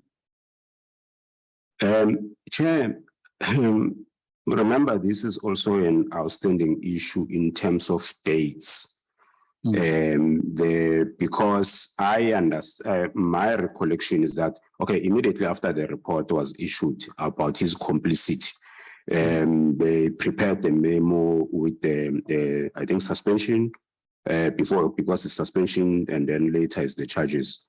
But I'm told that they got a suspension letter after he has resigned. That's something that still needs to be verified. I think I left it at the point where he was supposed to be suspended. And then I left the organization. To whom was his resignation directed? That's the, thanks, Honorable Member, that's the big question now, because it was never brought to my attention that he has resigned, especially before he was served with the suspension. But ideally, how things are happening in the organization is that he will resign to his immediate supervisor, who will then inform the HR. And then they will develop a memo about this person leaving the organization, and they will explain that He's not, he can leave, there's no liability, this and this and this. I think there's a memo somewhere about Mr. Ndo. It's an example of what happens if a person is leaving the organization. So the HR informed you about his suspension while you were still there? No, the HR didn't inform me about his suspension. The evidence leader informed me that when Matrawe received his suspension letter, he had already resigned. Then that was a contentious issue to say, how did that happen? Why did HR still proceed and give someone a suspension letter who has already resigned? And that's the explanation that Elia was trying to get from the evidence leader, but that's how the story is. And it doesn't sit well because the HR could have just said, it's an academic exercise. The guy has resigned, and then it ends there. But then in an institution with employees. You're wrapping up now. Yes, it's my last question. Thank you. In an institution with, I think, less than 400 employees, is it possible that one of the staff member who is a key role player in the organization can just resign and then you are not immediately informed as the accounting officer in an institution which is having less than 400 employees? The one employee is many in managing people. Like I said, I will still need assistance from the evidence leaders about information to say exactly why I didn't know. Okay, I know that me signing a document, me going through the submission, let's say maybe the memo came with other memos dealing with other things, requesting to acquire this and that and that and that. They were there, maybe I was not available, and then later I get to the Matrawe suspension thing. By the time I sign, already it's late. But the issue here is that even so, why did they proceed and serve him with a suspension after he has resigned? That's the question that is still out there to say. Why? Why did they do that? Because they could have just returned back and say, this case is closed according to them. But it's not about whether the personnel in the organization were less than 400. It's how they handle this matter. Thanks, Chair. No, thanks, Chair. Thank you, Honorable Skwasana. Thank you, Mr. Mahlangu. Thanks, Chair. I now recognize Honorable Becky Zwengos. Thank you, Chairperson. Chairperson, may I just disclose that I know Mr. Mahlangu from previous employment. He was a committee coordinator in the Gauteng. Just bring that mic close to you. He was a committee coordinator. Not that violently. I was just saying, pull it slowly. I'm saying he was a committee coordinator in the Gauteng legislature when I was still working there and responsible for, I think it was, I was in social development and he was in finance. Mr. Mahlangu, this is the point where we say, I'm covered. I'm not covered. So firstly, I think there are two things that continue to hang on you pre your employment, but also post the employment at the public protector office. Firstly is that you joined the public protector under a disadvantage of having been charged and dismissed with corruption and misconduct. Am I correct? Misconduct. Also that you didn't have top security clearance and that persisted up to the point where you left. Am I correct? Yes. Yeah. And then as an experienced public servant who dabbled on both the oversight side and the implementation side, particularly in finance. What impact did this have on your work and your directional responsibility as the accounting officer? Okay, thanks, Honorable Member. I think I've addressed the issue of the dismissal up to a point whereby we went to the prescripts that governs people that have been previously dismissed, unless maybe the committee or the members, they don't believe in their own government prescripts that are out there, especially issued by the Department of Public Service and Administration, because I'm not referring to a legal opinion from someone who said, but PP, you can appoint Mr. Mahlangu. I took through the committee to what happens if we are dismissed, what are the prohibitions, and when are you eligible for employment, and it's there in the document. So I will leave here with questions whether this committee believe in other government departments, prescripts or regulations that there are issues, because this issue has been coming, and there's no referral when the follow-up or the new question comes about what I've referred to, whether maybe the issue becomes the relevance of that or not. But that's what was used to appoint me back to the public service. The issue of security clearance. Chair, let me just divert a little bit. I think from time to time, and I'm not saying if one particular organization is not doing things right, everyone has a right not to do things right. We know the issue of security clearance, that is a problem. It takes a lot of time. Actually, there are people out there, if you can make a small research, who stay longer than the period that I've stayed in organization without the security clearance. It's out there.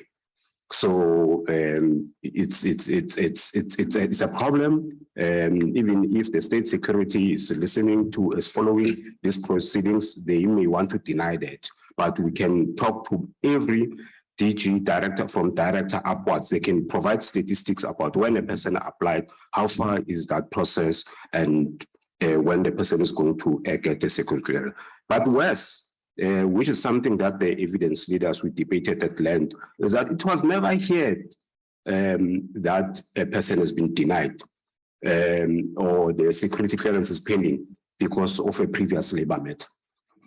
We may want also to poke to say, but what is the purpose of the security clearance? What are the key issues that the state security agencies is looking into in order to deny or approve the security clearance of an individual? It looks like someone may have to come, maybe someone may want to prove me wrong. That is the first of its nature, that a person is denied security clearance because of a pending labor matter. I don't know how else to, but we'll ask a question about the impediment of this failure to the finalization. Yeah, actually, I need to use the correct word, because the state security agency were very clear when they read the letter to say, read the letter proper. The letter is not saying that we've been denied. It's saying, can we allow you the process of dealing with your labor matter? So I was never denied.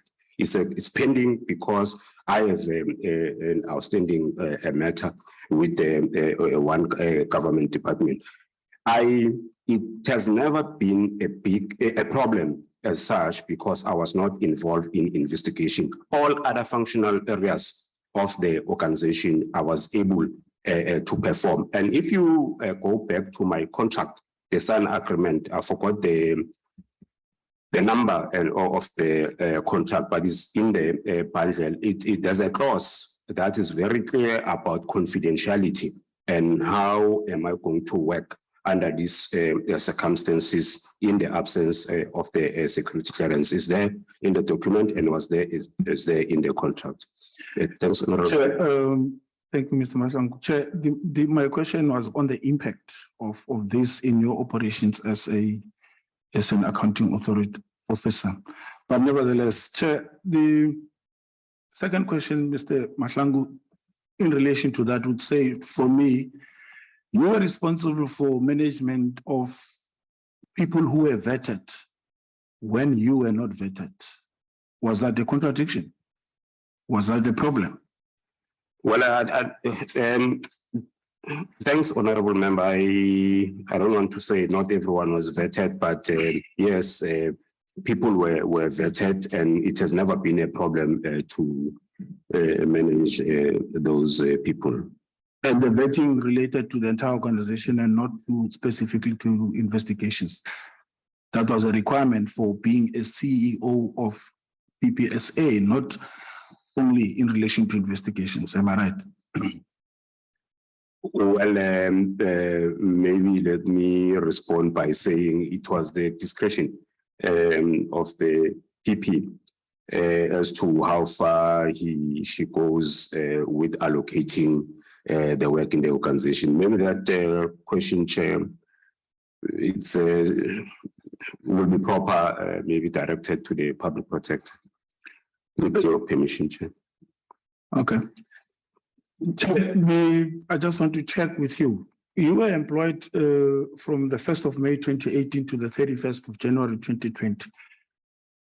Does this give you adequate experience in the PPSA to have participated in a question that details, an investigation, sorry, that details the PPSA information management processes? In the inquiry on, I think it was on Mr. Mahlawa. Chair, thanks, Honorable Member. Chair, I think the first point of recruitment, it could not be the first point, but what happens is that the organization will develop job specifications, and then they will go on a recruitment drive, which is advertisement. And I responded to that. I think I was qualified, and then by qualified answers this question of whether I had experience in managing information. Did you feel that in certain instances you had to recuse yourself generally when sensitive matters were discussed that required top security clearance generally? And specifically, did you not think that you should recuse yourself when the consideration of the matter of former Minister Gugulo Nkwinti was considered?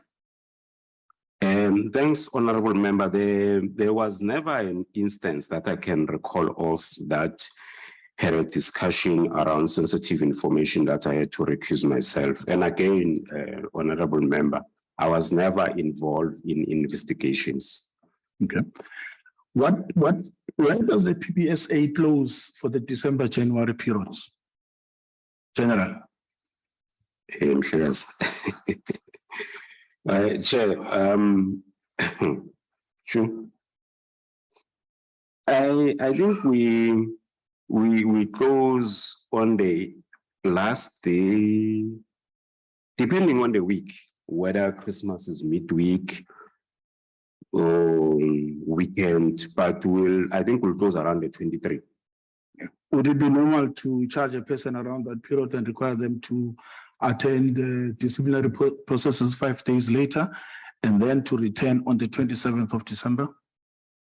Chair, it goes back to that missing information about a specific case where a person was served the charges. Now, I will say most of the cases that we went through, we had evidence, and then we had to go through the files and all the stuff. But in this specific one, we don't have the memo that recommends the disciplinary of that particular individual, because you will separate from what my office has done. When did I sign the suspension, and when did the HR, if maybe it's the HR or legal services presented on the 23rd. So then you will be able to differentiate to say, but this memo was signed by Mr. Mahlangu on this particular date, and between the HR and the person that is supposed to be charged, you will now find out what happened, why on the 23rd. Why on the last day of closing the organization? So maybe it's up to the chair to request the evidence leaders to get that particular memo that talked to that person and the sequence of events, how they unfolded. Mr. Samuel testified here that as a result of the litigious nature of the PP's office in your time, the outreach programs budget was cut and money was moved to legal services. Two questions. One, did you disclose to National Treasury in terms of the prescripts that you were doing environments between programs and or projects? And did you get permission to move those budgets at that late stage? That's the first question. The second question, you say that you then decided to charge Mr. Samuels with the fact that you were being sued, and this appears on your paragraph 23.1 for 350,000 by someone. In terms of the audit requirements, and particularly in terms of the IFRS, you are required to disclose us as a contingent liability. Did you do that in that financial year? Okay, Chair, thanks, honorable member. Starting with the last one, yes, I think this was declared as a contingent liability. The 350 that was pending the litigation. The first question around the environment, if you move monies within the same line item because it's all operational, there is no need to go through the treasury process. It's only when maybe we are dealing with the movements in the personnel expenditure and other expenditure, not those that are related to each other.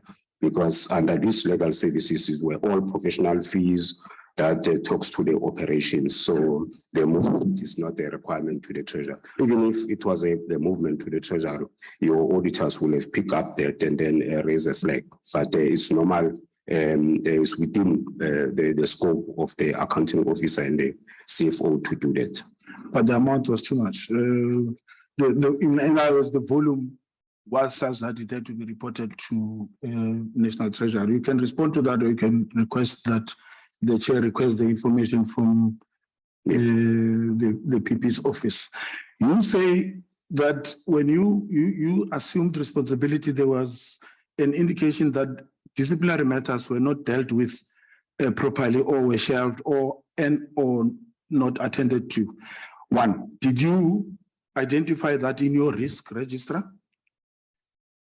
And two, what were the mitigating measures to prevent that? And three, did you scope the organization to check if Mr. Samuel's case was an individual and isolated issue, or was it a general issue in the organization? Okay, thanks, honorable member. Chair, the first or the risk register. Okay, maybe let's start where your preface of your question is coming from. I said, as I was following the proceedings, Mr. Samuel makes certain statements about how previously disciplinary cases were handled by the organization. And then I brought that because I said maybe that is why his matter was nowhere in the audit trail or in the HR file. That's why we didn't know about it. It was something that came after 7 years. And even if when we asked HR, there was no information about this. Maybe it's because there was that decision how to deal with the disciplinary matters. It is not something that I brought, but it's something that I heard during the proceedings from the Mr. Samuel. Then in the risk register, it never, the issue of how disciplinary actions were dealt with, they were not featuring in our risk management strategy. Hence, there was no mitigation strategy to deal with that. And then whether the matter of Mr. Samuel is an isolated individual case or is general, I think in my periods, I will need to be reminded by other executives, we didn't have a similar case. So I will say it was an isolated case, but I stand to be corrected. Then you are not correct, Chair. You are not correct in saying that it was a general issue of not attending to disciplinary matters because you did not scope.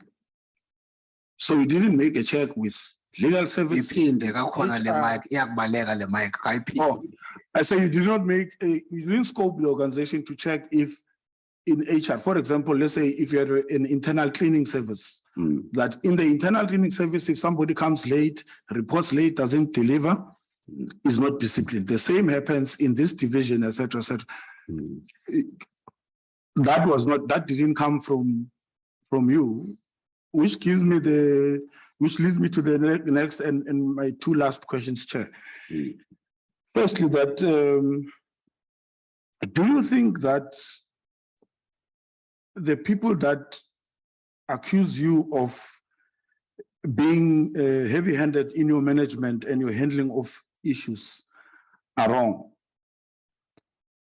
In other words, who took umbrage with your management styles and with the fact that they saw you as a direct line transmitting instructions from the PP of SA?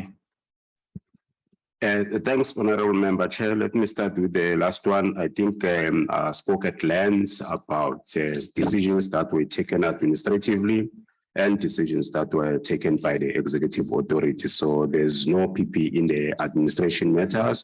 And then the perception about the heavy-handed, and that again, it goes to the earlier or previous questions about the blanket statement around how the employees perceive the accounting office and all the stuff, whereas these matters are limited to few individuals. My last question, Chairperson, as I conclude, I'll make a statement. No, let me just put it this way, that it is my impression that you brought to the PPSA conduct that was associated with yourself in your previous employment, as is apparent from charges 1 to 5, which I acknowledge you are appealing, but in particular charge 4 and 6.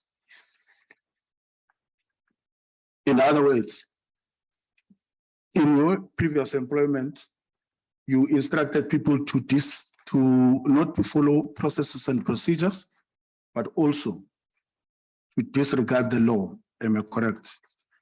You're not correct, Chair. I am tempted to respond to you, but like I said, this matter is before the court. I will restrain myself, but you're not correct. Thank you, Chairperson. Thank you, Honorable Begizo Ngosi. That was the last hand of the members with Honorable Begizo Ngosi. I will now proceed to invoke Directive 6.16 and 6.17. But before I do that, I did. Sorry? Hello? It's Bantu Olomesa. I did raise my hand. Oh, I got a small. Thank you very much, Chairperson. Colleague, Mr. Martin, one of the charges leveled against the public protector was that she is incompetent. As a person who worked closely with her office, would you agree with those who accuse her of being incompetent? Added to that question, as a former CEO, did the government support your institution when you asked for more money to hire qualified legal people? Lastly, in your recollection of events, did the Public Protector Office brief the Justice Portfolio Committee on the progress as well as the challenges which you were facing the Public Protector's Office? Thank you very much. Thank you, Honorable Olomis. I hope you those three brief areas you got them, Mr. Mahlangu. Honorable Holomisa, and thanks, Honorable Chair. I've already switched off my mind when you said Mr. Honorable Nkosi was the last person. I'll try my best to respond to Honorable. Yeah, don't switch it off because I might still come. So keep it on. Okay, Chair, I get you. Chair, the last question about whether did we report to the Justice Portfolio Committee about the progress and challenges. The answer is yes, Chair. You at some point sitting in that committee will come and present our strategic plan. We will present our annual report. Issues will be raised, and then there will be debates, and there will also be guidance to the organizations from the members of the committee how best to deal with the challenges and also acknowledge the progress that we are doing as an organization. I nearly said general. Honorable Member Olomisa, on the issue of support, in particular, the monies when we wanted for operations and maybe qualified personnel, like we are saying, I think we need to acknowledge that the periods of 2017 up until now, the economy has not been doing well, and that necessarily meant that there was the budgets cuts were across all the departments and even the parastatal, including this Chapter 9 institution. So everyone was fighting for the pie, and those who made their best motivations, they were getting the monies, were also affected. But the way from time to time, because technically the institution is under the Justice Department, we will talk to them, especially about operational budget, and they chip in from time to time just to assist the organization so that we are liquid, we will not going under. So there was that support, even though it's limited, but it was not anyone is making. It's the economy that we are facing now. And then the subject of whether PP is incompetent or not, I'll say straight, it's no. Me, in my administrative duties, I will leave investigations. I got guidance from, I learned a lot from PP, got guidance. She's a hard worker. I don't even know if she sleeps because I will look at emails, things that needs to be done, and then we will just work. I think she's a hard worker, and everything maybe without going far. If I have to make an example, the fact that under her supervision, we manage the clean audits. It should send a message that at least she was there. She's there supporting the administration, and the administration was getting the relevant guidance in order to perform their duties. Thanks, Honorable Chair and Honorable Member. Thank you. Thank you, Nkosi Mkhulu. Thank you, Honorable Olomis, and thank you, Mr. Mahlangu. Just before as we conclude, before I hand over to the evidence leaders in terms of Directive 6.16 and 6.17. I normally benefit from the questions by members. So I think today I just have 3 areas of clarities before I can excuse you that you can assist me with. And I do that for emphasis, but also for record. I think the first one would be, and this is something you would have responded to, but I want you to be emphatic about it. Did you have anything to do with investigations? The answer is no, Honorable Chair. Did you interfere with investigations at all? The answer is no, Honorable Chair. Did you make any inquiries from investigators about investigations? No, Honorable Chair. Okay, thank you.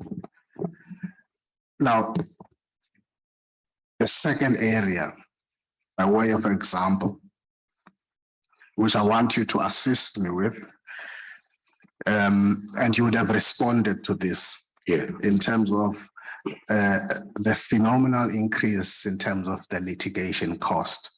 And you were very firm that it can't be regarded as reckless.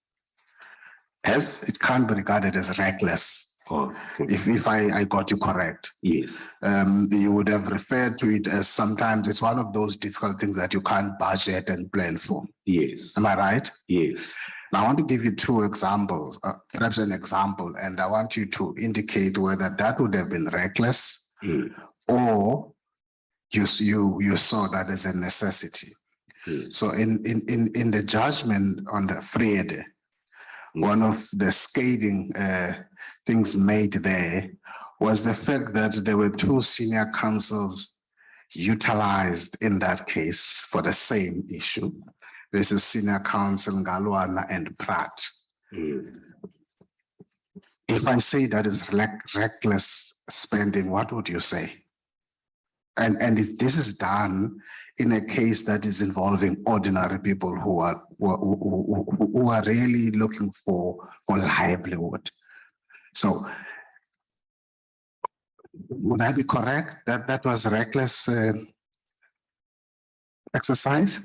Thanks, Honorable Chair. I think the question was asked earlier about me having a knowledge of the judgments, and I decided to stay away from that because I wouldn't recall what the specific judgment is. Yes, I remember that. Yes, but now that you are bringing to my attention about the resources that were put into this case, I will say maybe the PP or the legal services, because the legal services in terms of their strategy, they advise the PP which investigations to defend and which ones to oppose under review.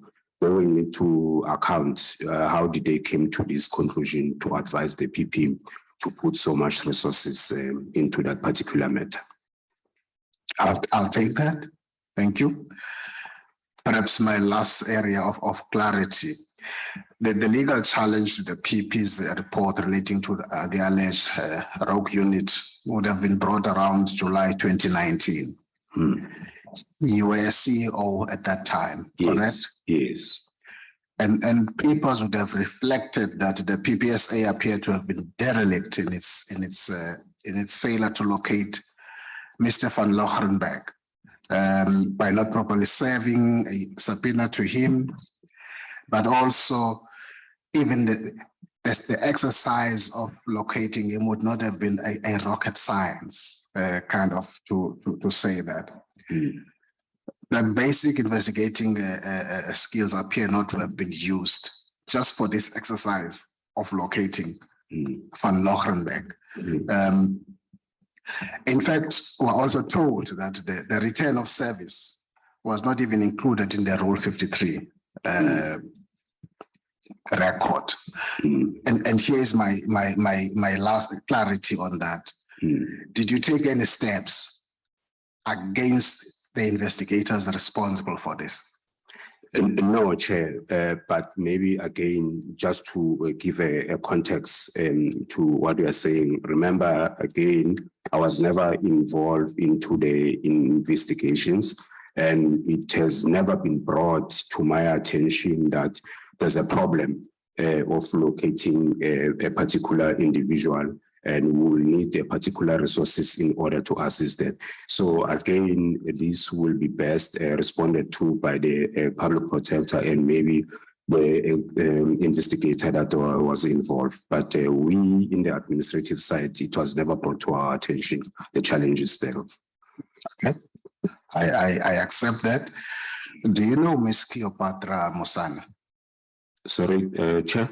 Do you know Miss Cleopatra Musana? Yes, I know her. What would have been your involvement in relation to her removal as the spokesperson of the PPSA? Again, she was a spokesperson, and then it was brought to my attention about the challenges with her performance in that unit. And then I had to, in the administrative side of things, to engage with her about certain failures or things that she couldn't perform. Like, just as an example, because I would be interested about the exact reason for that removal. I think it was matters of okay. It was things related to her performance. I wouldn't have them at the fingertip, but there the process when it was referred to me, I think. Remember now, I'm dealing with a person who's not this side, but the other side of the organization. Then we sat down. And then I advise, we had an open discussion with Cleo about what maybe how best we could handle the matter. And then Cleo was very firm to say the position that she was holding in the office of the PP was more prestigious than moving to other units. And I think she detailed what she was currently doing and what will be the changes and how is that going to negatively affect a promotion. And then once you've covered the ground, you can pause there. Yeah. Perhaps the last issue would be, did her removal come at a cost at the PPSA? Sorry, did her removal come at a cost? Yeah, Chair, maybe you can allow me to. Oh, you were going there. Okay. Yeah. Well, whilst we're busy looking at all these options, I think that's when the one of the Africa trips came in, and then I was away. And it took time for me to finalize the matter with her, but then I got an information that she resigned. And now, when she resigned, to me, it means that there's nothing anymore to take further with her. But to my surprise, when we learned after a week or so, I was informed by HR that Cleo decided to withdraw the resignation, and then he's pursuing the CCMA route about her case of being removed from the office of the PP. So yaqala ke inkathazo ke from lapho ukuthi now which one are we dealing with? Are we still dealing with the original issue of you going to the other unit, or now we are no more an employee of this organization because we have resigned? Then it had to involve legal and HR to advise how the matter was.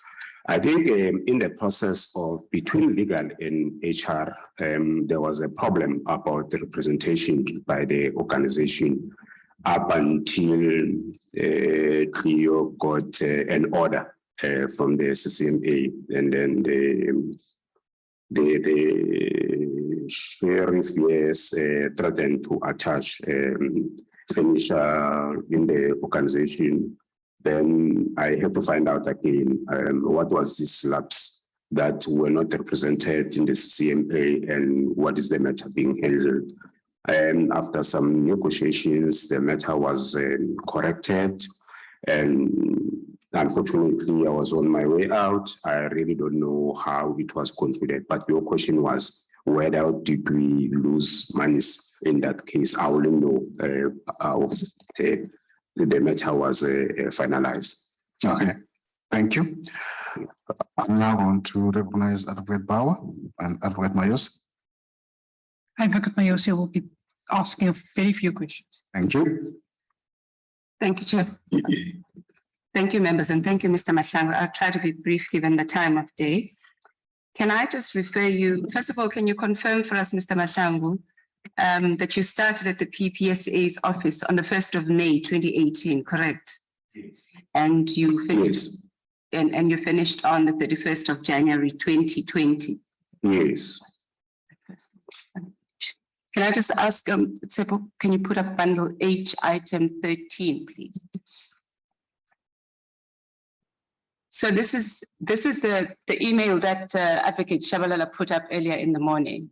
You will see from this email that it is dated 23rd of November 2017, and in it, the senior legal manager at the time is advising the recipients of the email about the receipt of the civil claim, and he mentions, can you go down, I want to read the second paragraph. He mentions and gives advice as to what the organization should do to the employee, that if no action is taken, it'll send the wrong message to employees. Do you see that? Yes. So you were not in the employ of the PPSA at the time in November 2017, correct? Yes. In fact, just go up, Tsepo, to the subject line. In fact, you're not one of the recipients of that email. So to the extent that the PPSA CEO is referred to, that person would not be you, correct? At that date, 23rd November 2017, when you were not there yet. Is that right? Yes. Okay. So the PP was in fact one of the recipients of this email, and the then CEO, as well as Linda Melolekwa and the CFO. So Mr. Samuel, in his evidence, testified that the alleged assault was known by the organization in 2011 after it happened. Now, it's for this committee to decide whether or not it accepts Mr. Samuel's evidence in that regard. But even if he is wrong on his version, Mr. Shabalala helped us this morning, helped the committee this morning to establish that the alleged assault was known to the organization, at least at that date on the 23rd of November, 2017, before your time, correct? Yes.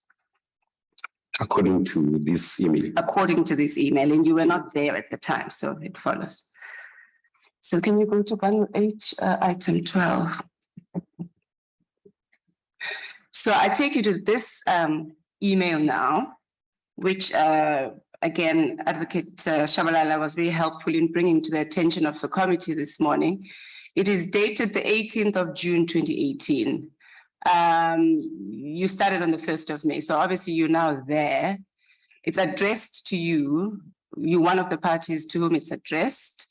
Again, it's from Mr. Nemasisi. I can't see very well. And Tori Singh, and yes. It's from Advocate Nkwebane, yes. Go to the first one, go down to the one that's earlier, that email. Same page? Same page? Yeah, there's the email trail. Go to the bottom. There's a first email at the bottom. Yeah? Yes. Yeah, go to the top. So it looks like this is the first email of that day on the 18th of June. It's at 1:43 p.m. And it's, who is it sent from, Tsepo? Just let us see who it's from. Yes, it's from Mr. Nemasisi, and you are one of the addressees. And, but he really talks to the acting CFO, and he's again discussing this matter of this claim. And he suggests at the end of that email that some provision be made for it to be reflected as a contingent liability. Go to the end so we can see that, Sepo, please. Do you see that? Yes. So that's the earlier email of that day. Now, the one at the top that I started with appears to be Advocate Nkwebane's response to that email, which is at 1422. You are a recipient. And what she says is, she talks to you directly. She says, what's the status of this matter? And then she addresses Mr. Nemasisi, why are we defending this matter, and so on and so on. And then she says at the end to Mr. Nemasisi, presumably, show all the documents relating to this matter to the CEO. Do you see that? Yes. Now, can you explain why Mr. Samuel was not charged at this time or after that? I'm following. I'm reconnecting. I'm following. So, but let me say yes for now, because I will think I will make a follow-up later. Sorry, Mr. Matlangu, you're saying yes to what? To say, do I understand why Mr. Samuel was not charged? Sorry, I was just asking you to assist the committee and to explain why he was not charged at this point. We're now in June 2018. Okay. Thanks for clarity. Yeah. I didn't get the question. I think you seem to be losing each other. Yes. Sorry, the time of day is not. Can you make it funny, please? Are you able to just clarify for us why he wasn't charged at this stage? You were now in the organization. On the 18th of June, the matter was still being discussed. The PP asked for all the documents to be given to you at that stage. And we've managed to establish from documents already before this committee that I was only charged on the 11th of March, 2020. My question really is, why wasn't he charged now at this stage? Chair, again, it would have been better if the evidence leader maybe just give us more information, because now I'm now in the picture now. But I'm asked a question, and there's no email that is from me talking about my response. That will help me to recall. Just for context, we weren't aware of this email, and it was only shown to us this morning by Advocate Shabalala, just to explain why it is that we haven't discussed it with you before. Chair, through you, maybe for completeness, I also will request the evidence leaders just to find out my response to this, so that at least we don't second guess this time going around. Remember, Chair, earlier I spoke about when this thing came and whether I've charged Mr. Samuel or not, and this is the matter that was left hanging. Now we are there, but there's just one piece of information missing. How did I respond to the question to the public protector? Yes, we will ask Advocate Shabalala to perhaps assist us in getting your response. But you were obviously aware of this matter already and the alleged assault as at the 18th of June, 2018. Well, I didn't know, I couldn't remember the date, but I was aware of the matter. Yes. All right. So Mr. Samuels gave evidence of the following sequence. He says, just fast forwarding to 2020, he wrote to the speaker in February 2020. He wrote to the PP asking her to resign on the 10th of March, 2020, and he was charged on the 11th of March, 2020. So do we understand your evidence to be that from November 2017 until March 2020, Mr. Samuel was sick and could not be charged? Is that your evidence? Chair, through you, that's the part that I always wanted to refer to say, my recollection says that I was given the suspension, but it could not be served on Mr. Samuel because of his condition at that time. And because of the time lapse, I think Mr. Samuel, and still need to be verified, didn't receive my letter, but then this new matter of him writing to the speaker and what surfaces. The office, after I've left, I suspect they amended my original letter to include these new matters that came after I've left, but we will need assistance about how things unfolded before I left and after I left, and after he received these new charges that are related to him writing to the speaker and the media. But I think they just build up from my original letter. I just need to get evidence on that. Thank you, Mr. Mahlangu. So I'll just leave the issue quickly. So you confirmed to the chair just now when he was asking you a few questions that you were not involved in investigations. Is that right? Yes. Yeah.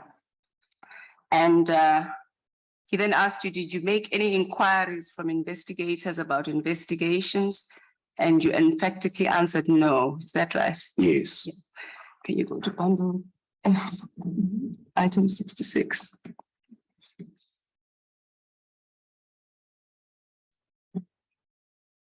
So go to right to the bottom of that trail. Yeah, the first one. Yeah, show us who it's from. Yes. So I'm looking at an email there from.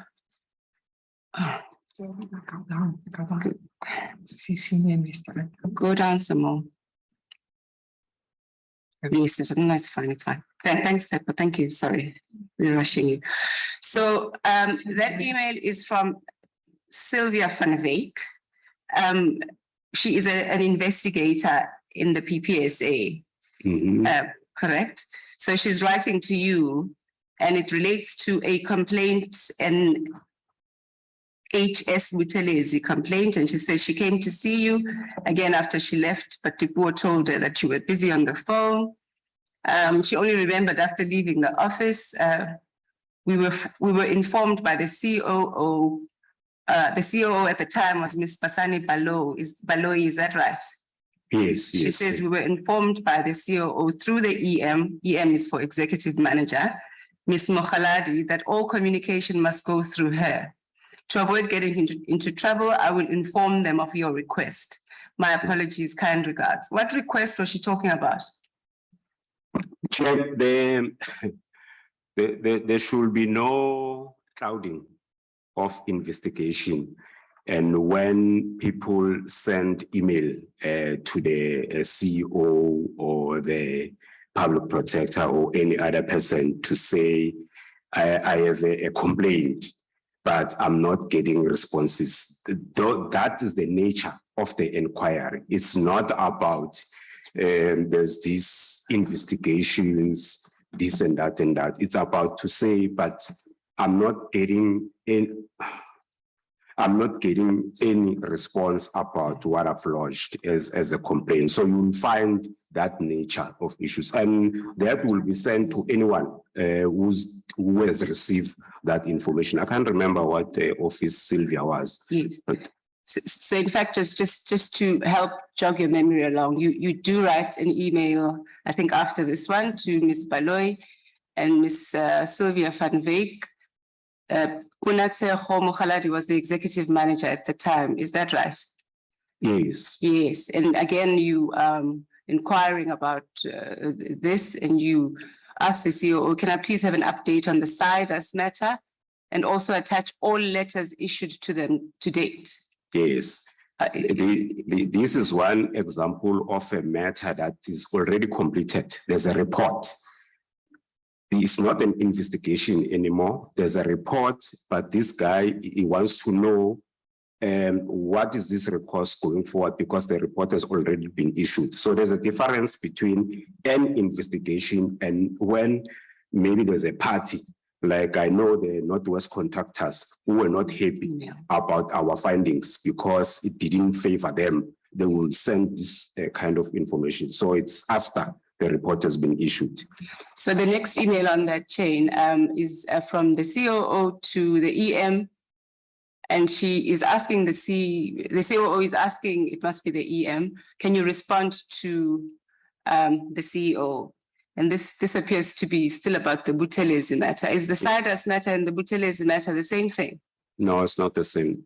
No, it's not the same thing. So the Sidus matter was, you say, was a closed investigation, a report had been issued. There was already and this was not. Report. Yes, the Buthelezi matter, I can't remember which one is it. I'll need more information. But such kind of inquiries will be where the reports have been concluded already. All right, so then go to the next one in the trail. You again write, did you skip one? All right, the next one on that trail is Ms. Mukhaladi, that's the EM. She's writing to the investigators and the COO and copying you and the COO, and she's asking the investigators, can you submit a memo updating the CEO on the status of this case and provide copies of letters requested? Yeah. Chair, let me just explain what's happening once the report has been issued. You know that once the PP has signed off the report, she's no more getting involved, which means that the unhappy party must go for what we've been discussing, the review and all the stuff.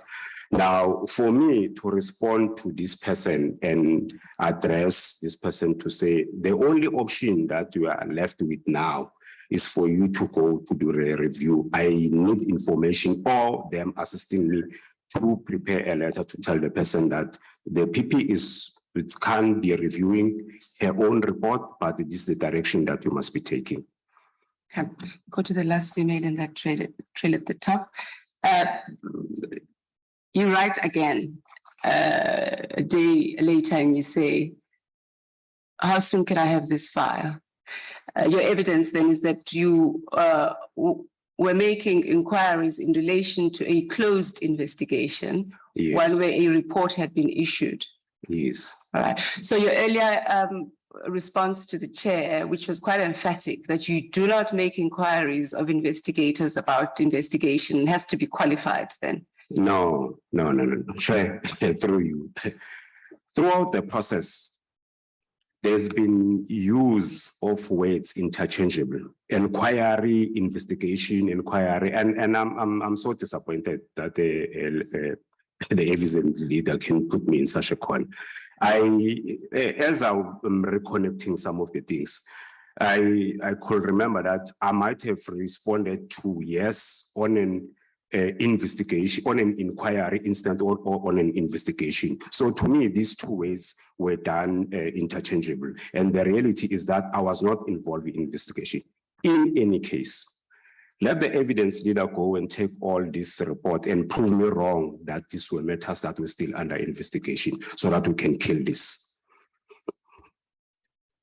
Thank you, Mr. Mashangu.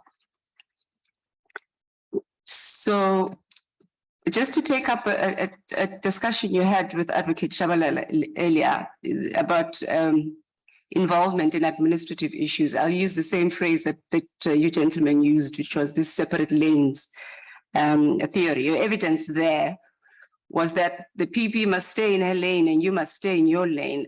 Do you remember that? Yes, but we also expanded to say these lanes sometimes converge. Yes, they sometimes collide. Unless there's collision or convergence. Yeah. Okay.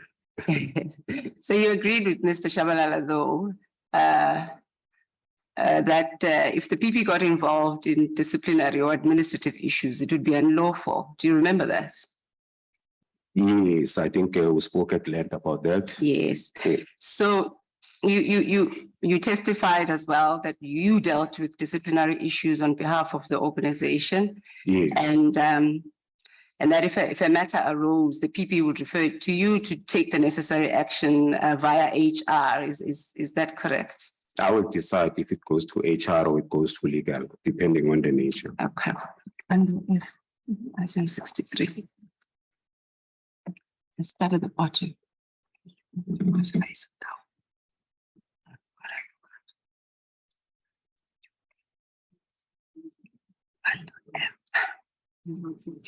Is it not showing? Can you indulge us a bit, Chair? I think that the IT system is also feeling the pressure of the lateness of the day. Item 62. 62 bundle F. Sorry, Chair. No. Is it the IT or the person behind the IT? It's all of us at this rate, Chair. Let's say for move. You close yours. Should I close mine? Yeah, close yours because that could be the reason why she got up. Okay, I've closed it. Thank you. Thank you. So let's start with this email at the bottom from Mr. Alfred Mhlongo. Alfred Mhlongo was the senior legal manager at some time when you were there. Is that right? You were still there in January 2020 because you left on the 31st of January 2020. Yes. Yes. So can I just ask members to indulge me? It's important for the sake of context for both the members and the witness that I read this email, if you could just allow me. So Mr. Alfred, I keep saying Alfred Nzo. Mr. Alfred Mhlongo is addressing, I want to see who it's addressed to. Is addressing this email to Mr. Sibusiso Nyembe, who was the chief of staff at the time. And we understand Ms. Nelisiwe Tejane was an executive manager at the time, is that right? Yes. And Muntu Sitole was in the legal department assisting Mr. Mhlongo, is that right? Yes. Okay. So good evening, Ms. Tejane, and that's Nelisiwe. I refer to the previous conversation regarding this matter. On the subject line, this is about the disciplinary proceedings in relation to Mr. Madiba, Lesedi Sikele and Bonatseho Mukhaladi. And he says, please note the email below from our external lawyers regarding the dates for the pre-inquiry and the hearing. As previously discussed, the spade work has been done in the matter. We've appointed external attorneys to initiate, and they have been furnished with all the documents and information which they requested to enable them to prosecute the charges on our behalf.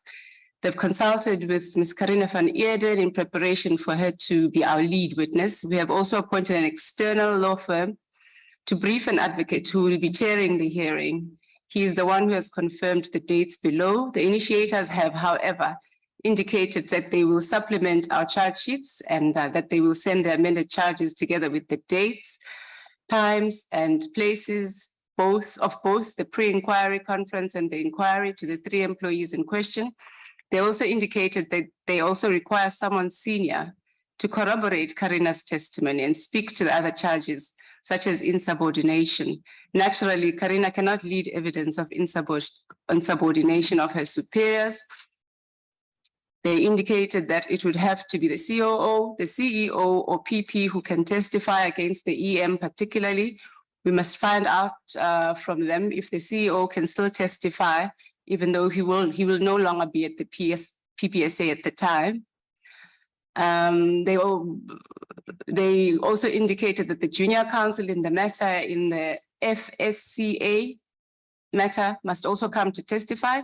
It is Advocate Bright Shabalala. Members will recall Advocate Shabalala mentioned his involvement in that matter earlier this morning. It is Advocate Bright Shabalala with whom we enjoy a good relationship, and he will surely avail himself. We must just inform him of the dates of the inquiry, and they must precognize him for the hearing. I will give you a formal handover relating to this matter by next week. Muntu is involved in the FSCA matter to which the charges relate, and will be helpful to plug any gaps you may have. I'm also here next week, but will be available telephonically and by way of email should you need me thereafter. Go up, I want to see again who it was sent to.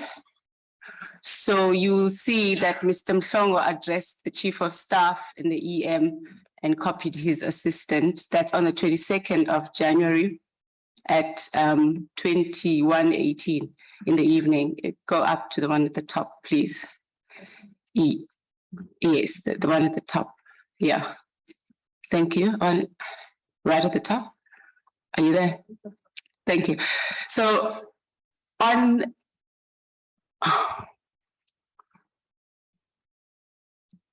the 23rd, it's very small at the top.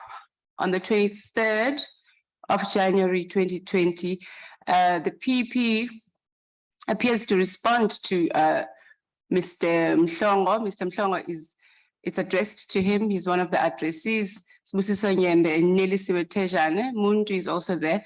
You are also one of the people to whom this email is copied, as well as Ms. Motsitsi, who was also an EM at the time.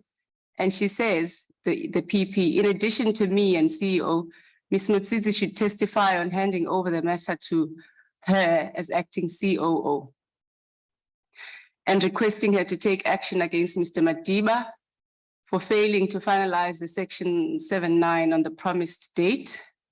Mr. Motsitsi must also testify on how the matter was dealt with on handing over to Ms. Mokhalari or arrival of the COO. Do you see that, Mr. Mahlang? Yeah, just go up a little bit because I don't. Oh, okay, no, it's there. Okay, no, that's fine. Yes, I can see. So you were copied on this email because you were still in the organization at the time. Yes. So given your earlier testimony about the separate lanes analogy, yes. Do you accept that this email shows that the PP was at times involved in disciplinary issues? But let's put context to that. Please. There's if you the request that Mhlongo is making and the conclusions or the rationale why is communicating to that team at some point, including the PP. It's because, are you losing me? It's because now they have a situation because I'm about to exit the organization. Therefore, Mhlongo was one way or the other compelled now to involve the PP for direction because Mr. Mahlangu won't be there at the time when this exercise should be. So that's how that's how the involvement of the PP is there. But you can, I see you have other emails, maybe we can see other emails as to whether there was such a similar request from someone that also involves PP. But this one, to me, is because of my situation at that time. Right. So are you saying that the PP was well within a lane to instruct certain employees to testify? No, I'm not answering that. I'm answering the rationale why Mr. Mhlongo involved the PP. Maybe the other question then will go, PP will have to explain maybe differently from what I'm saying to say why she was involved now all of a sudden in this particular case. But my understanding is that my departure has resulted in Mhlongo to communicate in such a manner. Your imminent departure because you were still there at the time. But I'm leaving. Yes, this matter is not going to happen before I depart. Yeah. So she also speaks in that first line after the COO comma. She says Ms. Motsitsi should testify on handing over the matter to her as acting COO and requesting her to take action against Madiba for failure to finalize the section 7.9 on the promised date. Do you know who made the request to the acting COO to take action against Mr. Madiba? Chair, the email, the information that we're asking is there in that email, isn't it? And no, not the question I'm asking. Oh, okay. I'm saying, do you know who made the request to the acting COO to take action against Madiba? Did you make the request? Perhaps I should put it like that. Because I was still there, it's supposed to be me that asked the COO to take action against the investigators. but you can assist me if you have a different information from that. Yeah, we'll stop there. So it was you.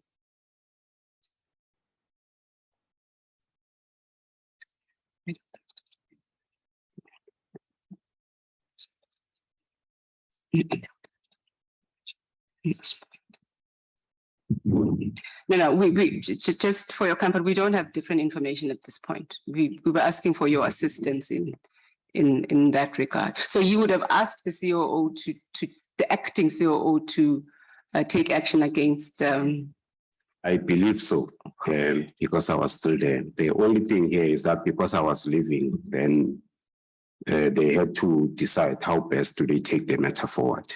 Okay, thanks, Mr. Mahlangu. I'll move on to another point now. About Ms. Basani Baloyi, who was the COO from about February 2019 until October 2019. You remember? Yes. Yeah. So you testified in chief that you had raised your unhappiness with her performance, but you said you hadn't done it in writing. You said you'd raised these issues during dashboard meetings. Do you remember that? Now, the language that was used there was that I will pick up information during the dashboard meetings about where the cases are, what kind of support they want.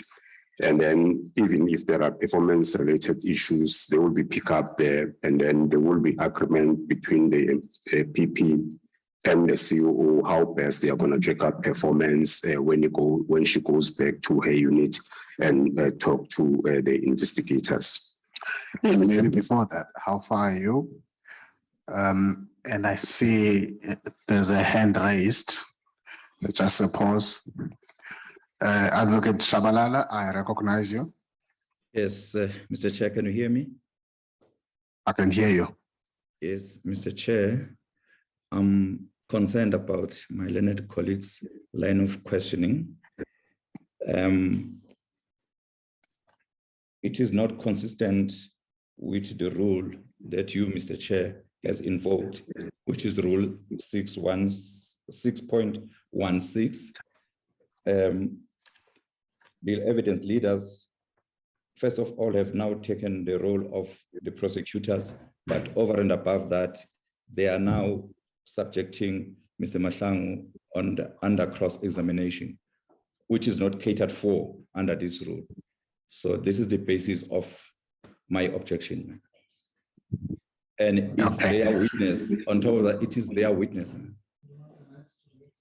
And if you allow them, we are going to demand a right to also re-examine Mr. Mahlangu, because this is new evidence which was afforded to us during our cross-examination.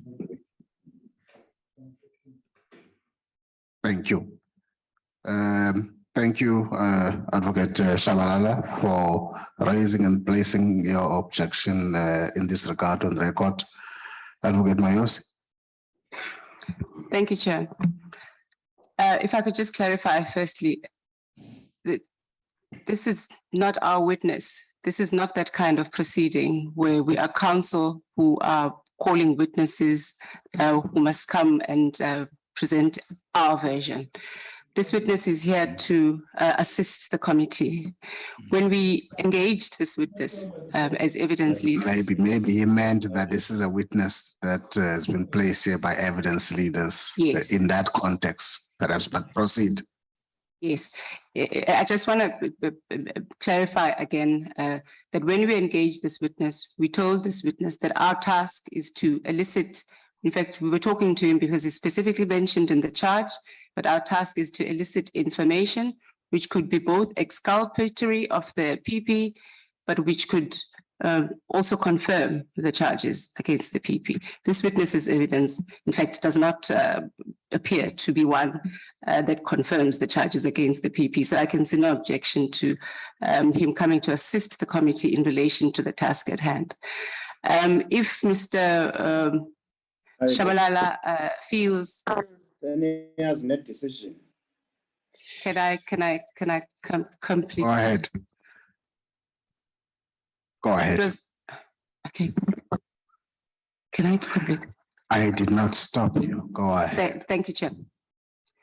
It's not the intention of the evidence leaders to appear to cross-examine the witness. The purpose of this questioning was to pursue questions of clarity in relation to issues that arose in the main from cross-examination, but also from the questions that were raised by the members, and which issues are relevant to the motion that this committee is tasked with determining. And I'd ask a question, how far are you from wrapping up?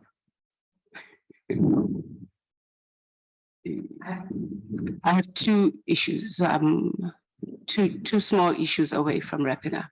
Okay. You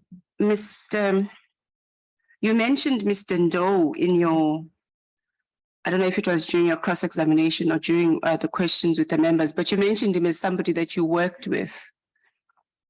Yes, I was making an example when the questions around people who have been there since time immemorial was raised, and whether they were entitled, they had an element of entitlement or not.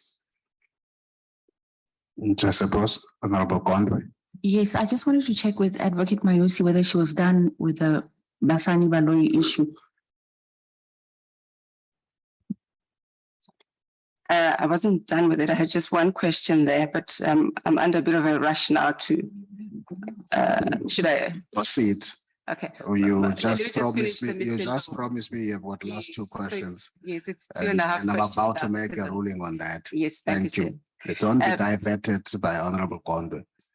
Sorry, Thank you. Mr. Mashang, you're aware that Mr. Ndou, charges were brought against him on 14 November 2018 after he had resigned, some 2 weeks or so before he was to complete his notice period. Are you aware of that? No, I'm not aware. Okay. So you didn't make the decision to charge Mr. Ndou? If I had made a decision, there would be a document with my signature or the memo that came to my office. Or let me say, I don't remember that. I don't remember charging Mr. Ndou. But you can assist the chair with the evidence of that. Then I will confirm. Okay. Just to complete the question relating to Ms. Baloyi, did you ever sit down with her on a one-on-one and manage her performance during that probationary period? Yes, we did go through the probationary period, and then, like I said before, I made my notes on her probationary report with her. Okay. The last issue, the investigation into the leakage of information where Mr. Matlawe and Mr. Kekana were investigated. You remember that? Yes. You engaged the services of Diallo Mkhashwa attorneys on the 7th of March 2019. Mm-hmm. And they in turn engaged consultants and they delivered a report dated 12th of July 2019. Do you recall that? Yeah, I think when we were busy flighting it earlier, the dates were there, yes. Yeah. Yeah. Are you aware that the full cost of that investigation was more than 1.1 million rand? Yeah, it was around, the figure was around it. Okay. Thank you. That's all, Chair. Thank you, Advocate Mayosi. We have reached the end of the inquiry session today. Before I excuse you, Mr. Mahlangu, perhaps I want to thank you for availing yourself. And you've explained yourself throughout the day, the rationale why you came here. We're not going to answer that question that was asked from you about whether your expectations have been fulfilled. But to thank you on behalf of this committee for your contributions, spending time with us, answering the questions in all of the 3 and 4 sessions that we have had with you. Do you have anything to say before I excuse you? Chair, I can only say thanks for the opportunity. I hope that my contribution is going to help the committee to arrive at the right decision about this matter. That's all I can say. Thank you very much to all the members and the evidence leader. Thank you very much, Mr. Vusiso Mahlangu. You are now excused. And to all colleagues. Chair, I am Vusi Sunny Boy. Sunny Boy. Yes. So Ndognego Soli. Thank you very much. And before I pause, I do see the hand of Advocate Chabalala. I want to recognize you. Yes, Mr. Chair, you still owe us a ruling. We raised objections and there was no ruling to our objection, and a request to also re-examine the witness, failing which we going to reserve the right to recall the witness. Thank you, Advocate Shabalala. I did respond in a manner that, in fact, even before you raised your hand, I would have asked the evidence leaders to come to a close and wrap up what they were doing. I've noted your objection about what you referred as a restarting of cross-examination. They would have given a response through Advocate Mayosi about their own understanding and the relevance of this issue, basically disputing the fact that you would have referred to them as, you would have referred to this as cross-examination. So the dispute is therefore noted in that regard. I certainly, because I've just now excused Mr. Mahlangu. Certainly, at whatever point when you feel like there would be an outstanding issue, I'm sure you would raise that with us at that point. Thank you, Mr. Over to you. Thank you, Advocate Chabala. Thank you. Thank you. Thank you, colleagues, honorable members, and everybody else. The hearing is adjourned. Thank you.